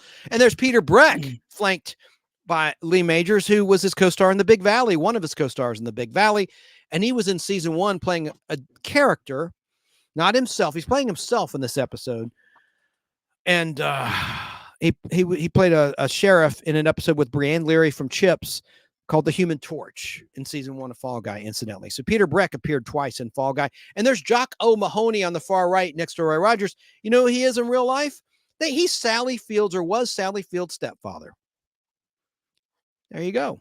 And he was in season 2, the 2-hour episode, Colt Breaks Out, Colt's Outlaws, playing an entirely different character, Wild Dan, a wild stuntman, big drinker. I like this shot from my collection I got in Hollywood of Marky Post and Doug Barr in their chairs. I just love that shot. They're both so attractive, you know? And there's a good group shot of the ensemble that was missing in the new movie, which what might be in the sequel. Listen, I'm a patient man. You know, all these things can be corrected in a sequel. And I just hope that the things that are omitted in this movie don't prohibit a sequel because of poor box office. You know, I don't know. They're promoting the hell out of it. They're doing the best they can. Speaking of that, haven't said this yet. Ryan Gosling on Jimmy Kimmel. I'm not a big Jimmy Kimmel watcher, but I watched his appearance. He came out and knocked all these stuntmen around. He did his own stunts, like knocking coffee mugs over these thugs' heads. They're playing thugs, these real stuntmen who worked on the movie. There's about 6 guys, and it was hilarious and very well done. I loved all the appearances that he made on these late night talk shows. He also was on Jimmy Fallon on NBC, and the band on Jimmy Fallon's Tonight Show did the Unknown Stuntman theme to a T. It's on Peacock if you want to look it up. I saved it on my DVR. I was very impressed by that interview and very impressed by Ryan being interviewed on Kimmel on ABC. The whole thing was great. His entrance was spectacular, a kick-ass entrance. Here's another shot of Doug and Heather with that Fall Guy mirror. Wish I had it with the great emblem. I already showed this image one of the few times Colt brandished a firearm in the show. And the second aired episode, The Meek Shall Inherit Rhonda. There's a publicity shot of Lee with the Fall Guys before it was Fall Guy Stuntman Association, when it was still plural. I like that hat. I already showed this. Haven't shown this yet. I like this shot from Look In magazine, a British magazine. I love how the magazines are larger in England. Like they're taller, the print publications. Even the girly books were taller. I don't know. I guess the way they print magazines back then. What was that one? That doesn't matter. Now there's Marky Post. That's not a flattering shot of Marky. That's from the episode, How Do I Kill Thee? Let Me Count the Ways. The only one that mentioned Terry Shannon and not Terry Michaels. That's in the epilogue where they're eating steaks.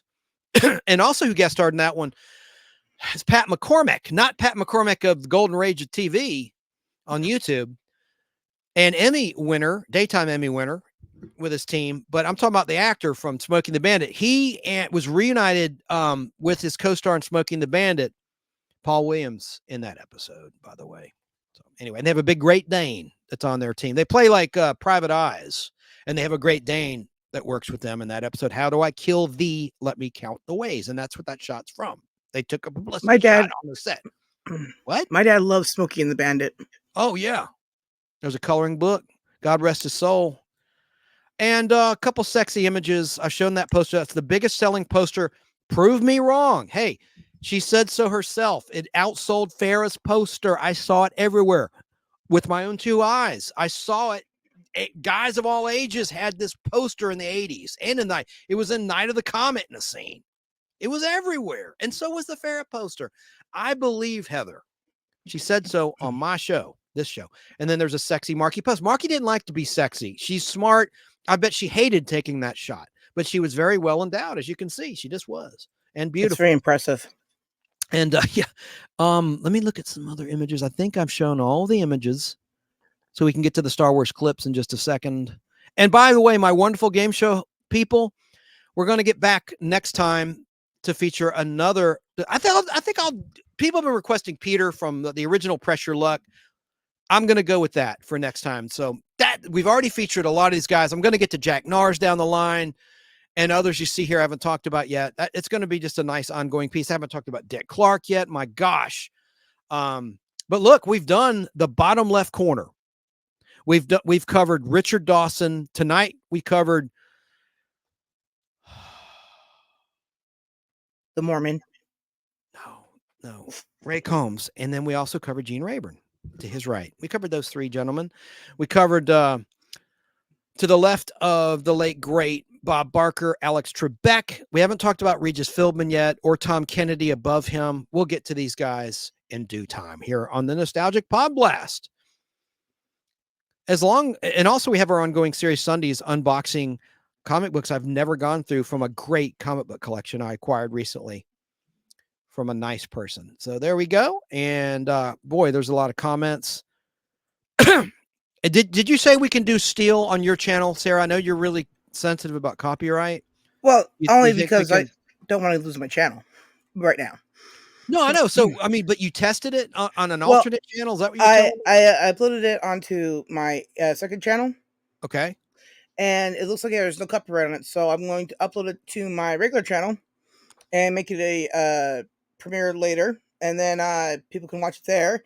And then they'll, if they want, can tune in to watch it live with us. So they'll have options. We'll figure it out. Hey, Brandon, what are you talking about? It was Bob. I thought it was Bob Barker earlier. I don't know what he means. He's talking about who I think he's confused on who you were talking about today for the game show host. Oh no, that was no. That was Ray Combs. I did mention Bob Barker that I will talk about him in the future. Maybe that's who he's referring to, but I covered him pretty extensively when he passed away. So I don't want to, I'm trying to space out talking about Bob Barker again with other near and dear to our heart deceased game show hosts. So there you go. Well, I'm going to play now. Let's pivot to Star Wars, and then we're going to wrap the show. Almost gone 4 hours. And it's midnight on the East Coast just about. So that means it's technically, not to date the show, if you're listening or watching on replay, it's May the 4th. Close enough. So I'm going to play some clips. Well, it's always going to be May the 4th, maybe next year. Maybe you're listening close to May the 4th, 2025. Don't know. You know what? Did I play this? I never played this. Never played this about Ray Combs. Gosh, I'm so stupid. The announcement of his death. I didn't. Most in 4 decades. A ruling is expected within a month. The host of the new Family Feud has committed suicide in California. A Los Angeles radio station quotes an unidentified friend who says Ray Combs hanged himself at the Glendale Adventist Medical Center. The hospital says he died of respiratory failure. Combs was taken to the hospital after falling into his jacuzzi and striking his head. Combs hosted the TV game show from 1988 to 94 and operated 2 comedy clubs in Cincinnati. Ray Combs was 40 years old. Wow, I didn't play that. I can't believe it. Well, let's play this. I have another clip. Let's look at Ray Combs' gravesite. Not to be morbid, I want to stall a few more minutes. This will be perfect timing. And then we'll get to Star Wars right at midnight as we're live on the East Coast. I know it'll still be 3 hours yet until it's May the 4th in your neck of the woods in Southern California, Sarah. But it doesn't matter in replay land. So because I'm in the past. It's okay. Yeah, not to be a downer, but I wish I'd done this earlier to wrap up Ray Combs. Just would have been a better bio. I can vividly remember this man as host of the popular game show Family Feud, and if you watch that show yourself, I'm sure you remember him also. Today's journey finds us in Hamilton, Ohio, just north of Cincinnati in Greenwood Cemetery. We are here today to visit the grave of famous comedian and television personality Ray Combs.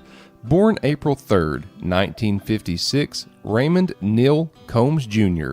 had early flashes of popularity and brilliance serving as his senior class president at Garfield High School. Although he was nominated to the United States Military Academy, he declined and served as a missionary to Arizona for the Mormon Church.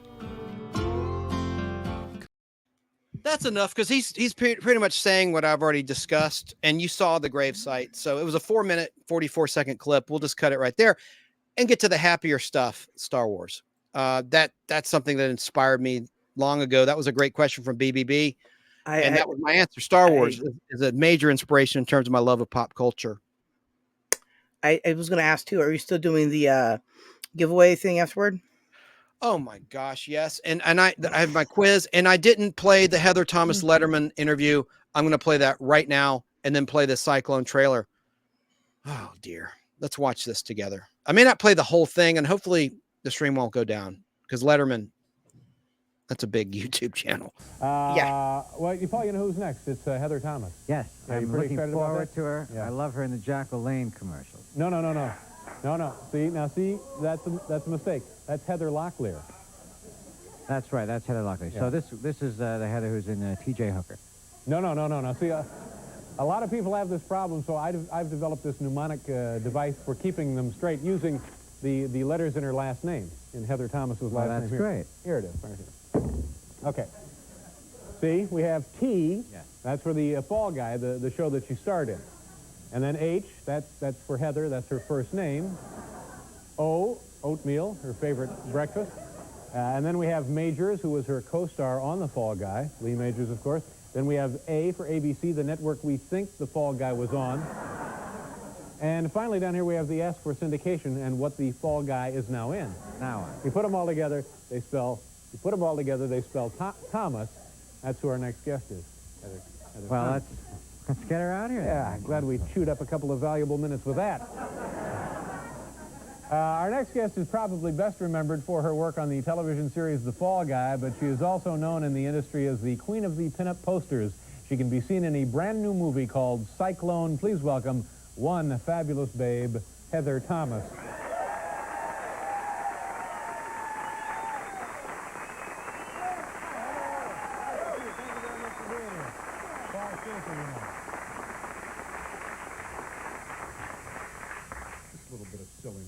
I did Jack LaLanne in L.A.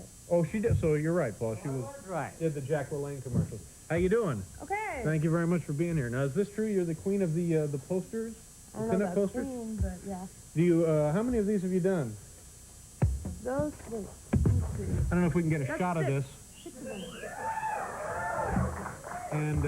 And what do these go for? Those about $4.95. My gosh. And who buys these? What exactly? Is this just everybody, or is it one specific kind of... You know, 13-year-old inmates, they're good contributions. Nothing shows. Yeah. Nothing shows. And did you tell us what the price of these things are? Yeah, $4.95. $4.95. And you make a lot of money that way, don't you? Yeah. Yeah. Pretty exciting. Pretty nice deal. Well, you know, it's like a sort of a actualization of a misdirected need for acceptance, you know. You think that's what it is?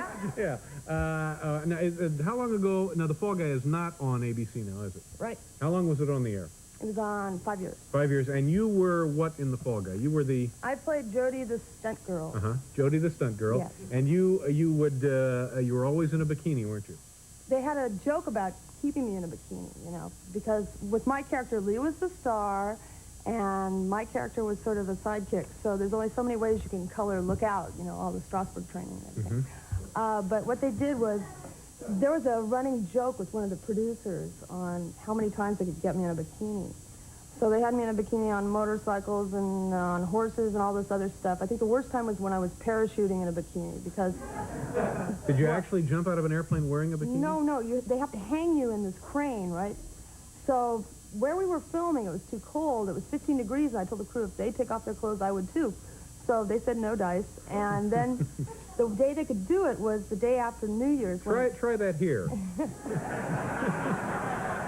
Make that offer here. No, that little balloon guy. The balloon guy was changing his pants in the green room. Oh, he was? It's very exciting. Well, put that in his file, will you?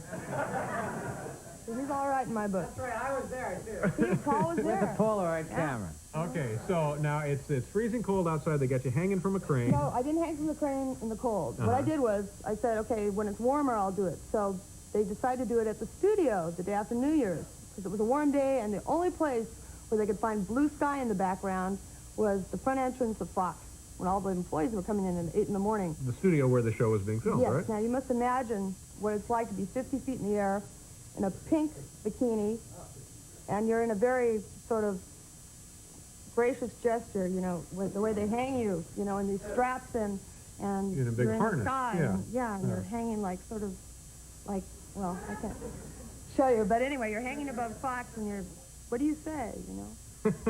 I don't know. Happy New Year, welcome to Fox. You know, Marvin Gaye's coming in. They had you hanging up there all looking day? up and I'm looking down. No, it was a couple hours. Did you ever get tired of having to be in the bikini in the show? Did that bother you at all? Did you ever say, oh, let's leave this alone for a while? Yeah. And what would happen? Would they give you other things to do? I'd be third in the door, you know, look out. No, I did a lot of things in the show. Was Lee Majors fun to work with? Nice guy? Yeah. Tough guy? Mean guy? No. Yeah. No. I'd never say that. Was he fun? Yeah. Goofing around on the set? Well, you know, everybody goofs around the set, but he was real efficient, you know. He'd say, Barbara Stanwyck does it this way, and we'd do it that way. Because because he was on the Big Valley. Yeah. Remember that? He worships Barbara Stanwyck. Is that right? He worships her. Yeah. Now, you don't mean that in an official capacity. No, I don't want to get into it. I want to work again. No, wait a minute. What do you mean? Now, he worships Barbara Stanwyck, but no, he admires her. She trained him. Yeah. He decided he was going to train us the way, you know, she was trained. She trained him. But he doesn't really have, like, what you'd call services. No, not at all. There's not like an altar involved. No. I haven't seen any yet. Not yet. It's a figure of speech. Right. Yeah. Right. And tell me about the movie you're working on now. This is Cyclone, or was that you finished that? No, movie? I just finished Cyclone. What kind of movie is that? It was a movie when your money's frozen in a divorce that you need to pay your lawyers for. Now this is show business right here, isn't it? You gotta have a job, so you take Cyclone. Have a job. You gotta pay your lawyers. Yeah. They need that money. And what is the plot of Cyclone? What is your part? Well, my part, I'm the girlfriend of this scientist that gets bumped off in the first 5 minutes of the film. We're dancing, and he gets an ice pick in his head. So what happens after that is I see him on this videotape in his laboratory, and I put together this motorcycle, this supersonic motorcycle. Of course you do. Yeah.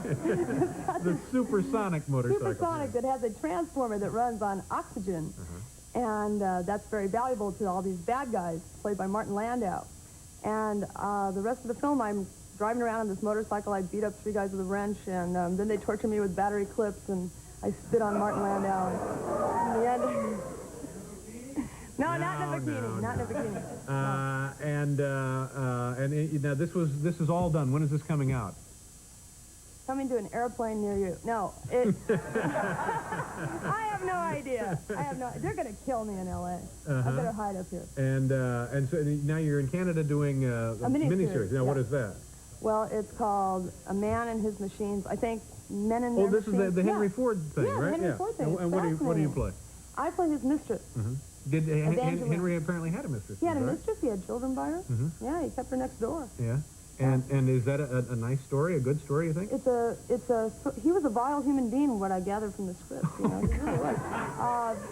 No, he was horrible to his family and his son, and... well, fortunately, they're no longer in business, so you can say whatever you want about the Fords. Yeah, really.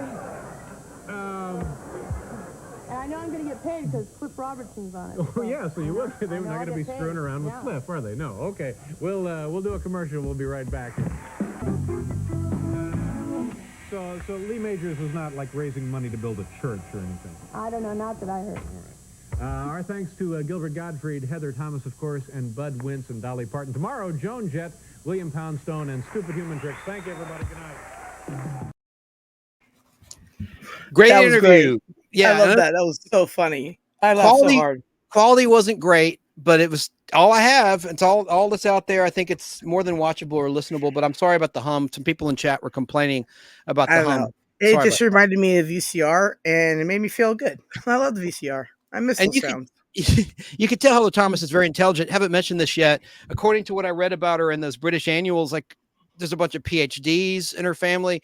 Obviously good genes in terms of the intelligence. She's a very smart person. She's not some quote unquote dumb blonde. Now let's watch a 51-second long trailer for that movie Cyclone she was promoting. And this ties into Stuntman because Dar Robinson died producing this movie. Fell off a cliff or something. I'll look that up during the trailer. But yeah, I do know he died. He's the stuntman from Sharky's Machine that fell out of a building in Atlanta, Georgia, the Peachtree Plaza Hotel at the top. There's a stunt where Henry Silva's character, who's a coked up hitman, fires a gun, No, he gets killed. That's what it is. I'm sorry. I've seen it so many times, including at a drive-in. This is a spoiler. It was shot in Atlanta. Burt Reynolds' character blows away the bad guy, and he falls out of the building, smashes the glass, falls to his death. Dramatic as hell ending to that film. And Dar Robinson did that stunt. And Dar Robinson worked in Cyclone, and he died. Let's watch during this film. Let's watch the 51-second long trailer. And you heard Martin Landau was in this movie. Low budget, bad movie. And I don't like what they did to Heather Thomas's character. A lot of torture scenes. I mean, she got paid. It wasn't real, but I hated that. Hated watching that as a fan of hers. But let's look at this trailer. It is the most dangerous secret weapon in the world. Cyclone, the ultimate weapon on two wheels. A genius created it. Rick was involved in a very important military project. Everyone's after it. I'm told you have something I want. Only one woman controls it. Cyclone. Starring Heather Thomas and Martin Landau.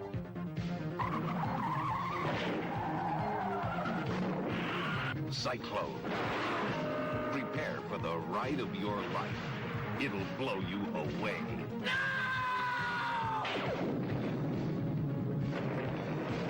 Cyclone, the ultimate team of woman and machine.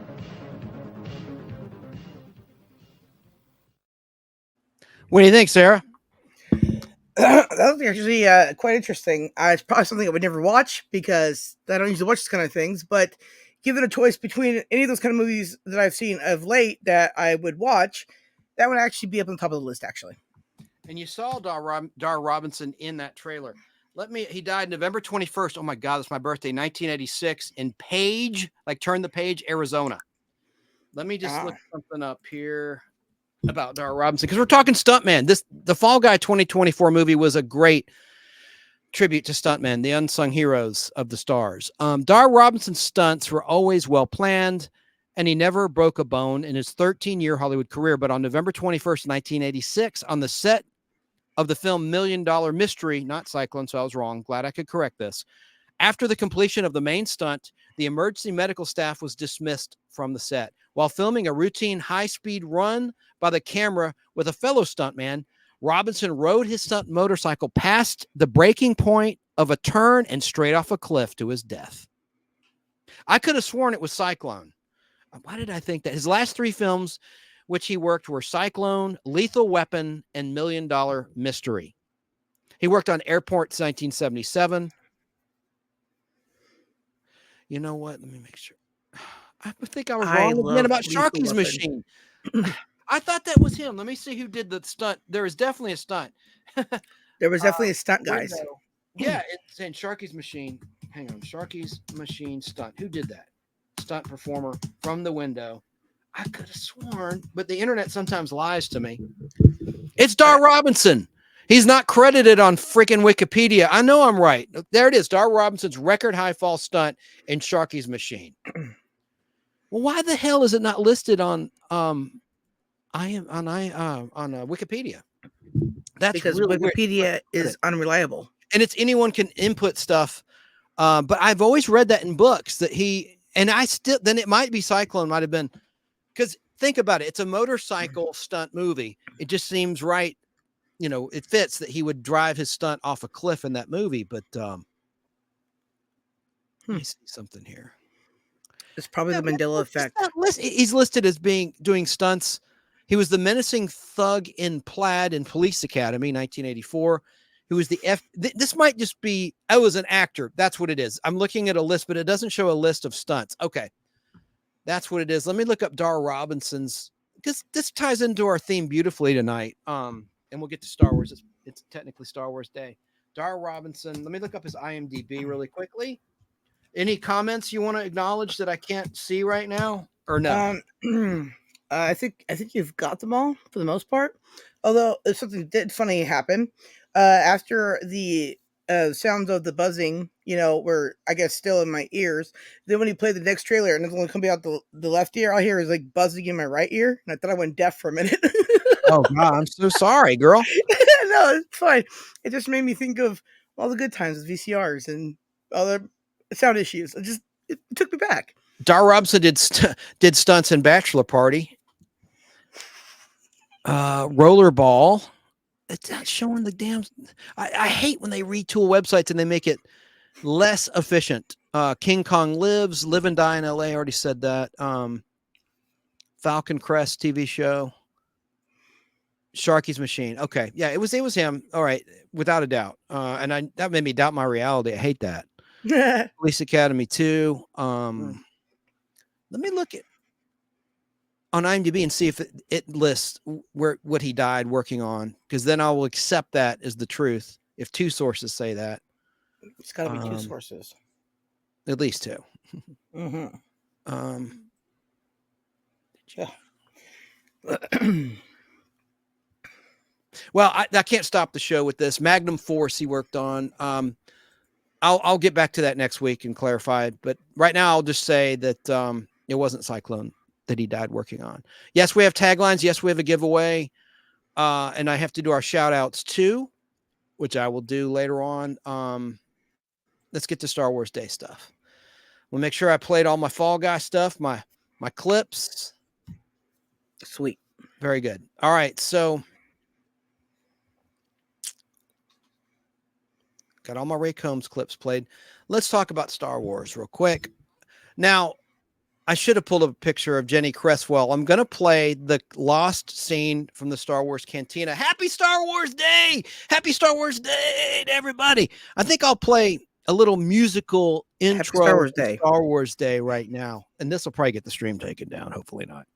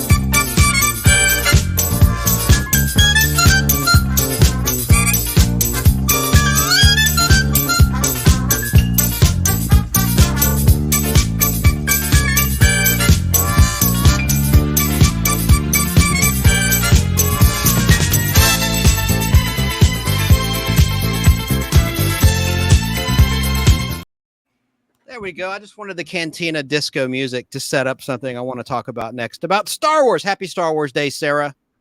Happy Star Wars Day, Chance. The audio's pretty good in that clip. I love the images, too, of those records. Yeah. That was pretty neat. That was pretty funny. So now I'm going to upload a quick picture to set this up. What have we been watching, Sarah, on Shout Studios? We've talked about it. A lot of people that are regulars will be like, not again. Let's just talk about it. Whoops. What have we been Okay. watching? You and I, and everybody else. Space 1999, and I had to leave it to come here. So you're welcome. Well, by now, surely you've seen all 48 episodes. You would think so, but I half slept, so no. Well, I want to talk about this lady, and it ties into Star Wars. That's Jenny Cresswell. She was played an alpha technician, and she never got any dialogue. Some of the background players got upgraded and got dialogue. She never did, except she did get to moan. In the very last episode, she played Maya the Metamorph. Maya transformed into her to evade her most dreaded enemies, the Dorcons. Not with a D-O-R-K, D-O-R-C-O-N-S. D-O-R-C-O-N-S. Dorcons, they're after her brain stem so they could have immortality. And she goes, whoa, when they were like using a brain probe to figure out if it's Maya transformed. She can change shape, become any form for an hour.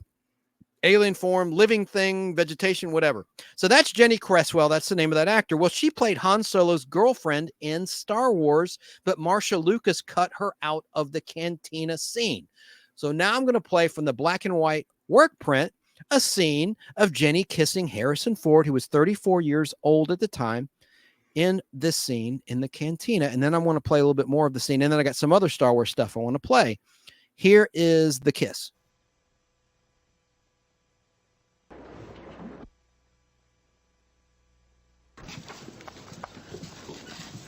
Nice moves, old man. Very impressive. Sweetheart, I'm Han Solo. See, in the movie, it just cuts to Han Solo. From that scene, different shot, different take. That was the scene. Now I want to play a little bit of the scene with some guy did it in better quality with music added. Let's watch that bit of the scene. I got two other Star Wars bits I want to play. I think will hopefully be of interest to you guys and gals in the party. It's Happy Star Wars Day.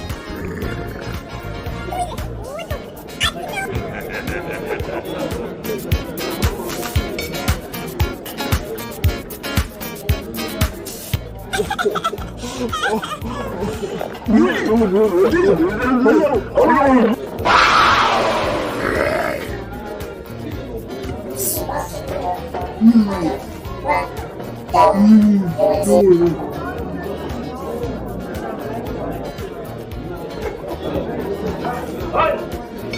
We don't serve their kind here. What? Your joy. They left the wait outside. We go right around. Oh, yeah, I'm sorry. Listen, why don't you wait out by the speeder? We don't want any trouble. I heartily agree with you, sir.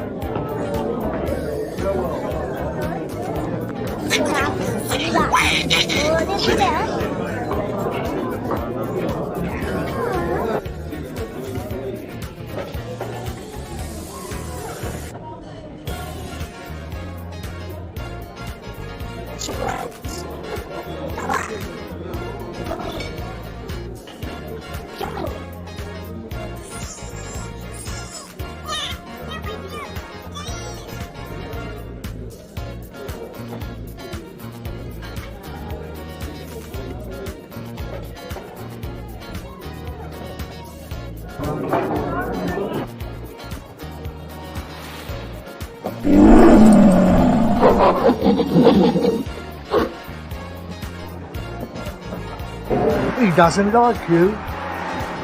Sorry.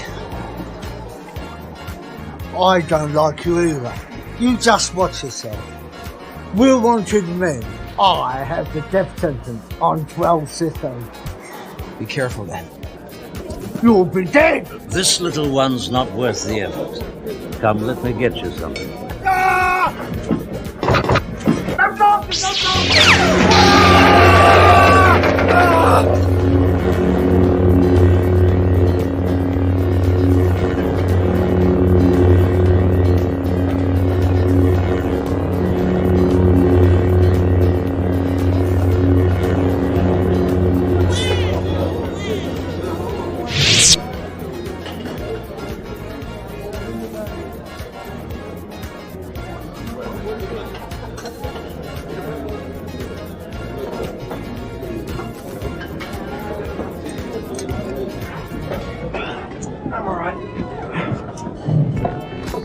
Chewbacca here, his first mate on the ship that might suit us.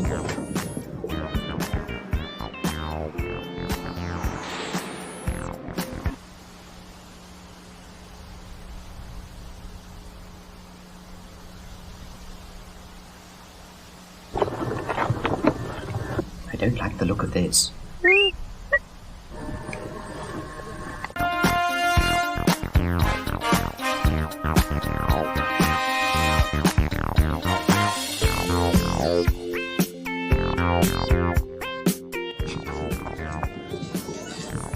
Nice moves, old man. Very impressive.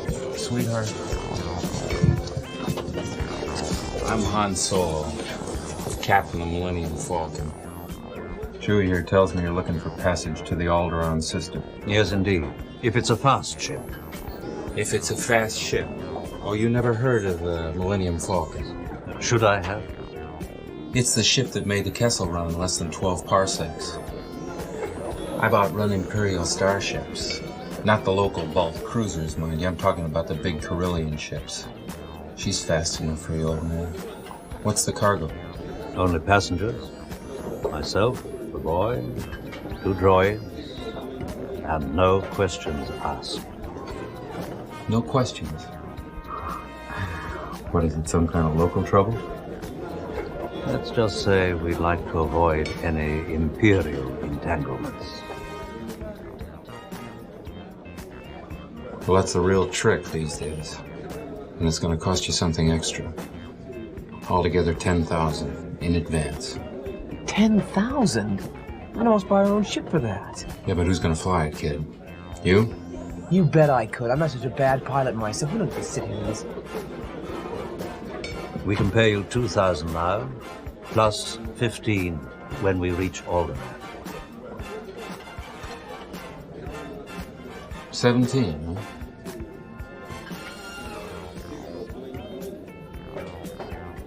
Okay, you guys got yourselves a ship. We'll leave as soon as you're ready. Docking Bay 94. 94.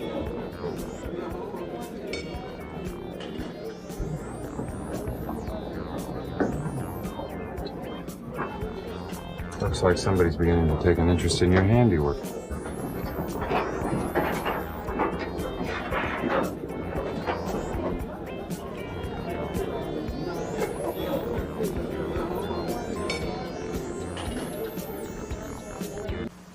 You'll have to sell your speeder. No, that's all right. I don't think I'll be coming back to this planet anyway.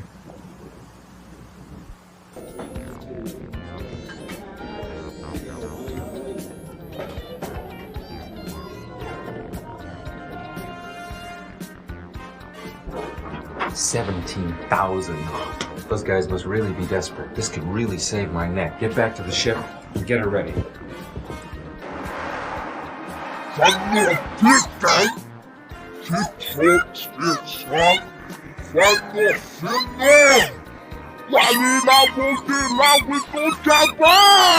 Yeah, but this time I've got the money. I don't have it with me. Tell over my dead body.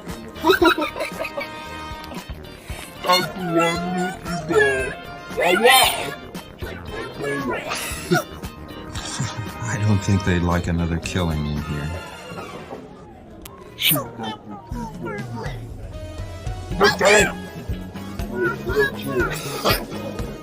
I bet you have.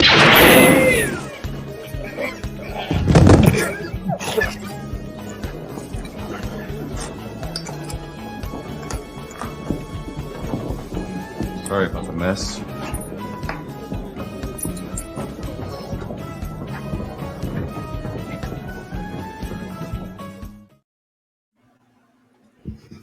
Interesting stuff. Little long clip. And I wish it were in color, but I noticed some things. There was a Space 1999 dude, the little dude. I call him. I know it's inappropriate to say midget, but you saw a midget alien with a big nose. It was a prosthetic nose. He was in Space 1999 season 2 premiere, the Metamorph, one of the aliens in Mentor's cave, like the mindless men. You know, they've been brain sucked by his machine. You saw that dude, and I never made that connection because you don't see him good in the final cut of that scene in the movie Star Wars. You saw him good there, profile shot. That was that same guy. And then also I like the Cockney accent of the bartender. We don't want to hear. You know, that was dubbed over with an American voice in the finished product. So interesting stuff there. And Jenny Cresswell, of course, from Space 1999 and other things in England. And of course, that was filmed at the same time as season 2 of Space 1999, Star Wars was. Of course, they were in Tunisia and in Africa, in the continent of Africa. Then they shot most of the Death Star scenes and Millennium Falcon scenes in England, right down the road from Pinewood Studios. Isn't that cool? That's very cool. At the Very, same very time, cool. Darth Vader took a day off to play the android in Space 1999, Beta Cloud. Yes. Call him an android, robot, whatever. So now let's watch the trailer to the movie that changed everything. Star Wars, first released in limited release on May 25th, 1977. Released a couple of weeks later in June 77 across the country and across the world. This is my favorite trailer to Star Wars. I hope the stream doesn't go down. Let's watch.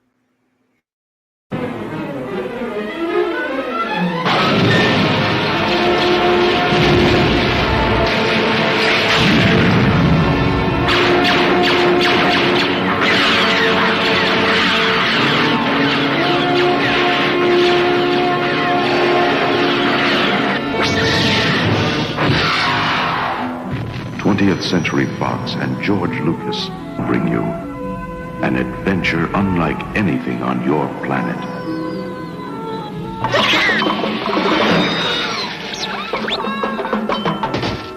Star Wars.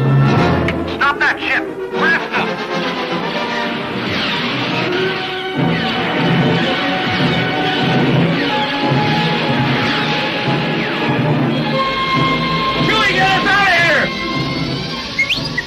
Oh my, I'd forgotten how much I hate space travel. Here they come.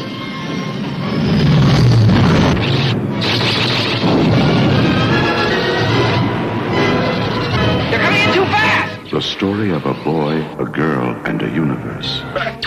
Help me, Obi-Wan Kenobi. You're my only hope.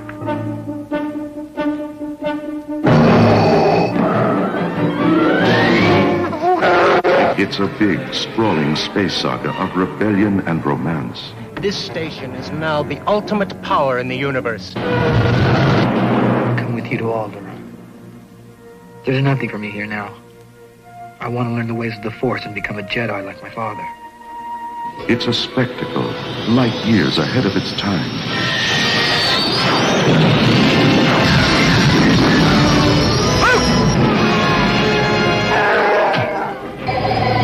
It's an epic of heroes.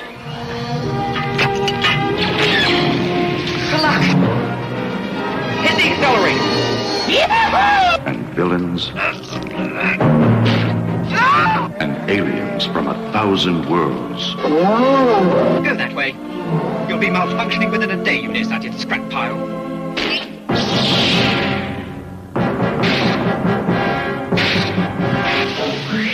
Star Wars. 1 billion years in the making. The Force will be with you. Always.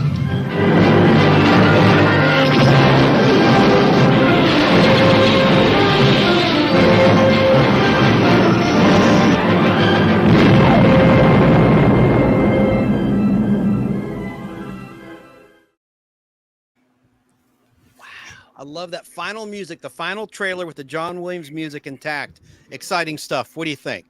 Amazing. Simply amazing. Have you seen that trailer before? Of course I have. I mean, yes. Have it right here in scope on film, but this version shows when the explosion happens at the end, an Academy Award slides in, and it says winner of 7 Academy Awards or something. Nice. Yeah, and thank God the stream didn't go down. They're pretty forgiving about trailers, but there it is on film, 16. And also here's a rare Empire Strikes Back trailer as well. I need to show that another time because it's got different stuff, not in the finished movie, including when Luke at the end of Empire Strikes Back, after he's fought Darth Vader and he sacrifices himself after his dad chopped off his hand, and he takes that fall to his doom. You see a little bit more. You hear Mark Hamill like enunciate. He sounds kind of weak, actually. Like when that thing opens up and he falls, he's like, It's in the trailer, and I'm glad they got rid of that and they muted it in the theatrical print because it was not the best sounding thing. So I got one other piece for Star Wars. It's not that long. Got to talk about this. So that movie came out. Of course, it changed everything. Big blockbuster. It is Star Wars Day. I had to go back to the original movie.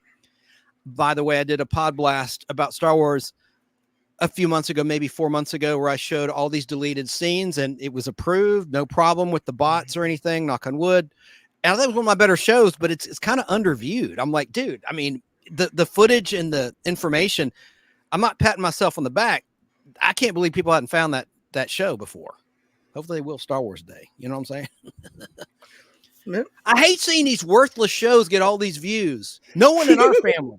No one in our family. No one in our family. Believe me. I'm just saying there's others out there that get all these views and they suck. In terms of the content. In terms of the content. Or it's fake. Anyway, I'm sorry. I need to be more likable. Because a statement like that's not going to make people like me, and I'm not talking about anybody in our family, in our connection, or anybody like that. PDF Elf says Space 1999 is on Shout Studios YouTube channel. Yes, it is, and Sarah and I have been digging it. You know, I just love it. There's an interesting comment from. Let me acknowledge the birthday. One of Shane's friends today is my technical advisor's birthday. One of my technical advisor's birthdays. Happy birthday to your pal, Shane B. That was something I thought from Brandon.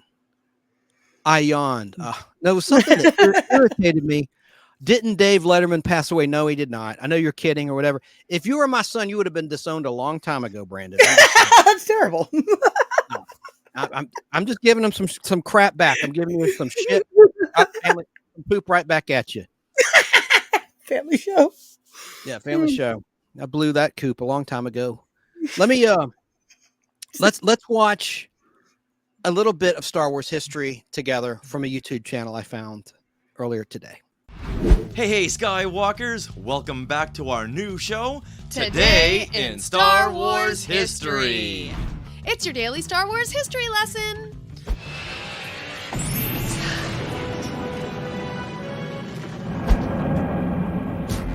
A long time ago, in a galaxy far, far away, there was an evil force at work to destroy the values by which decent people lived. Values like patriotism, cleanliness, thrift, and good dental hygiene. Did the evil force win the battle? That's for us to know and you to find out. On this day, September 23rd, 1977, C-3PO, R2-D2, Chewbacca, and Darth Vader appear on The Donnie and Marie Show. Now, C-3PO, he was played by Anthony Daniels. Chewbacca was played by Peter Mayhew, and inside the Darth Vader suit was our good friend, Kermit Bryce Eller. When we spoke to Bryce Eller on Skywalking Through Neverland, he gave us some behind-the-scenes stories on this particular Donnie and Marie episode and how Paul Lynde reacted when Bryce wanted to rehearse. Now, in this episode, our heroes are on the run from the Empire while singing songs based on pop standards like Get Ready and Leaving on a Jet Plane. Donnie and Marie, who play Luke and Leia, and Chris Christopherson as Han, sing and dance, along with a squad of stormtroopers, to the big explosive finale where Darth Vader threatens, "You'll never capture me, and I vow by the power of my force, I shall return." Now this was the purest embodiment of the word campy. Aside from the singing and dancing stormtroopers, I don't know if they were singing, they were just dancing, I guess. Okay. You also had Red Fox, who was the star of Sanford and Son. Okay. And he played like the Ben Kenobi character, where every once in a while he would appear and give these very quirky one-liners. Can you imagine trying to find your luggage when this trip ends? That I don't think he ever really understood what he was ever talking about. Was he an older man? Yeah. An older gentleman? Yeah, Okay. he was probably, I don't know, in his 60s, but you know, looking at it now, he may have been in his 50s. Who knows? Yeah, exactly. But back then when I saw this, I thought he was in his like 80s. Oh, of course. When you're a kid, everyone looks old. And Paul Lynde, who was a favorite of the variety shows of this day, he played a very flamboyant Imperial officer. Thought you'd get away. Don't you know you'll never escape from the farce? That's the Force. Oh, don't bother me with grammar at a time like this. And Thurl Ravencroft, he provided the voice of Darth Vader. I guess they couldn't get James Earl Jones. No. So they said, "Hey, Thurl, you got an afternoon?" Now, Thurl Ravencroft, he's the voice of Tony the Tiger. Kellogg's toast corn into golden flakes and adds a secret frosting. Helps keep them extra crunchy and delicious.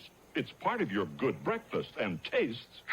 They're great. Exactly. And once you hear Darth Vader speak, it's like, Darth Vader, did you swallow Tony the Tiger? Oh. He just sounds like Tony the Tiger. I vow by the power of my force, I shall return. Also on this date, September 23rd in 2018, Gary Kurtz, the producer of Star Wars and The Empire Strikes Back, became one with the Force when he passed away at the age of 78 from cancer. Peter Mayhew tweeted, "R.I.P. Gary Kurtz, a great filmmaker and man that has just passed. Without him, there would have been no Force. You will be remembered in the incredible films you made that touched the lives of millions." Mark Hamill also tweeted and said, "I've lost a lifelong friend. The world has lost a kind, wise, multi-talented artist and filmmaker whose contributions to cinema cannot be overstated. It was an honor to have worked with him, and I know I'm a better man just for having known him. Rest in peace, Gary Kurtz." Now, we were fortunate to have Gary Kurtz on Skywalking Through Neverland on episode 170, and he shared so many stories that I've never heard before. Yeah, and I mean, he was a busy man right up until his death. He was working on so many things that he talked about on our show. Yeah, he was a definite inspiration to me while I was in film school, because I heard about all the things he had done as a producer, so that's what I wanted to live up to, and I was so happy to have told him that while we spoke to him that day. Right, and that was 2017, right? Yeah, we had him on for the 40th anniversary of Star Wars. Yeah. 40 years to the day, and we got to thank our good friend Craig Miller for setting that up for us. Yeah, thank you, Craig. And we're the only podcast he's ever been on. Wow. Yeah, and this will be linked right here in the show. Bing. Now, do you have a connection or a story about Gary Kurtz? We can cut right there. I just thought it was neat to see the clips, and I did not know the voice of Darth Vader was the voice of Tony the Tiger. And their little video there, which is I thought a slick produced video, is very underviewed. Like it had like 100 and something maybe views, and it's been out there a while. I thought, wow. Oh well. Oh, well. And I agree with Shane B. Not the best personalities, and I thought that was very disrespectful of Red Fox. Or how could you not know? Oh, was he an older man? She says about Red Fox. It's like, woman, please. Woman. Now we're gonna do our giveaway. I'm gonna give away some vintage Star Wars cards since it's Star Wars Day. 5 of them. This is from the Yellow series, which is in the middle of the 5 series run. Let me show you the cards. I picked them out. I hope you like Princess Leia. She's in almost all of them. She's the best. Well, she was. I mean, excuse me, she was. Cape Cod. and the garbage chute. Let me see if there's any factoids on the back or just puzzle pieces. Yeah, there's a factoid. I don't think I'll read it. I'll leave it as a surprise. Oh, it's about the Millennium Falcon. That's kind of cool. Only one of the cards has Star Wars official description number 19 of 22. I might read it for everybody else. So we're going to play our taglines game when I find my clip, and then we're going to wrap the show finally. Geez, almost 5 hours. I did it again. Oops, I did it again. I'm sorry. I over-prepared.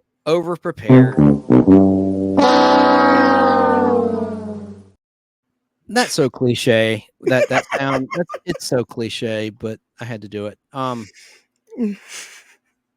It wouldn't be you without it. It's time for taglines. Shall we play a game? Yes. So let's play it. And let me see how many taglines I have for you tonight. This is going to be a little bit tricky, but I'm not doing it so I don't give something away. I promise I'm not. But this time it's going to be magazine taglines. And believe it or not, there were taglines to promote magazines. So Brandon, you're not old enough. I mean, you're welcome to play if you want something, but I don't think you're going to get a single one of these, brother, just because you're just too young. But you're welcome to play. Let's start with this tagline. No clips. All right. Tagline number 1. It's where the girl ends and the woman begins. Any guesses? And Sarah, you can play along. You can shout out an answer if you think, Okay. This one's not for a prize. It's just the first one, just to get our feet wet. It's where the girl ends and the woman begins. Any guesses?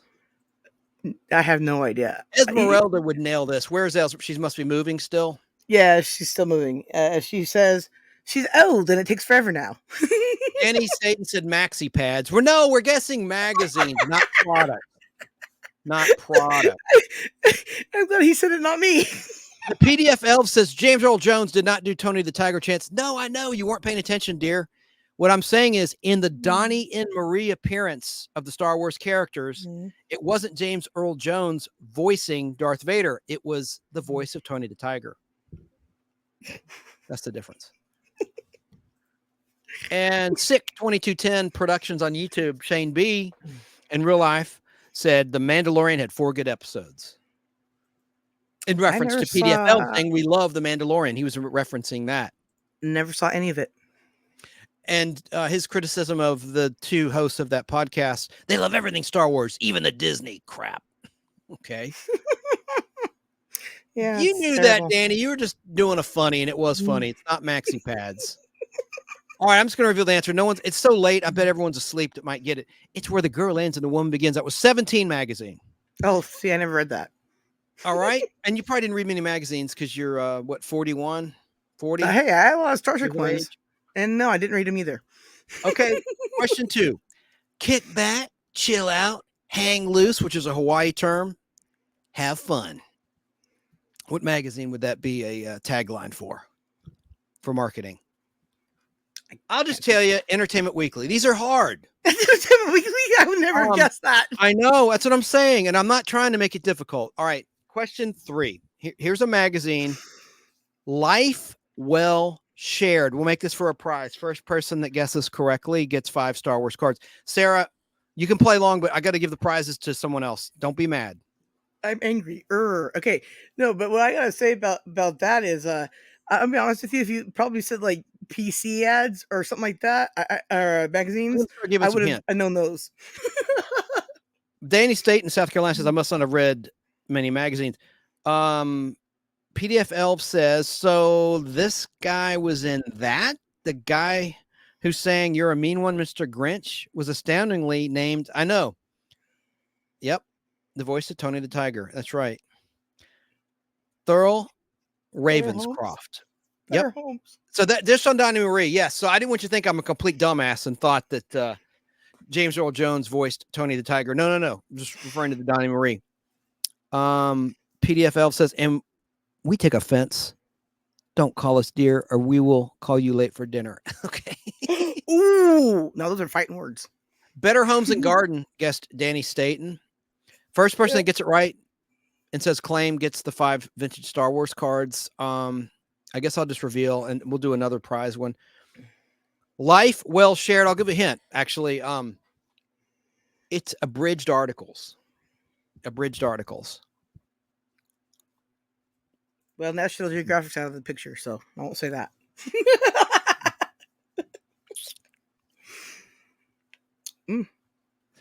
All right, I'll just reveal it and we'll do another one. We'll key it up. This is too late and it's taking too much time. Life Well Shared is the slogan for Reader's Digest, which had abridged or edited articles. Okay. Tagline 4. How many do I have? 14. Oh, wow. Oh my gosh. Yeah. Man at his best. What magazine is that a marketing slogan for? Man at his best. Oh, what's that in that magazine?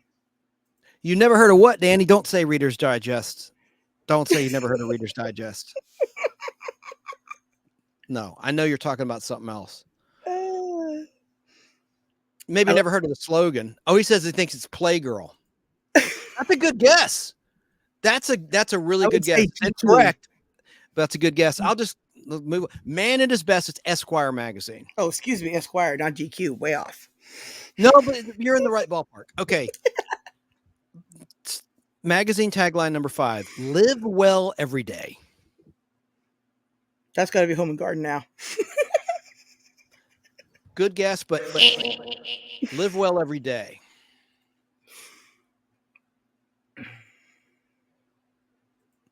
Trying to think. It's too late. I'm just going to reveal, and that is for a prize. I don't think even Googling would get you the answer. Live well every day. That was Woman's Day. Okay, question 6. Never even heard of that one. This is process of elimination. You might guess the correct answer. Tagline 6, news you can use.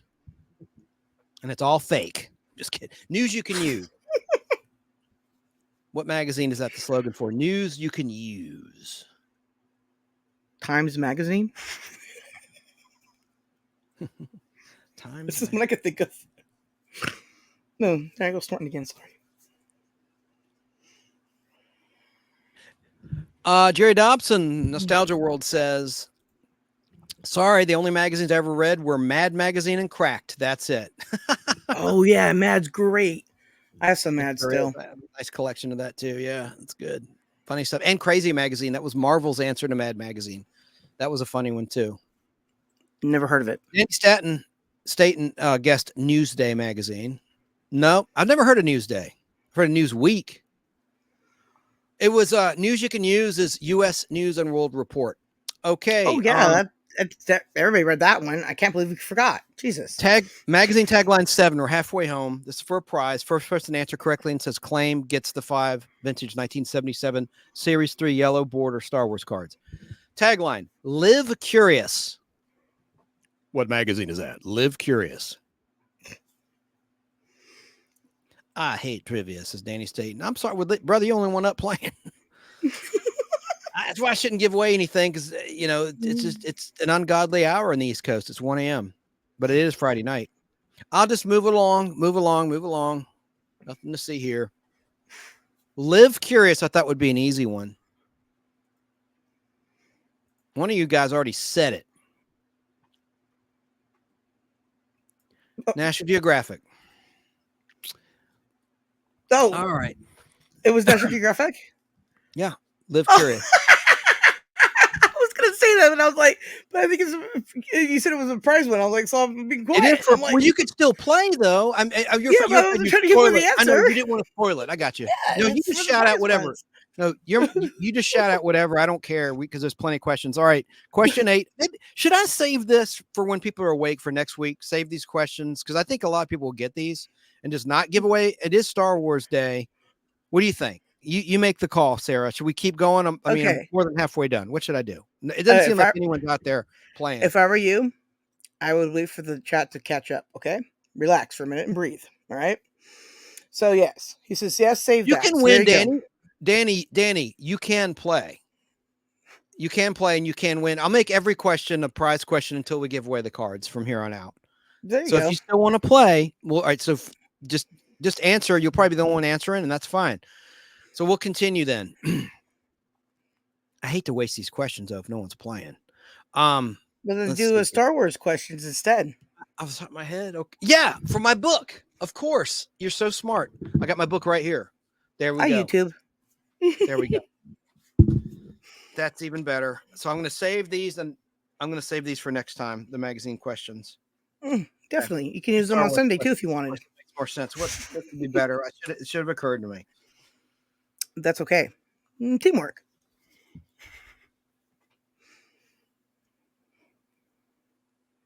Okay, what mechanism? I know this off the top of my head. Don't even look at the answer. What mechanism on the Millennium Falcon did Han Solo use to get the coordinates for the jump to hyperspace? And it's for a prize. For a That might be a prize. little too nerdy for me. I can tell you it's from the original Star Wars movie, 1977. Well, I could tell you that too. Not Empire Strikes Back. And let me make sure I have my shout out page. And I got to talk about Remind Magazine too. Oh yeah. Okay. Again, let me look in chat, see if anyone's answered. What mechanism on the Millennium Falcon did Han Solo use to get the coordinates for the jump to hyperspace? All right, time's up. Okay. Take a few moments to get me the coordinates from the Nava computer. The Nava Is that what he said? I would not have. Let me look at thought about that. see if this kid got. Let me look in the back just to be official. Look in the answers. We got all these cards in here too. In the book, like bookmarks, I could give away another time. Nice. I think one of my birds just fell down. They're good cards. They have value. Not a lot of value, but they have value. I know it's the damn Nava computer. Where is it? Family Show. The Nava computer, spelled NAVI dash computer. The Nava computer. Okay.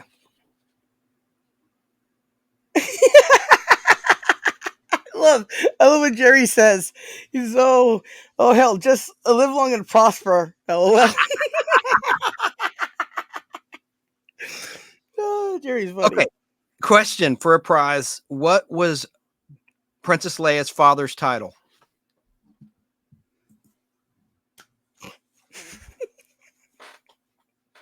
Here's the source, the Jedi Masters Quiz Book, PDF Elves. Not made up. There you go. There you go. That's amazing. At the time, this kid, Rusty Miller, was like 10 years old when he got this book written and published. Oh, wow. Then it's just like... there is a mistake in here, though. He did make a mistake in here, but this is published in 1982. Oh, yeah, I was born that year. First edition, but I read it to death, so it's not in great condition. What was Leia's father's title for a prize? What do you think? Danny Staten says ambassador. Ambassador? So hard. This is a hard question. I'm just going to give the answer away. He was the viceroy and first chairman of the Alderaan system. Yeah, he was thinking Star Trek, I think, because I was like, yeah, you could just cover that under ambassador as well. But hey, whatever. That's true. Yeah, you're right.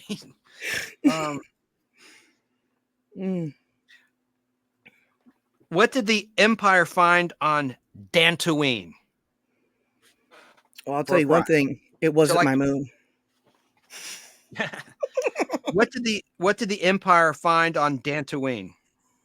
They're on Dantooine. Leia lied.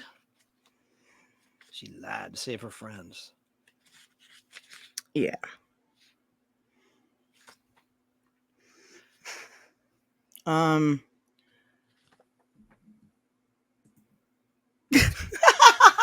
Danny Staten. Yeah, he said they found Jawa poop.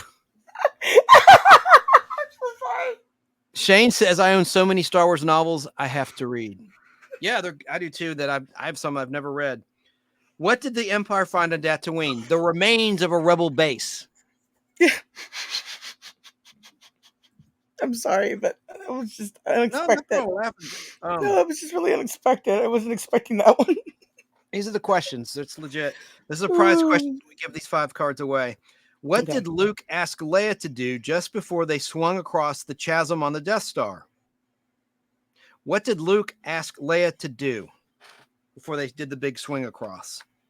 Swing across. I just had a lisp. Swing across.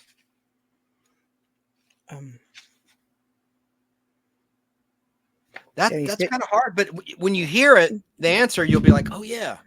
Danny Staten says kiss. Okay. And 6 says trust me. That's Shane. And PDF says Timothy Zahn is the best to follow George Lucas movies. Oh yeah. And when Gary Kurtz died, that was a shame, but he should have been the helm of the prequels instead of Rick McCallum, but that's another story. I don't think, he wasn't on Return of the Jedi. That's why he had Ewoks, right? That's when things started to unravel a little bit, but I had no problem with the Ewoks per se. But when Gary Kurtz left Star Wars, that's when Lucas sort of went off the reservation there. Kiss him, guessed PDF Elves. Claim, kiss. No. And when you hear it, it's not kiss. Let me read the question again. What did Luke ask Leia to do just before they swung across the chasm on the Death Star? Answer, hold his gun. Remember, he hold this. I guess it's hard to hear over the music and the effects, but it's there. So that was a hard one. I'm just reading these from the book randomly. I'm not trying to pick hard ones. Do you have like what's his knowledge to Star Wars? Hold his gun, huh? Do you have the what's his knowledge to Star Wars? So for the rest of us? Said. Yeah, no, I don't. PDFL said bite him. You're funny. PDFL said bite him. That was a good funny. Okay. All right. Was this the Podblast? It's the show with the kick or whatever you say. Dang it. I'll get it down. One of these days, I'll take your place. But until then. Who led the Rebel strategy meeting for the Death Star attack? Man, these are hard. I'm just going to say the answer. No one's going to get it. General Dodonna. Oh, yeah. That's totally what I was not going to say at all. But if I knew it, I would have. Stuff. When the Falcon was pulled into the Death Star, why did the Imperials believe there was no one on board for a prize? Okay, I know this one. So I'm going to shut up.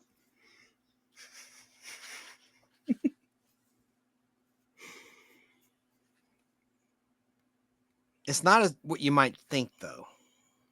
I would have gotten this wrong.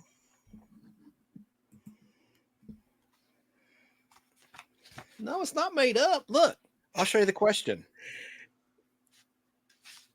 All right, I don't see it. Question 106. Look, 106.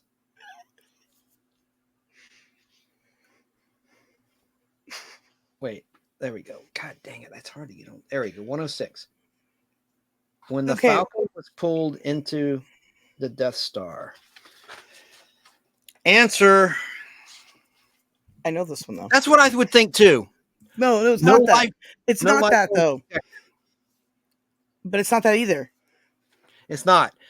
It's they hid in the smugglers. That's what I would have guessed. They hid in the smugglers. But it's not that either. It's because... It's not my book. I didn't write the book. Can I say the answer? With me. Go ahead. Answer. Because the life pods had been jettisoned shortly after takeoff. I know that one. You got it half right. I would give you full credit for that. It says the log said the crew had abandoned ship and the escape pods had been jettisoned. Yep. That's what I said. Just not nerd way. I said Sarah way. I would credit that. That's great. I know that. Good answer. Thank you. See? You're in the book. I Star Wars. Question 108 in this book for a prize until someone gets it right. I'm getting tired though. I've gone over 5 hours. Unbelievable. No one will be listening. What was Vader's plan for the captured rebel blockade runner?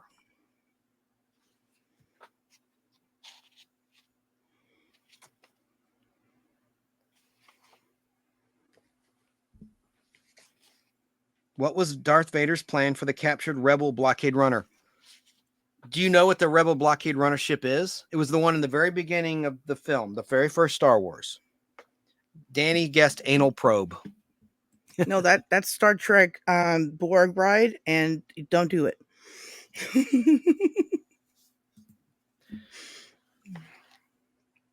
What was Vader's plan for the captured rebel blockade runner? It's an easy answer. To destroy it. I was going to say that again, but I can't know every answer in a row now. Now it looks like I read the book somehow. You've seen the movie, haven't you? A couple times, I know. I've seen it many times. And then when I saw it where Yeah, Jabba the Hutt gets walked over. I was like, why? Why did they do that? And then you showed me some like really cool scenes they could have put in there instead. Like, what's happened? And anyways, and his just and Who gave? Wait a minute. No, that's too easy. What do moisture evaporators do? Okay. That's an easy one for a prize. It's all for a prize from here on out. What do moisture evaporators do? Oh, I need to shut up.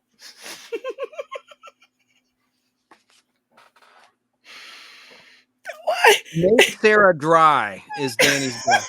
PDF help. Sorry, PDF got his credit.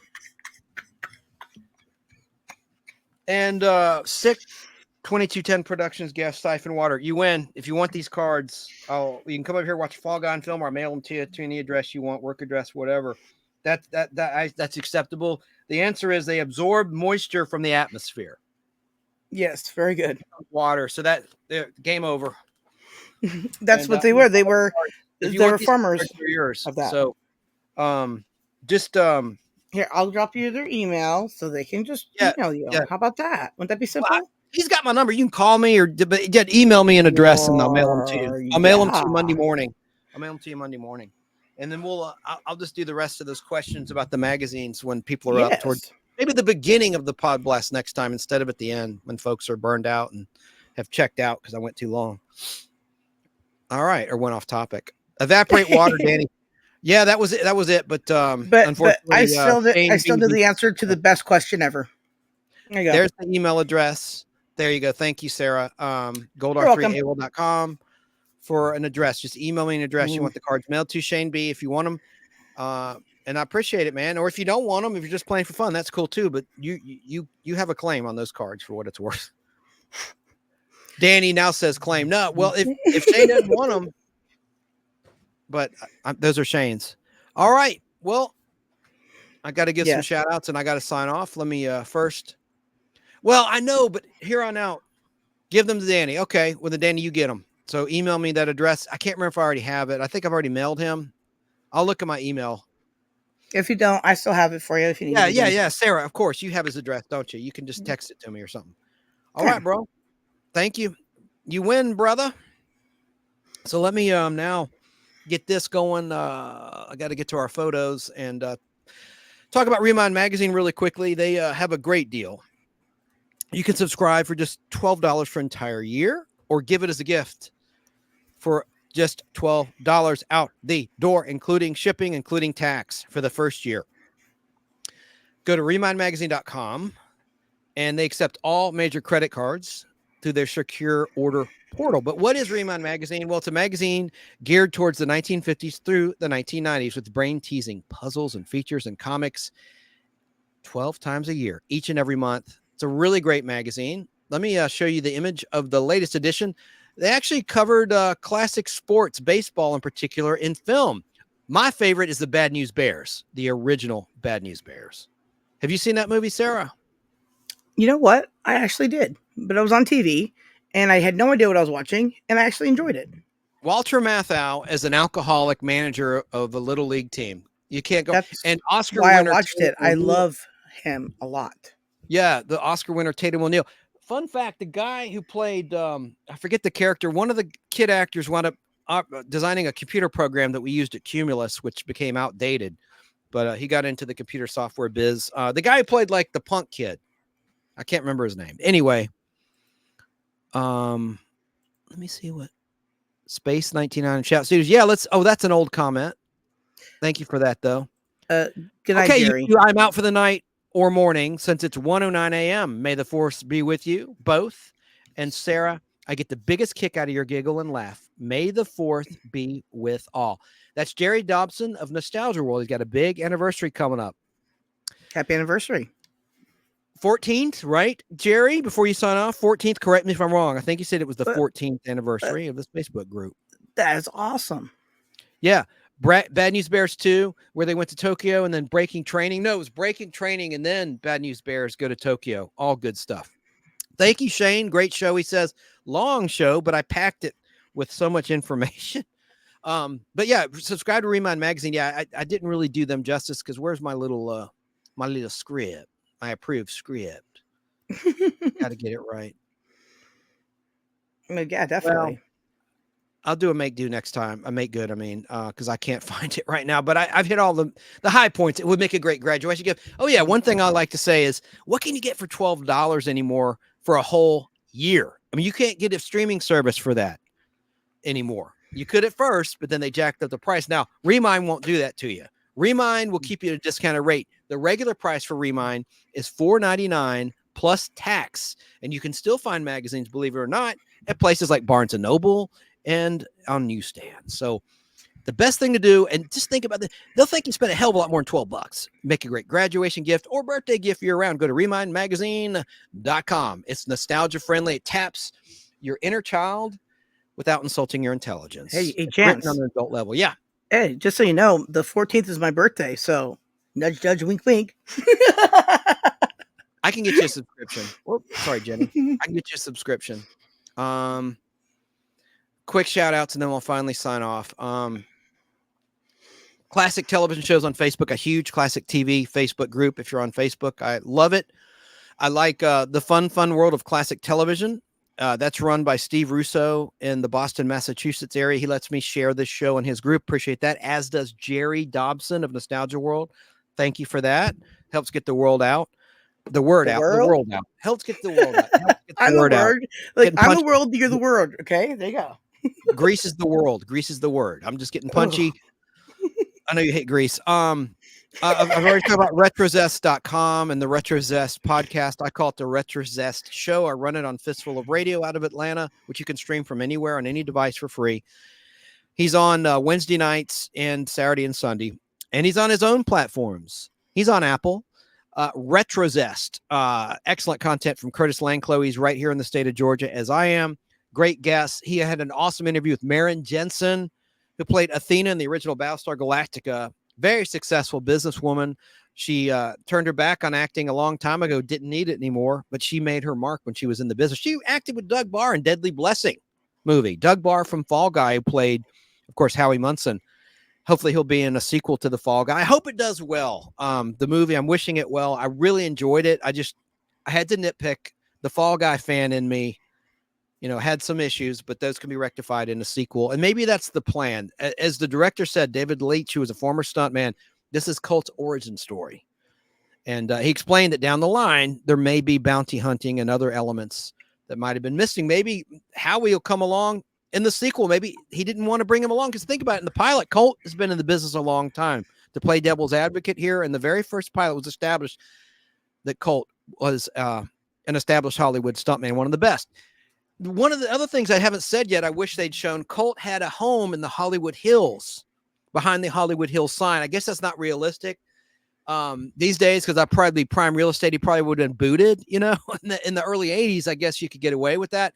But he had kind of a shack, but he had horses too. Now, that wasn't established, that Colt is named after a horse, and he had horses. Howie, in the pilot of the old show, was amazed by that. He goes, "Hey, you have horses?" And Colt's like, "Yeah, we'll take a ride later."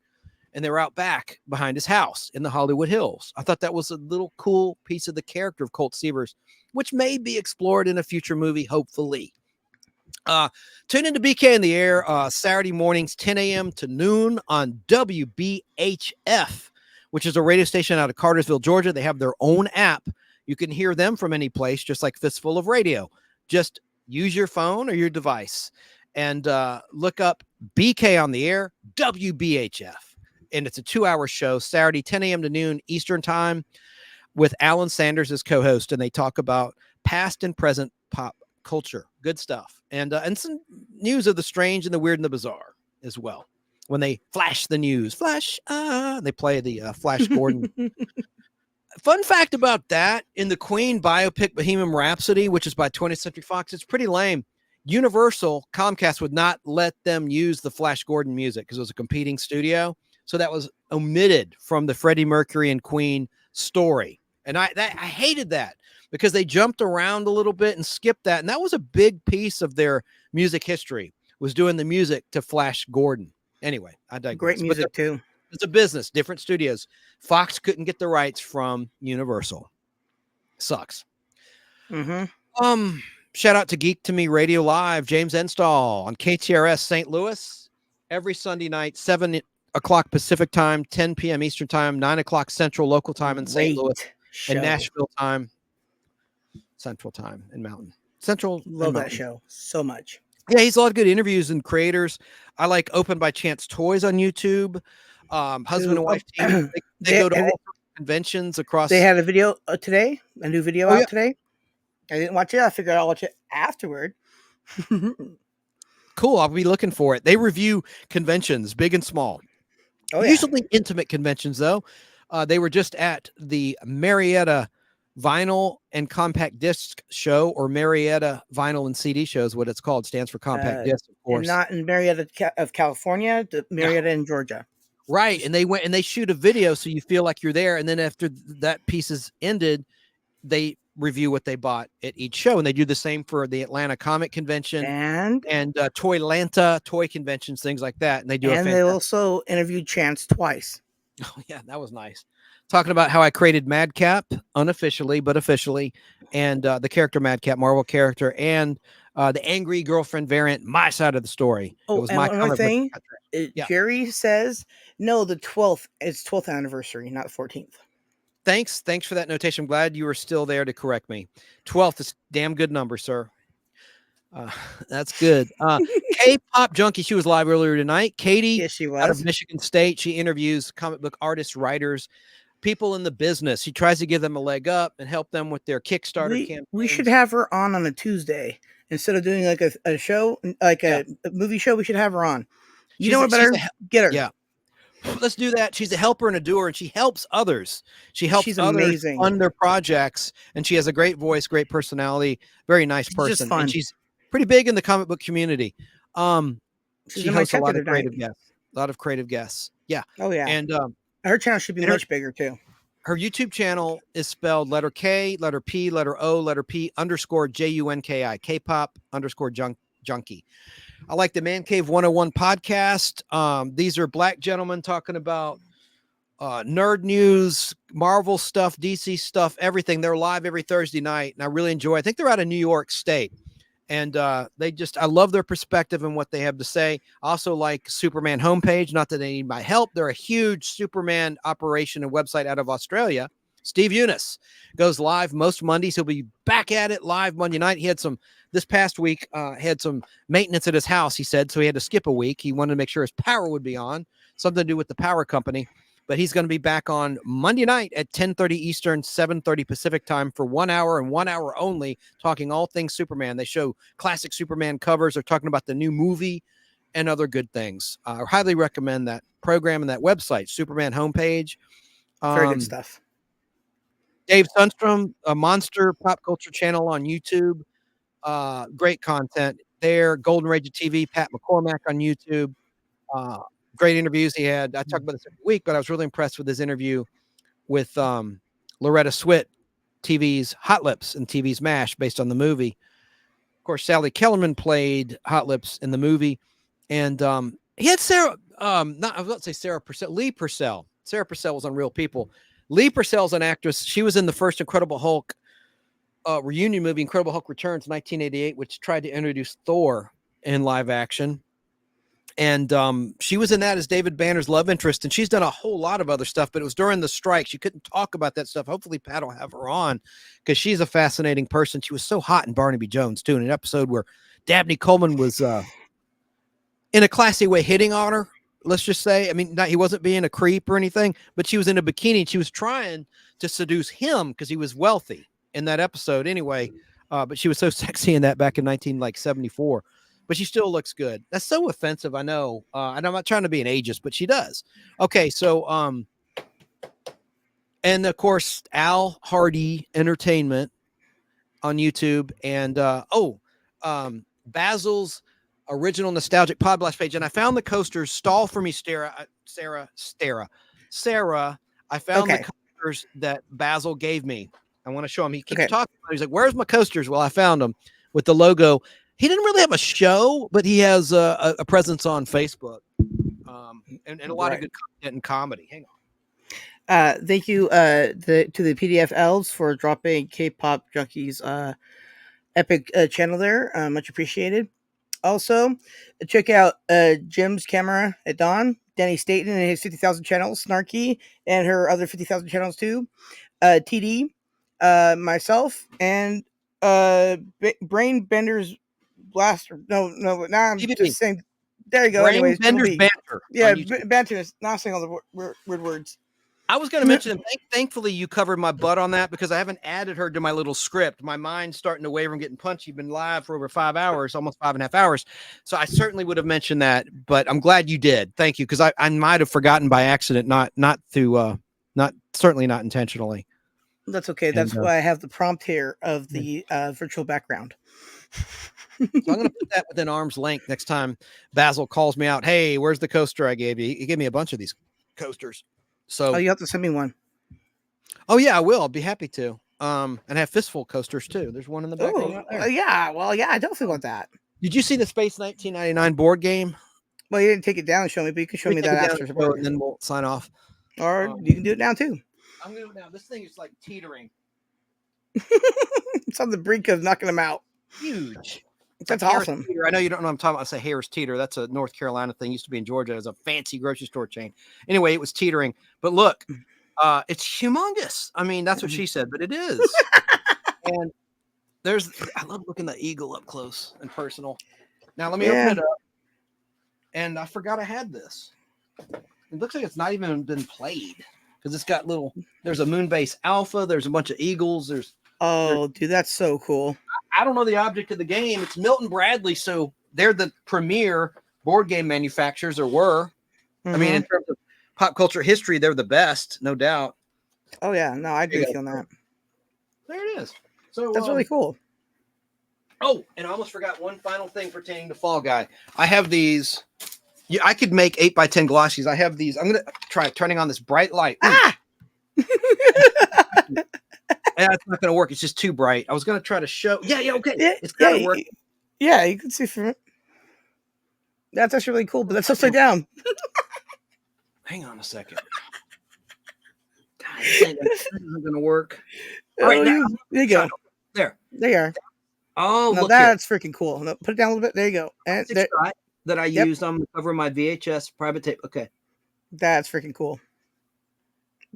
Oh God, that's my favorite image. I could mass produce these. Here's one of God, I don't know. It's so hard to do this. So you should mass produce them on t-shirts. Yeah. Oh, there's a good one of Doug Barr and Marky Post. That's so cool. And there's a Colt in Hawaii in Sandcastles. This first episode shot for season 4, but it aired 7th. It aired the week after the first Elvira Halloween episode. It aired November 7th, 84. I know by heart. And I'll do the production order thing I promised. I think it would be really boring though at this stage for everyone else, but I think it's interesting. It's exclusive information. It's not on the internet. Production order of the episodes. Now I've got these two as well. Oh God, I hope they show up. Okay. What the F is that? Hey, this one would probably sell good. This is a shot of Paul Williams, who was cut from the pilot. I'm not doing a good job. Right there on the right, that's Paul Williams pointing at Colt in the cut scene from the DVD with Lou Rawls. Oh, nice. The Palomino Club. He's got the cowboy hat. He's pointing at Colt. I see it. Anyway, I'll I love it. Little trick or treat. Are you afraid of the dark? No mask required on me. Damn, that is UGLY. I ain't got no alibi on that. But put something pretty up. Okay, that's better. That's better. Woo! Yeah, palate cleanser is right. I don't know why I'm talking like a hillbilly. Go see the Fall Guy movie. See for yourself. Support these guys. It was a love song to the stuntmen and stuntwomen. Again, my only beef, just as a Fall Guy fan, was they sort of forgot the sexy element and the truck. And I don't like what they did with the truck. They underused the truck. I was just thinking how they could solve that truck and sexy problem at the same time. If they just put somebody near the truck eating a hamburger, that would have been tough, good, sexy. Carl's Jr. in your neck of the woods. There you go. You know Carl's my Jr. tagline. Oh, look at the links. Thank you, PDF Elves. I know I heard you audibly say that, but now I'm seeing it. That's really neat, PDF Elves, that you are putting everybody's links up. Man Cave 101, Superman homepage, Jim's Camera at Dawn. I didn't mention him. Again, just like BBB, it wasn't on purpose. My gosh, no. There's K-pop. Thank you for doing that. That's great. Let me put it on the screen. That's one of Dan's 50,000 channels I there. didn't talk about Mogs, the Mongolian Monster, whom Danny Staten turned me on to. They're live every Tuesday and Thursday night. I love their channel. He Talking turned about me onto UFOs. them too. Huh? He turned me onto them too. Danny Staten turns you on to a lot of things. The problem is they're on when you like to be on. Yeah, I know. But that's why one of the I best gotta things. choose on Thursday. Tuesday, I'm with you, but I'll try to multitask and be on both. But Thursday, I kind of gravitate towards them. No offense, I just because I want Thursday's like a looser night when the weekend is coming, and I don't know. No, that makes perfect sense. But this Thursday, I don't mean I'm to not be gonna. disloyal. I'm a loyal guy. I don't, I just had to explain myself on that. Yeah, I guess. Anyway, so this Thursday, I'm not going to do a show with Snarky because we're going to be doing another one, soon. And I'm going to this Thursday then go help some other channels out. So we all have to take turns helping other people out. It's what we do.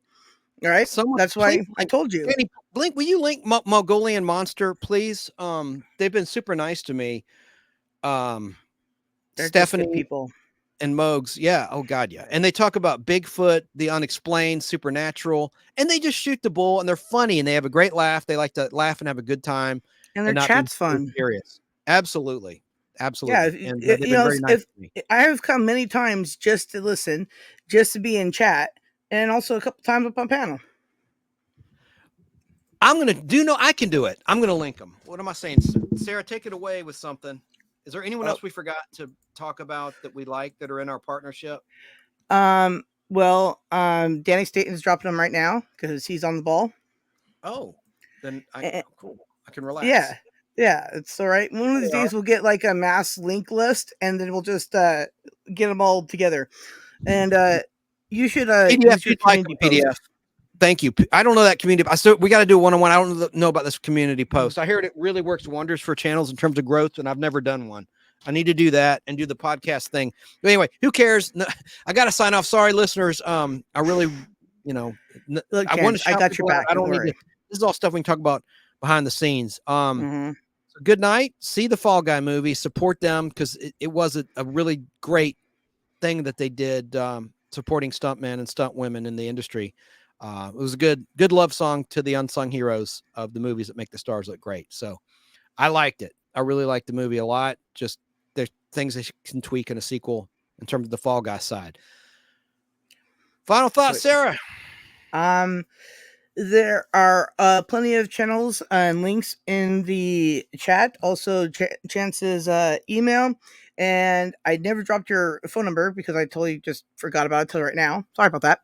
Anyways, but I did also drop your Fistful of Radio and also your Facebook group. So there you Thank go. you. Thanks to everybody who tuned in. Thanks to Shane B for calling in. Appreciate you. And I'll be back Sunday on this channel if you're into comic books. Unveiling a box of comics I've never gone through. I've never gone through these books. I thumbed through some when the person who sold me the books brought them here, and I saw enough to warrant the price. He gave me a very fair price, and I saw enough, so I wanted to save the surprise. So this is a true virgin box I've never gone through. Jeff Logan will be with me. He knows a lot about comic books, and that'll be Sunday at 3:00 Eastern, noon Pacific. And I'll try to keep it to 2 hours or less. I'm going to hurry because Jeff's time is very precious. He works very hard, and I don't want to infringe on his day off. So, I'll have the chat pick out a box. I'll show a picture of the boxes, and I'll write down a number from 1 to 5 or 1 to 10. First person that correctly in chat guesses the correct number, that'll be the box we go through. And Basil will be ineligible. I want to have a new person each time. So Basil picked it last time. Tom, who's one of the part-time co-hosts of this show, and sometimes, we collaborate on Al's channel or whatever. So it was completely legit, but I'm going to have, that's a rule. I'm going to instigate that only one person can pick a box per this whole series of 12 remaining boxes. And then I'm going to show stuff from the 4 boxes I did go through before I started doing this live every week. So that'll be this Sunday, and Saturday night will be on BBB's channel. Yes, we will. This is after live. It won't mean anything to you, but it's going to be an ongoing thing. So we might be on the next Saturday, even after the Saturday I'm talking about. Probably will. Yes, Roundtable Pop Culture, Brain Benders Banter on YouTube. 32,000 subscribers strong and more. Night, Sarah. Yeah. Night, Chance. Good night, everybody. And the Podience is listening. We'll see you next Friday night and Sunday.